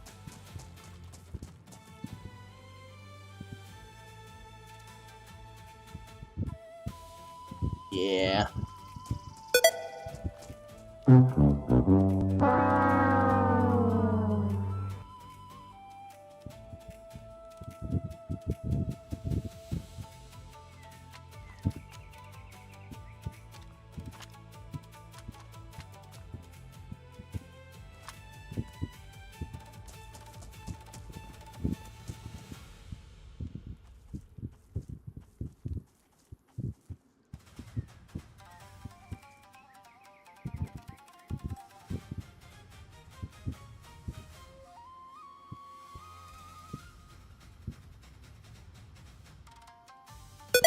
Dear Silent Wanderer, I'm finding life hard.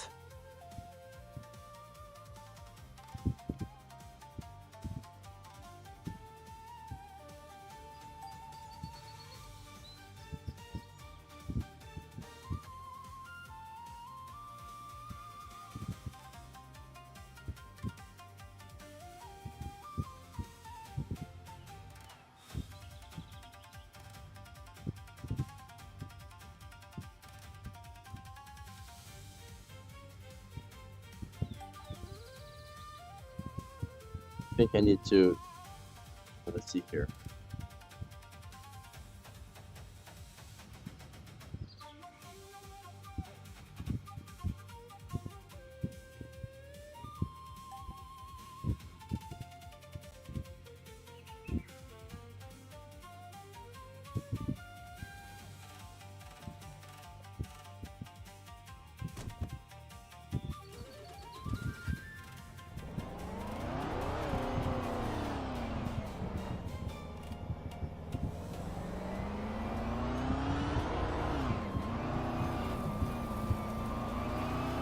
All right, let's go out there.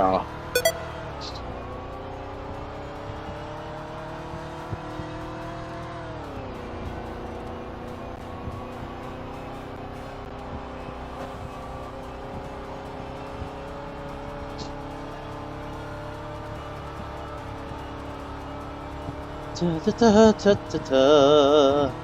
La di da di la di da. Oh, Darkspade has messaged me.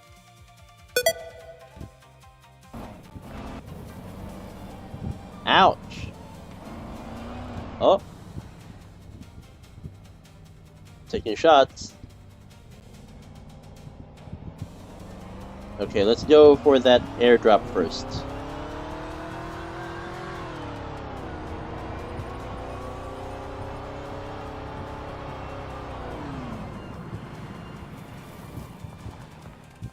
They're still there.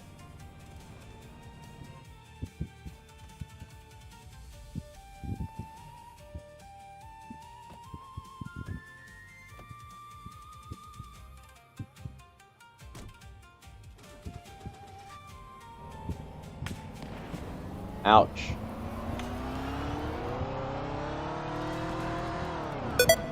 You have us if you ever want to moan and talk to. Yeah.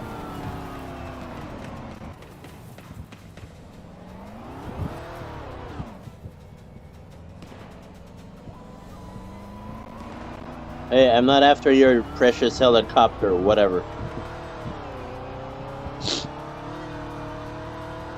I'm after that airdrop right there.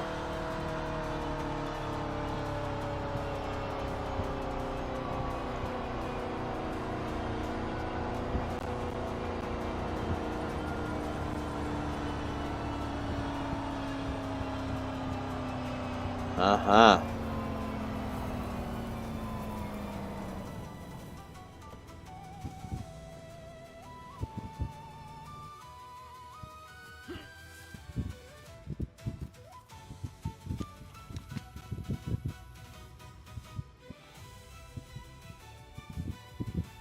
Wait, let me call them all here.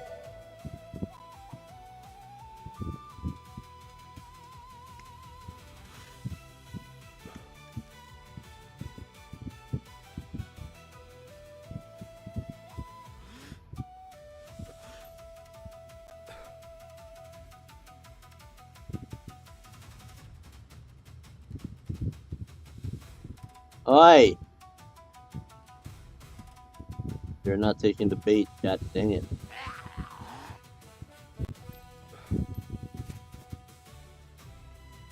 Okay, fine. Let's do it this way.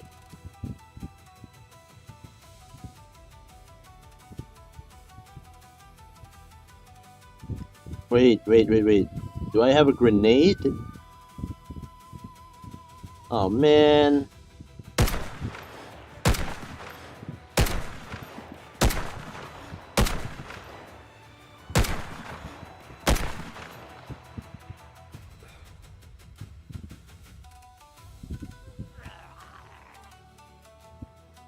Over here, boys. I bought a new TV cabinet that was smaller than my last due to space, and I just couldn't put it together, so I broke it. Oh, no.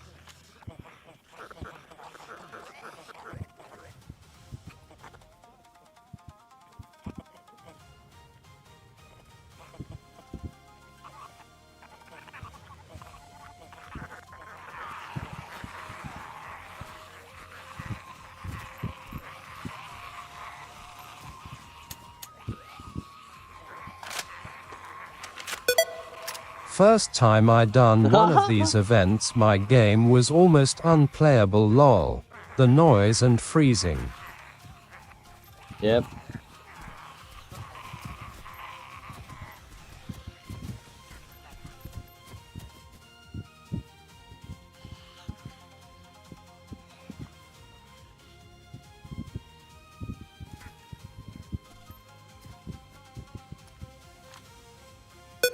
There was so many zombies, it was unreal. Oh, yeah.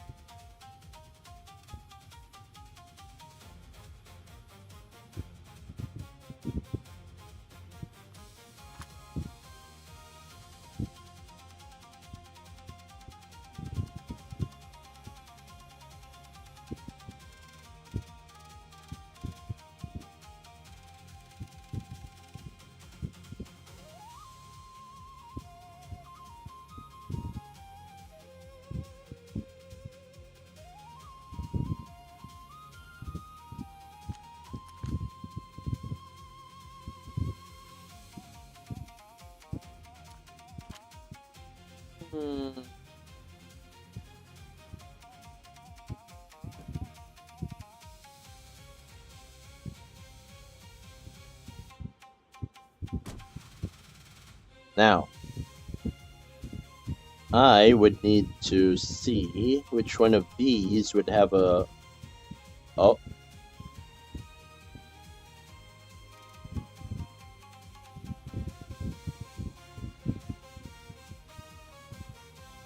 My goodness.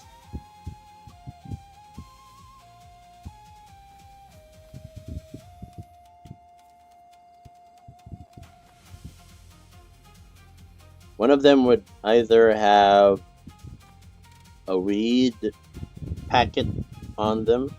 Oh, thank you for the Coke.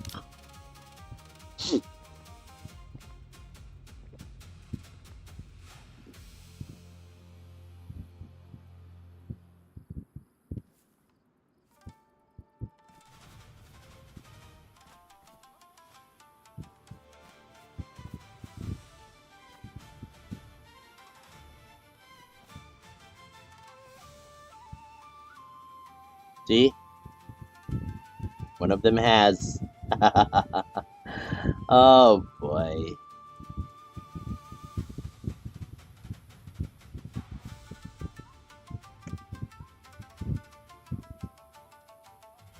Oh.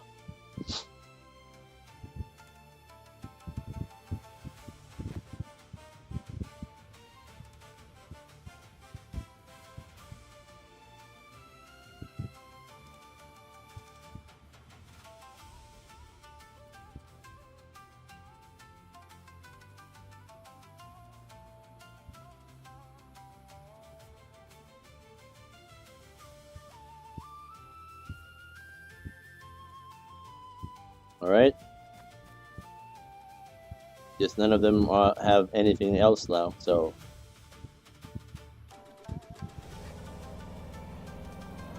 Was this a military airdrop?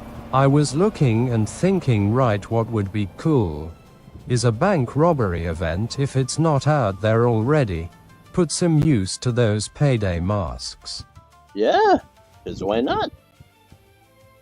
Dallas, Hoxton, Chains, and what's the other one? Forgot the other one.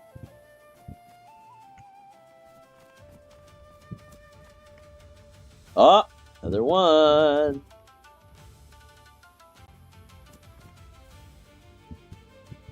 Okay, I'll take that.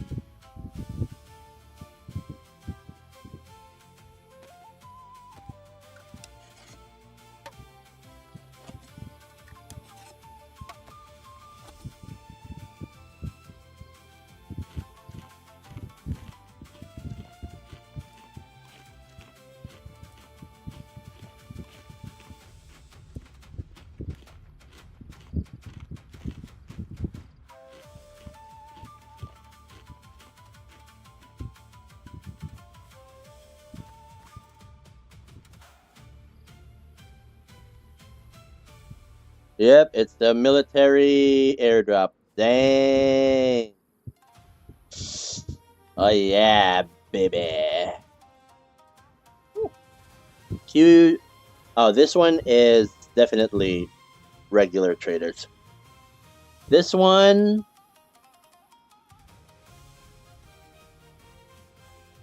This is black market. Woo! Black and steel variant. Yeah, that's yeah.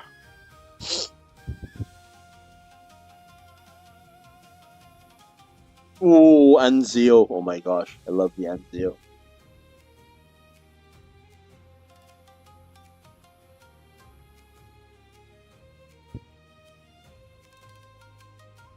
Oh man.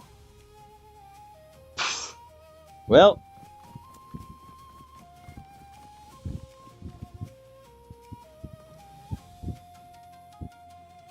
We are going to swap. Because I don't have a lot of space left.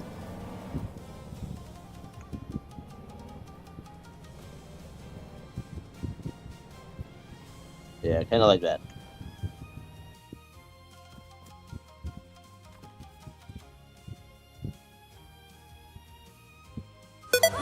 I can't believe it. I can't believe I didn't sell these. Why? Oh man.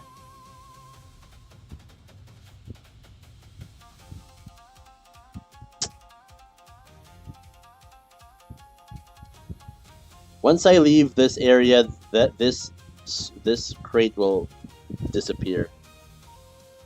Oh no.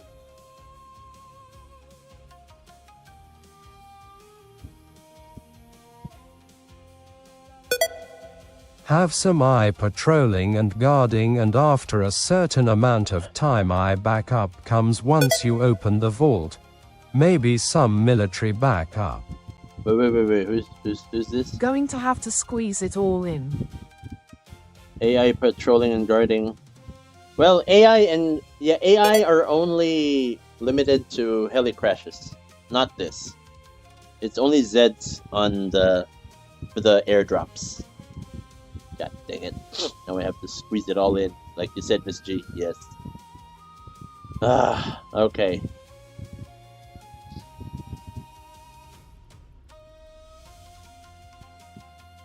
This one I'll definitely. Oh man. Okay. Alright, let's do this.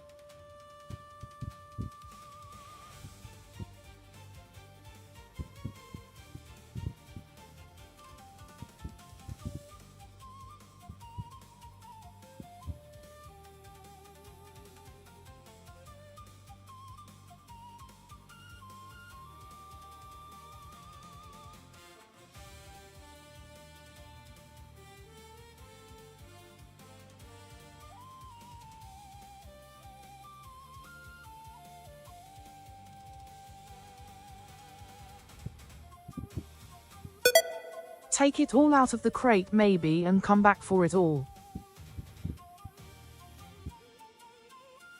That could also work, Miss G, yeah.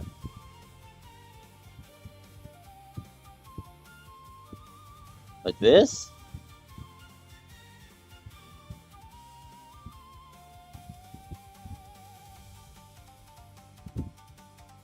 I just hope they don't, disappear on me. This one I'll put there. I don't have use for that.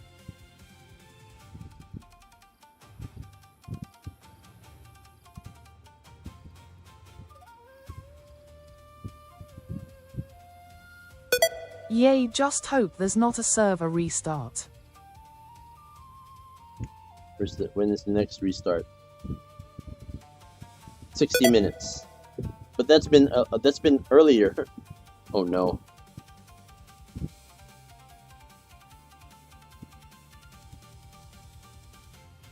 You have time. Yeah.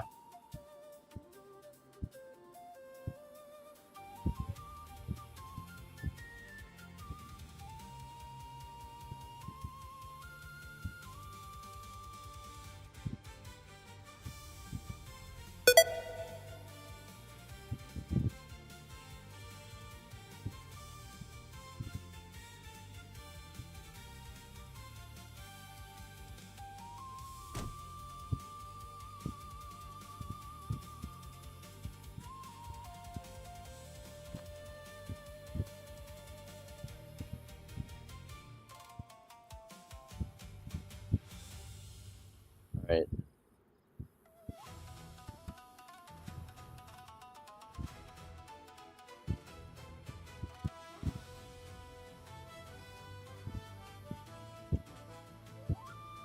Oh.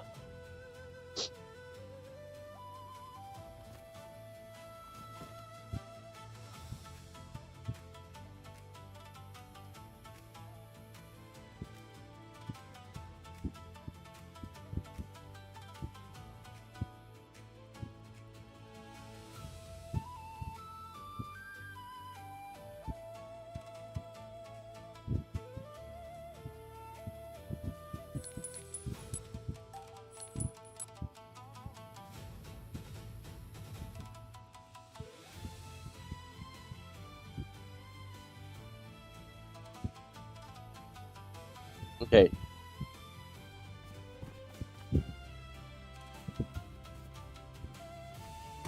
I'll have to mark where it is.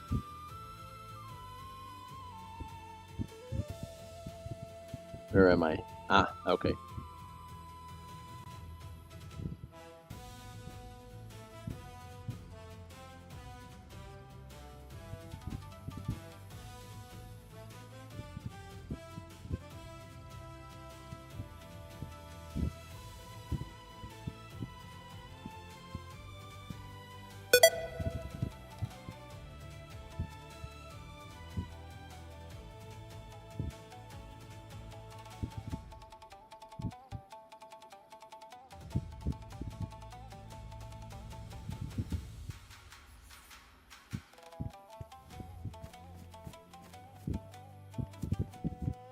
Let's see.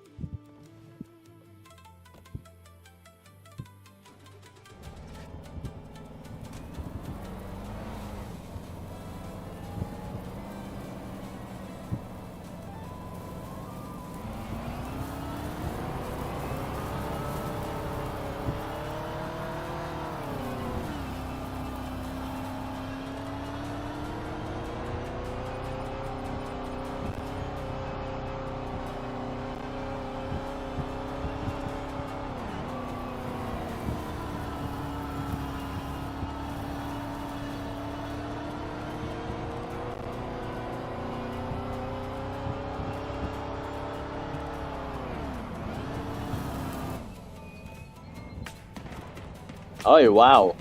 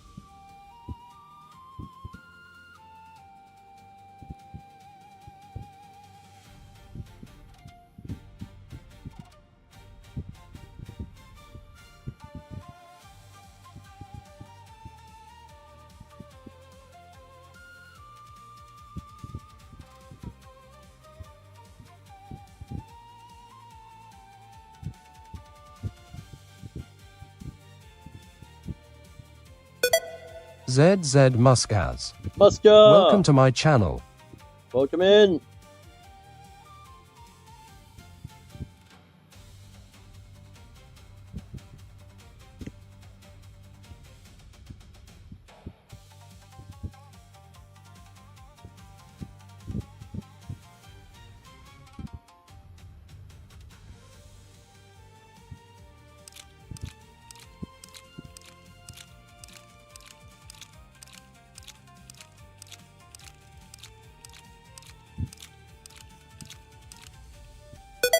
Hey bud, how's you? Oh, just doing great. Thank you, thank you. Or Morning doing at okay. ZZ Muskaz. I'm doing alright.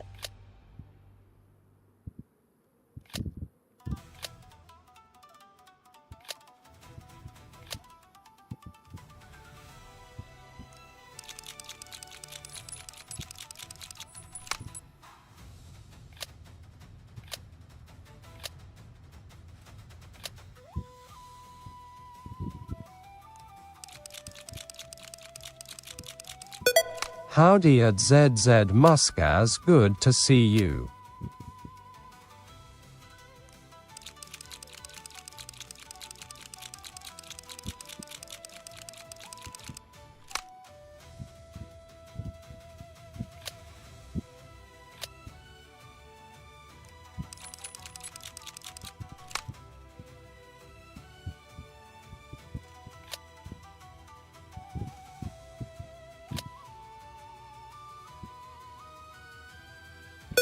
Morning champs at ms_gringo and at DS Silent Wanderer.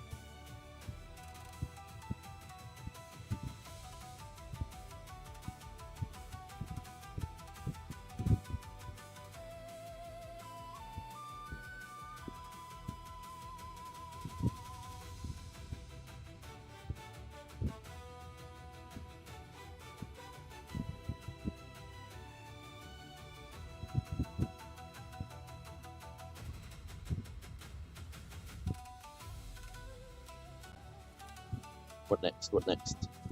Ah, yes. Stuff.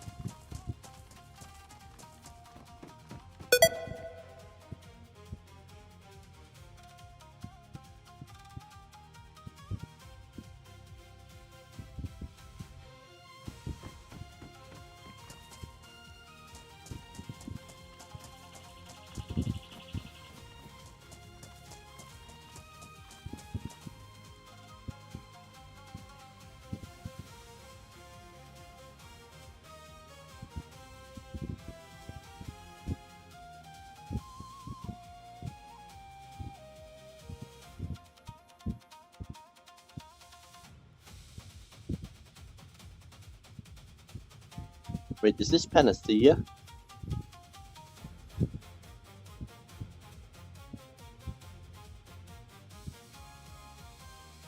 Coupled. Ah, yeah, okay. I'll sell that. Come on. Who's that Pokemon? If it's Panacea rounds, they won't take the magazines if they're not full. Okay, VSS. Why do you not have 9x39? Okay.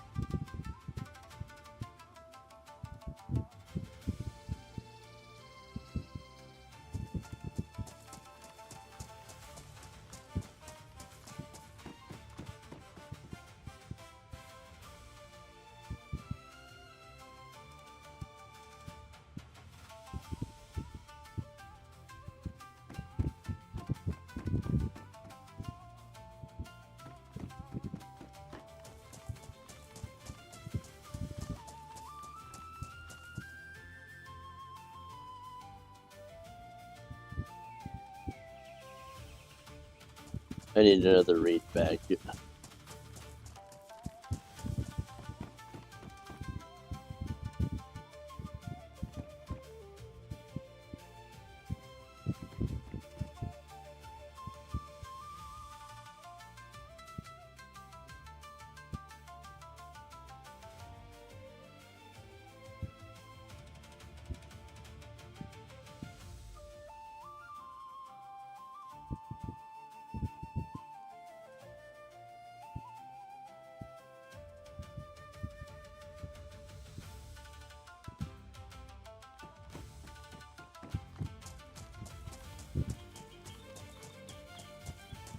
Wait.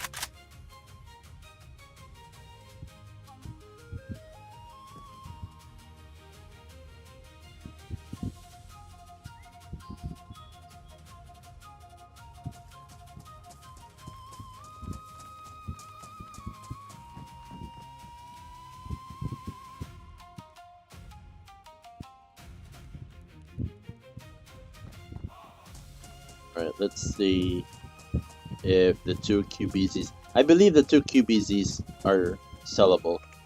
Let's see. Come on, come on. What? No?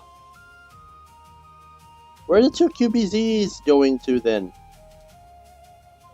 Oh, excusez-moi.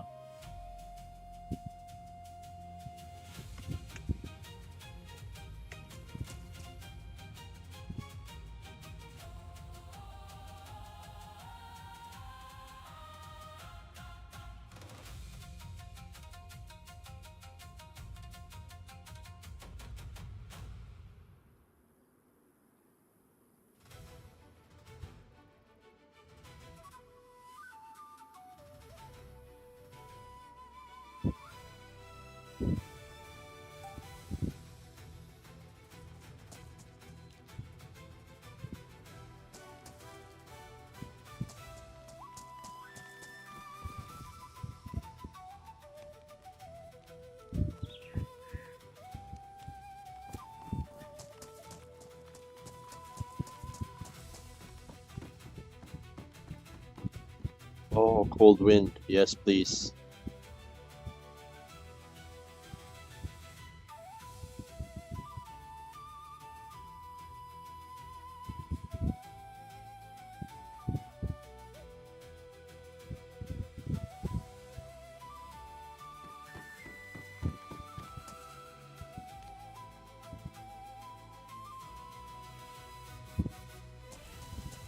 Right, let's go out to the...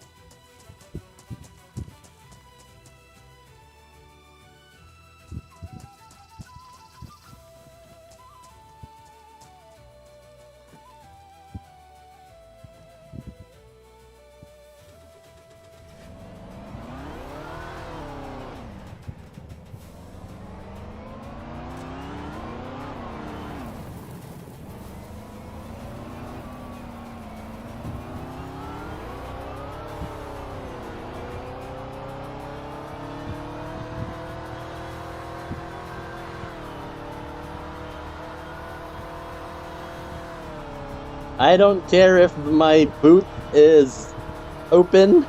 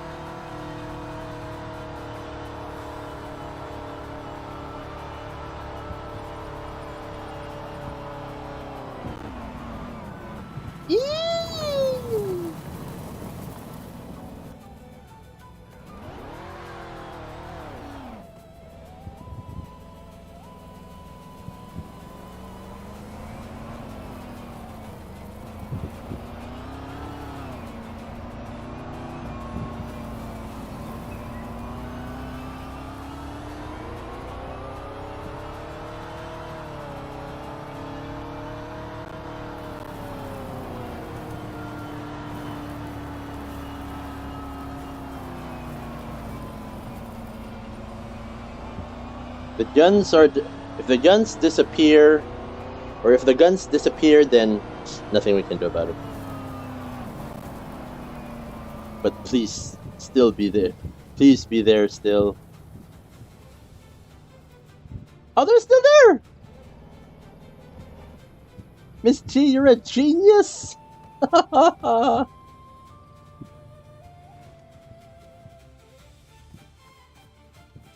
Oh my gosh, the guns are still here, Miss G! You're a genius!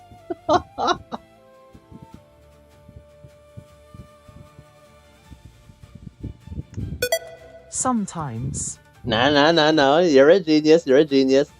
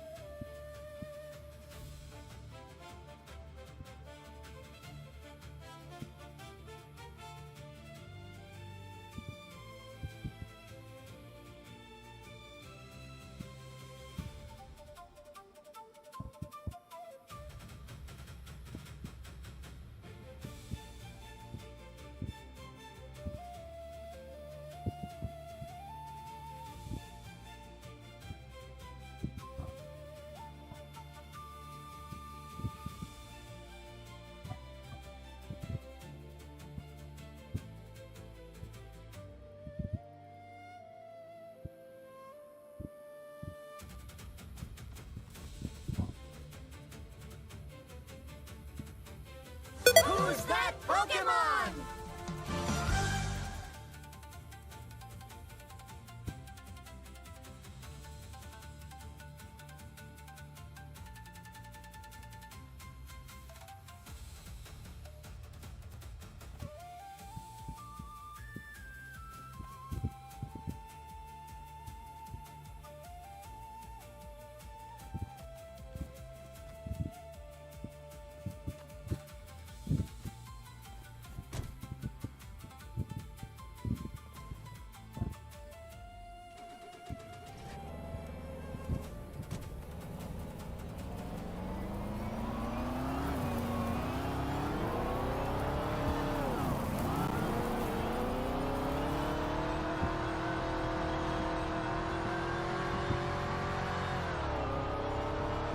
Excuse me.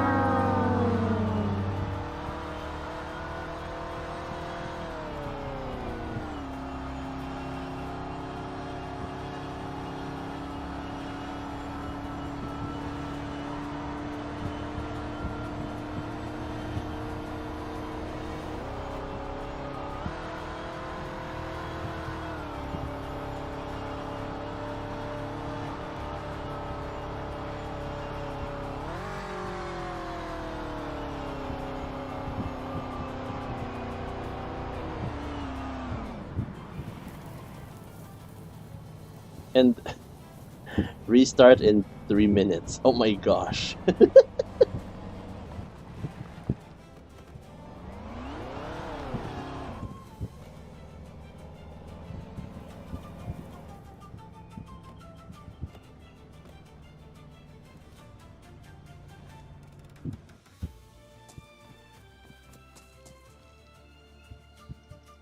Alright, let's park the car for now. And let's go wait for the restart. The Red Hood has survived. Oh my gosh. Alright, be right back, guys. Be right back.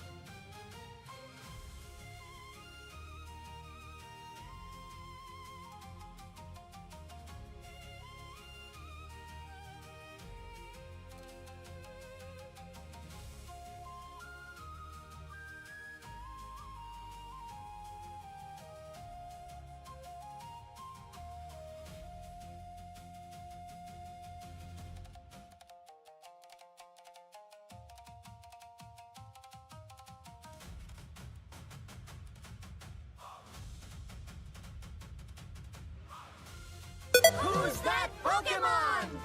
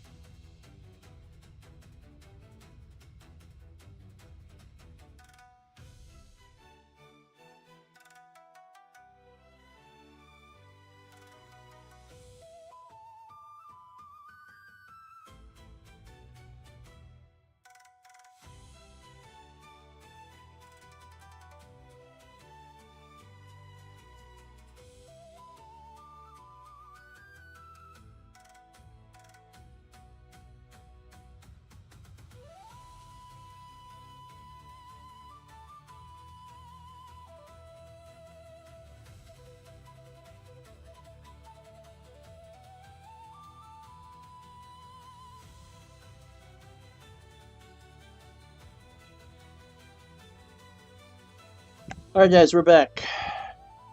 Had to take a bath. Alright.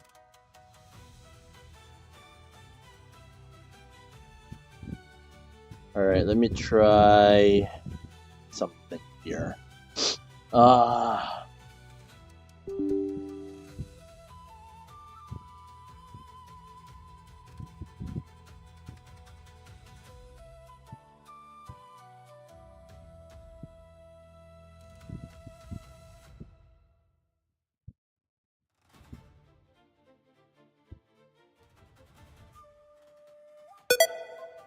Yay, welcome back. You took a bath.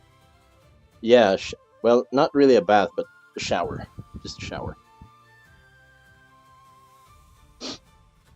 Your application wasn't approved. Let's see why. Again, yeah, because it needs me to have 1,000 viewers. That's it.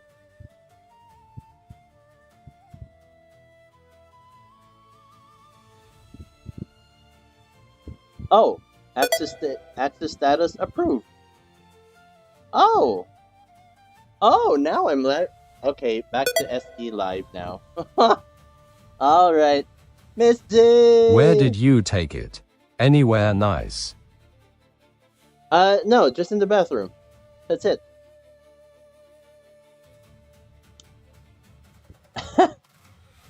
Okay. Let me end the live first real quick, guys, so that I'll be reinstalling SE Live because I just got approved. Wow. Okay. Here we go. Be right back.